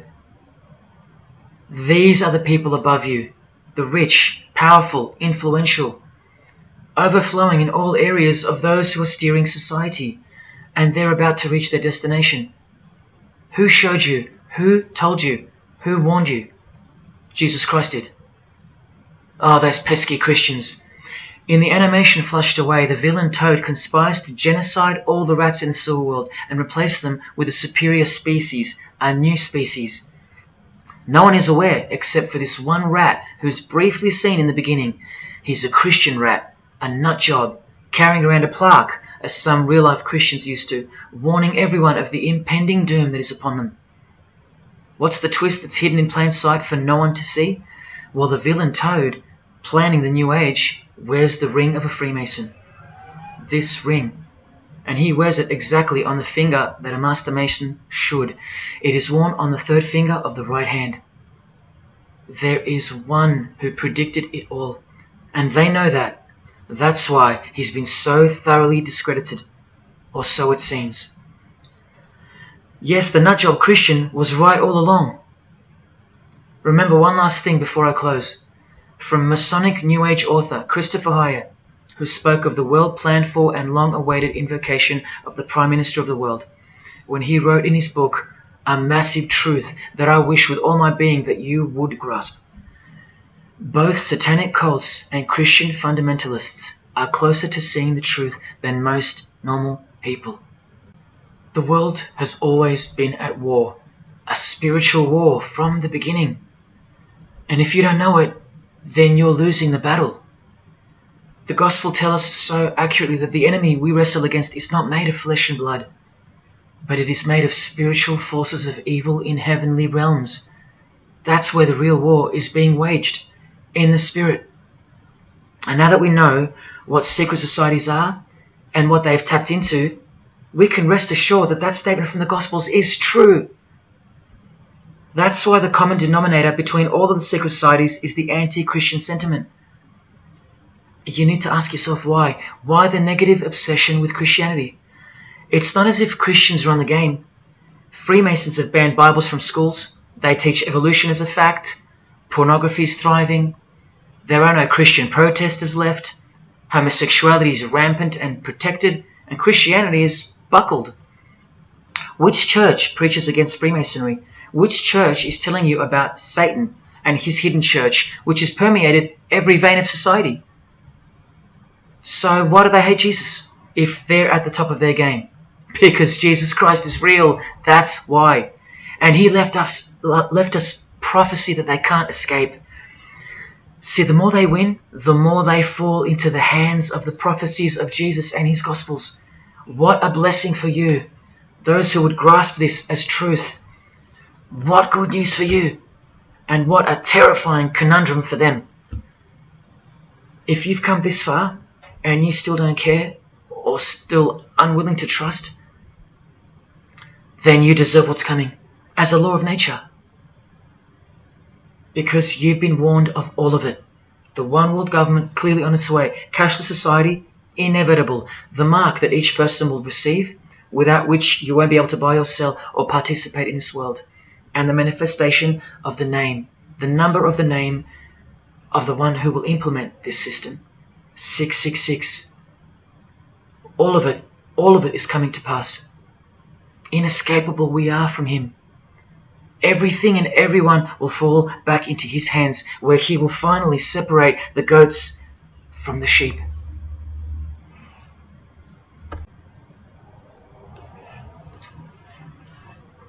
Now watch the Bible destroy Freemasonry like no other book in 2 minutes. Regarding their lodges and obelisks, their heart is faithless. Now they must bear their guilt. The Lord will break down their altars and destroy their sacred obelisks. And speaking of the bloodline that gave birth to Jesus, God says, "You shall not set up for yourselves a sacred pillar, which the Lord God hates." See what you're up against, Freemasonry? While Freemasonry meets and speaks in darkness and secret, Jesus said, "I have spoken openly for all the world to hear, and in secret I have said nothing." Freemasons are known as builders. Well, the stone which the builders rejected has become the cornerstone. Everyone who falls on that stone will be dashed to pieces. Anyone on whom it falls will be crushed. Every Masonic lodge is built so that all the members face the east. Who are these men with their backs toward the temple, facing the east and worshipping the sun? It is detestable. Freemasonry does evil in secret with their hidden hand, but they blow a trumpet over the hand that does good. But Jesus says, when you give to the needy, do not let your left hand know what your right is doing. Your good deed must be in secret, and your Father who sees what is done in secret will reward you. You can't become a Mason if you're broke, blind, maimed, or have a criminal record. Jesus said, but when you give a banquet, invite the poor, the crippled, the lame, the blind. Freemasonry takes pride in its secret rituals and is hungry to rule the world. The Gospels say that their destiny is destruction. They make appetite their God. They take pride in what should bring shame. Their minds are set on earthly things. Freemasonry believes that the light is but darkness visible. The Bible says, woe to those who call evil good and good evil, who put darkness for light. And Jesus further said, if therefore the light which is in you be darkness, how great a darkness that would be. Freemasons spend their whole lives taking gruesome oaths of secrecy. Jesus said, but above all things, my brethren, stop the practice of putting yourselves under oath. Freemasonry is built upon a hierarchical system, a pyramidal system. Jesus said, for everyone who exalts themselves will be humbled, and whoever humbles themselves will be exalted. We could go on, but we're going to end on this one. Exclusively written for the practices in the lodge room of political Freemasonry. A troublemaker and a villain who goes about with a corrupt mouth, who winks with his eye, signals with his feet, and teaches with his fingers, who plots evil with deceit in his heart. He always stirs up conflict. Therefore, the disaster will overtake him. He will suddenly be destroyed. That is Freemasonry through and through. And apart from the man in the mirror, prior to your baptism of the Holy Spirit, Freemasonry is the villain. They do go about with a corrupt mouth as they are sworn to secrecy. They do proverbially wink with the eye, making the one eye. They most certainly signal with their feet and teach with their hands and fingers. In the lodge, I can vouch. And they do plot evil, stir up conflict, in order to further their goal of the New Age and the New World Order, the greatest conflict being up ahead. But thank God Almighty above, the verse also tells us that disaster will overtake them, and they will be destroyed. One frightful and glorious day. You can count on that. Because the only thing you can count on in this world, more than death, more than taxes, is the Son of God.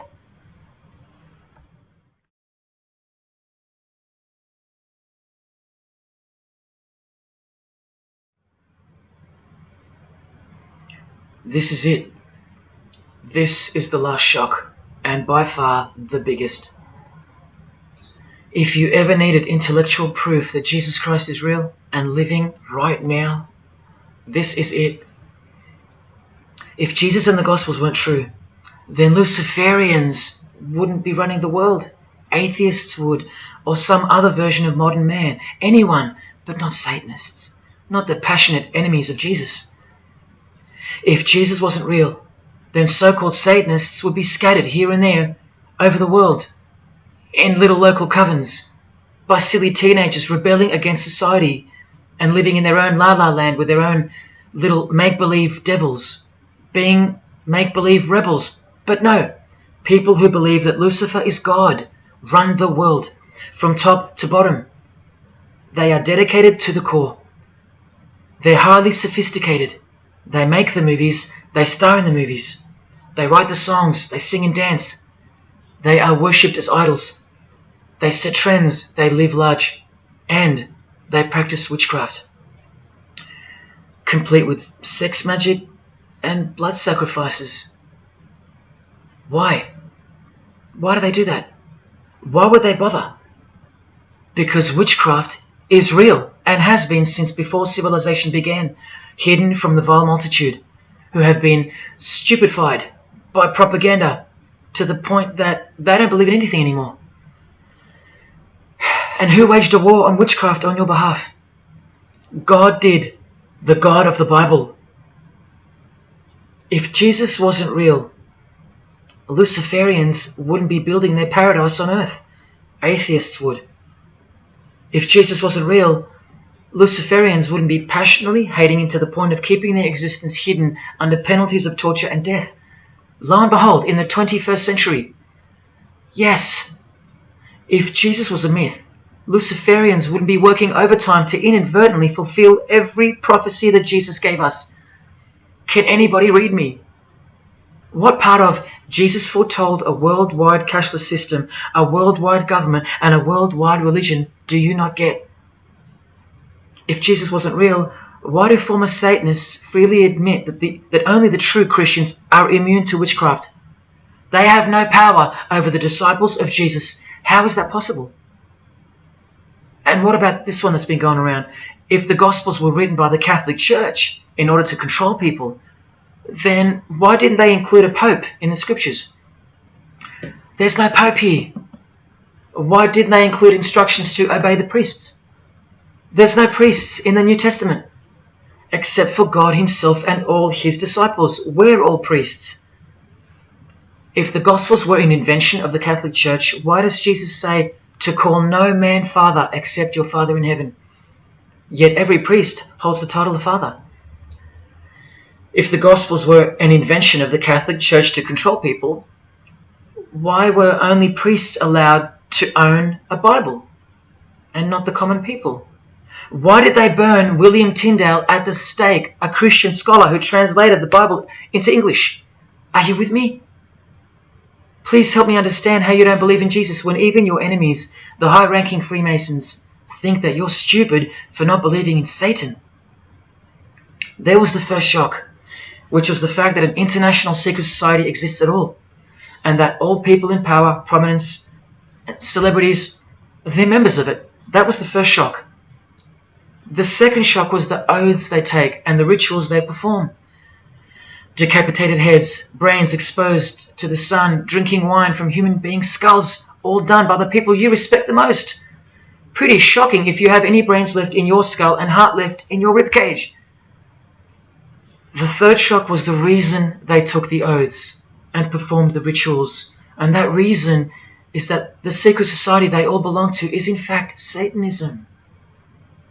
The fourth shock was the details of witchcraft and the details of the new satanic age, the Saturnian kingdom, where billions are planned for death to pave the way for a spiritual and technological utopia. But do you know what the biggest shock of all is? The shock that surpasses all of them combined. It's Jesus. Jesus is the shock. He's the shockwave, the reality and truth of him. Because that changes everything. He changes everything. The greatest news you could never think up, that God left his abode to come here, a form of hell, manifest on earth, to be ridiculed and executed to save our sorry asses by taking a bullet for us. Don't worry, his second coming won't be so sacrificial. Better start fearing like you fear a cop and like you fear a judge. Oh, I know you tremble in front of them. But you don't fear God? Oh, how we love the darkness and sin. Possibly you, loved gossip, you loved sex and porn, you loved sodomy, you couldn't stop lying, you couldn't stop cussing, you loved your idols, singers, actors, sports people, sports teams, putting people who fart, smell and eventually die on a pedestal. You just couldn't cut yourself off from the ways of the world. Purity? Who wants to be pure? I have to be pure? I have to live holy? Stop sinning? That's so boring. What kind of God is this? To hell with that God. Well, do you like filth in your home? Do you? Do you like filth on your carpet, on your clothes, on your face? Do you invite filthy guests over and give them a share in all your belongings and all your power? Do you give them the keys to your house and car? No, you don't. But the Creator, who has the greatest house of all, he should. We can barely earn $1,000 a week, and we don't give that away to anyone. But now God should share his wealth with you, the unclean, the unrepentant. Is it too much to ask your filthy guests to clean up before they enter? To watch their mouths, to control their willy? Is that too much to ask? Oh, but if God was real, what about all the children that die? What about them? What are you doing about them? Are you still stuck on which phone you're going to upgrade to or what's for dinner? Why don't you leave your abode, your luxuries and your loved ones and risk it all to go save some children yourself? Oh, but what about all those who've never heard of Jesus? Let me ask you, what's your excuse? I know they have one, but what's yours? You've heard of him.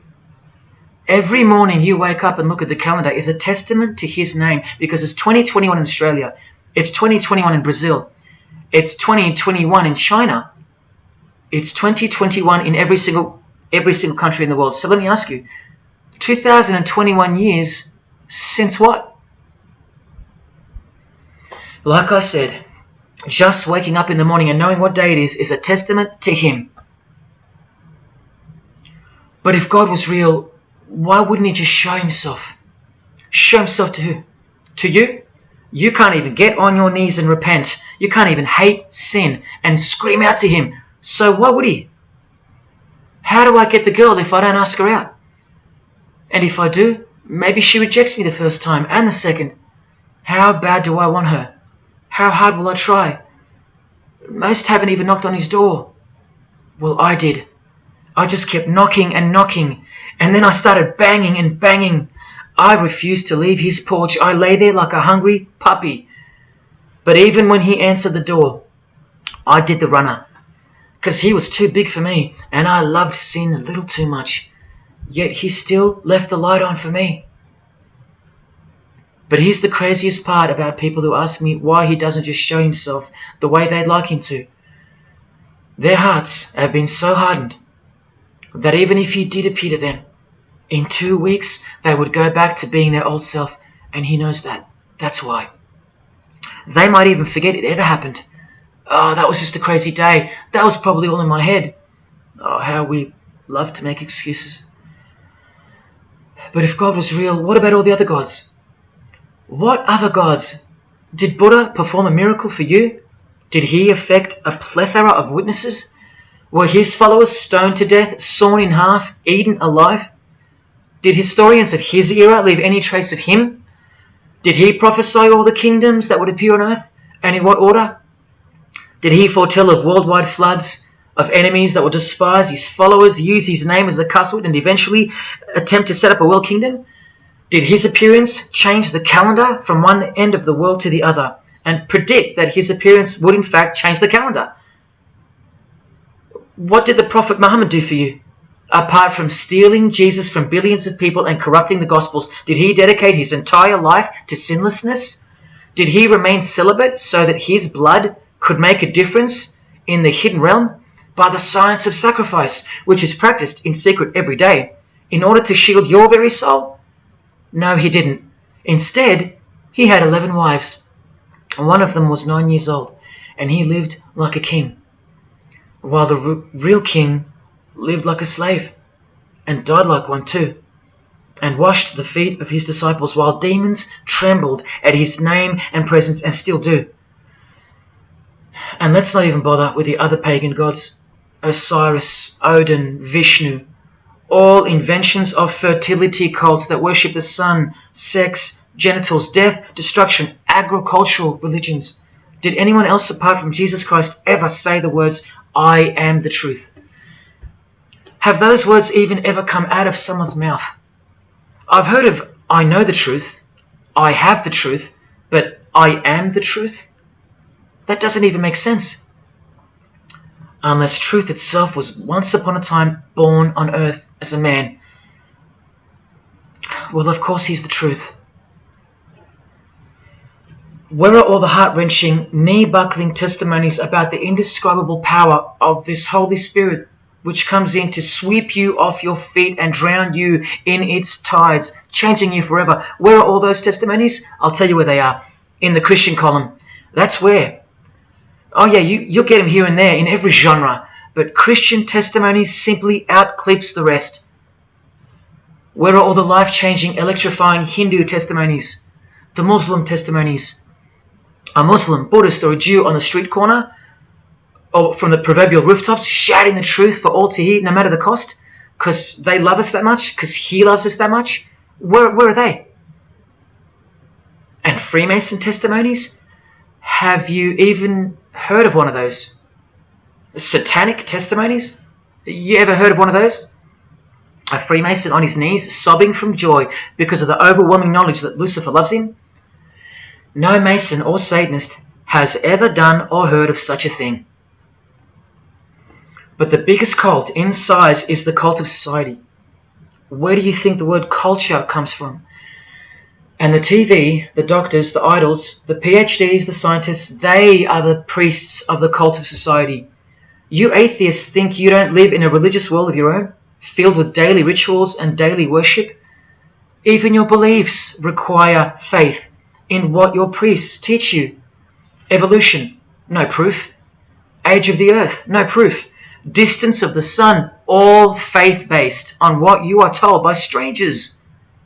You can see the rings of Saturn with your telescopes, but you can't see the buggy on the moon that was left behind in 1969, yet you still believe, because you have faith. Don't you worry, no matter who you are, you live in a religious world, because life is religion. And if you're still in the "I'm not religious" category, think again. You all worship something or someone, and your religion is futile. But for you, for the one, whoever you are, remember the advantage that evil has over good. A little good doesn't destroy evil, but a little bit of evil destroys all good. See this glass of water? One single drop of poison is enough to render the whole lot useless or deadly. That means that 99% of the goodness and purity of that water amounts to nothing, all because of one single drop. The whole glass is evil. And so it is with the human soul. You better believe it. Does anyone go out with a stain on their face or on their shirt? You think the soul can't be stained? Think about it. Just one lie makes you a liar. So you can't go where life is, stained with death? Now, in case someone thinks I'm playing the high and mighty role, I tell you this. I used to be a liar. I used to be a pervert. I used to be a drunkard. I used to smoke all kinds of poison. I used to have angry outbursts, use a filthy mouth, indulge in filthy humour. I used to. Past tense. But no more. He finally summoned me. He called my name for the last time. He took my dog, then my music. He took my band, broke it all, and broke me, flooded me clean. He sent for me. He woke me up from a deep sleep on a high-speed midnight highway with a whisper, an actual whisper in my ear, and only meters between me and a concrete wall with my name on it, because he knew I had it in me. I had it in me to lay it all down, risk everything, so I can take a stand for him, for the Gospels, and for you. Well, this is me taking a stand. Brothers and sisters, I did all this for just one person, and I'll be hated and mocked and worse maybe, so that that one, whoever you may be, will wage war on sin and believe. Don't let even one drop in. No matter what the distractions this evil world may place in your path, in order to bury itself and its poison in your heart, where it will take root and overpower the 99% goodness in you. Just like only a few find success in this world, even fewer will find the kingdom. It's far more difficult than winning X Factor, or making $1 billion, or reaching a 33rd degree of a secret society. It's as difficult as loving your greatest enemy. And that's just about impossible. But if you can figure out how to do that, then you've found the road to life. And I hope to see you soon. God love. Jesus wins.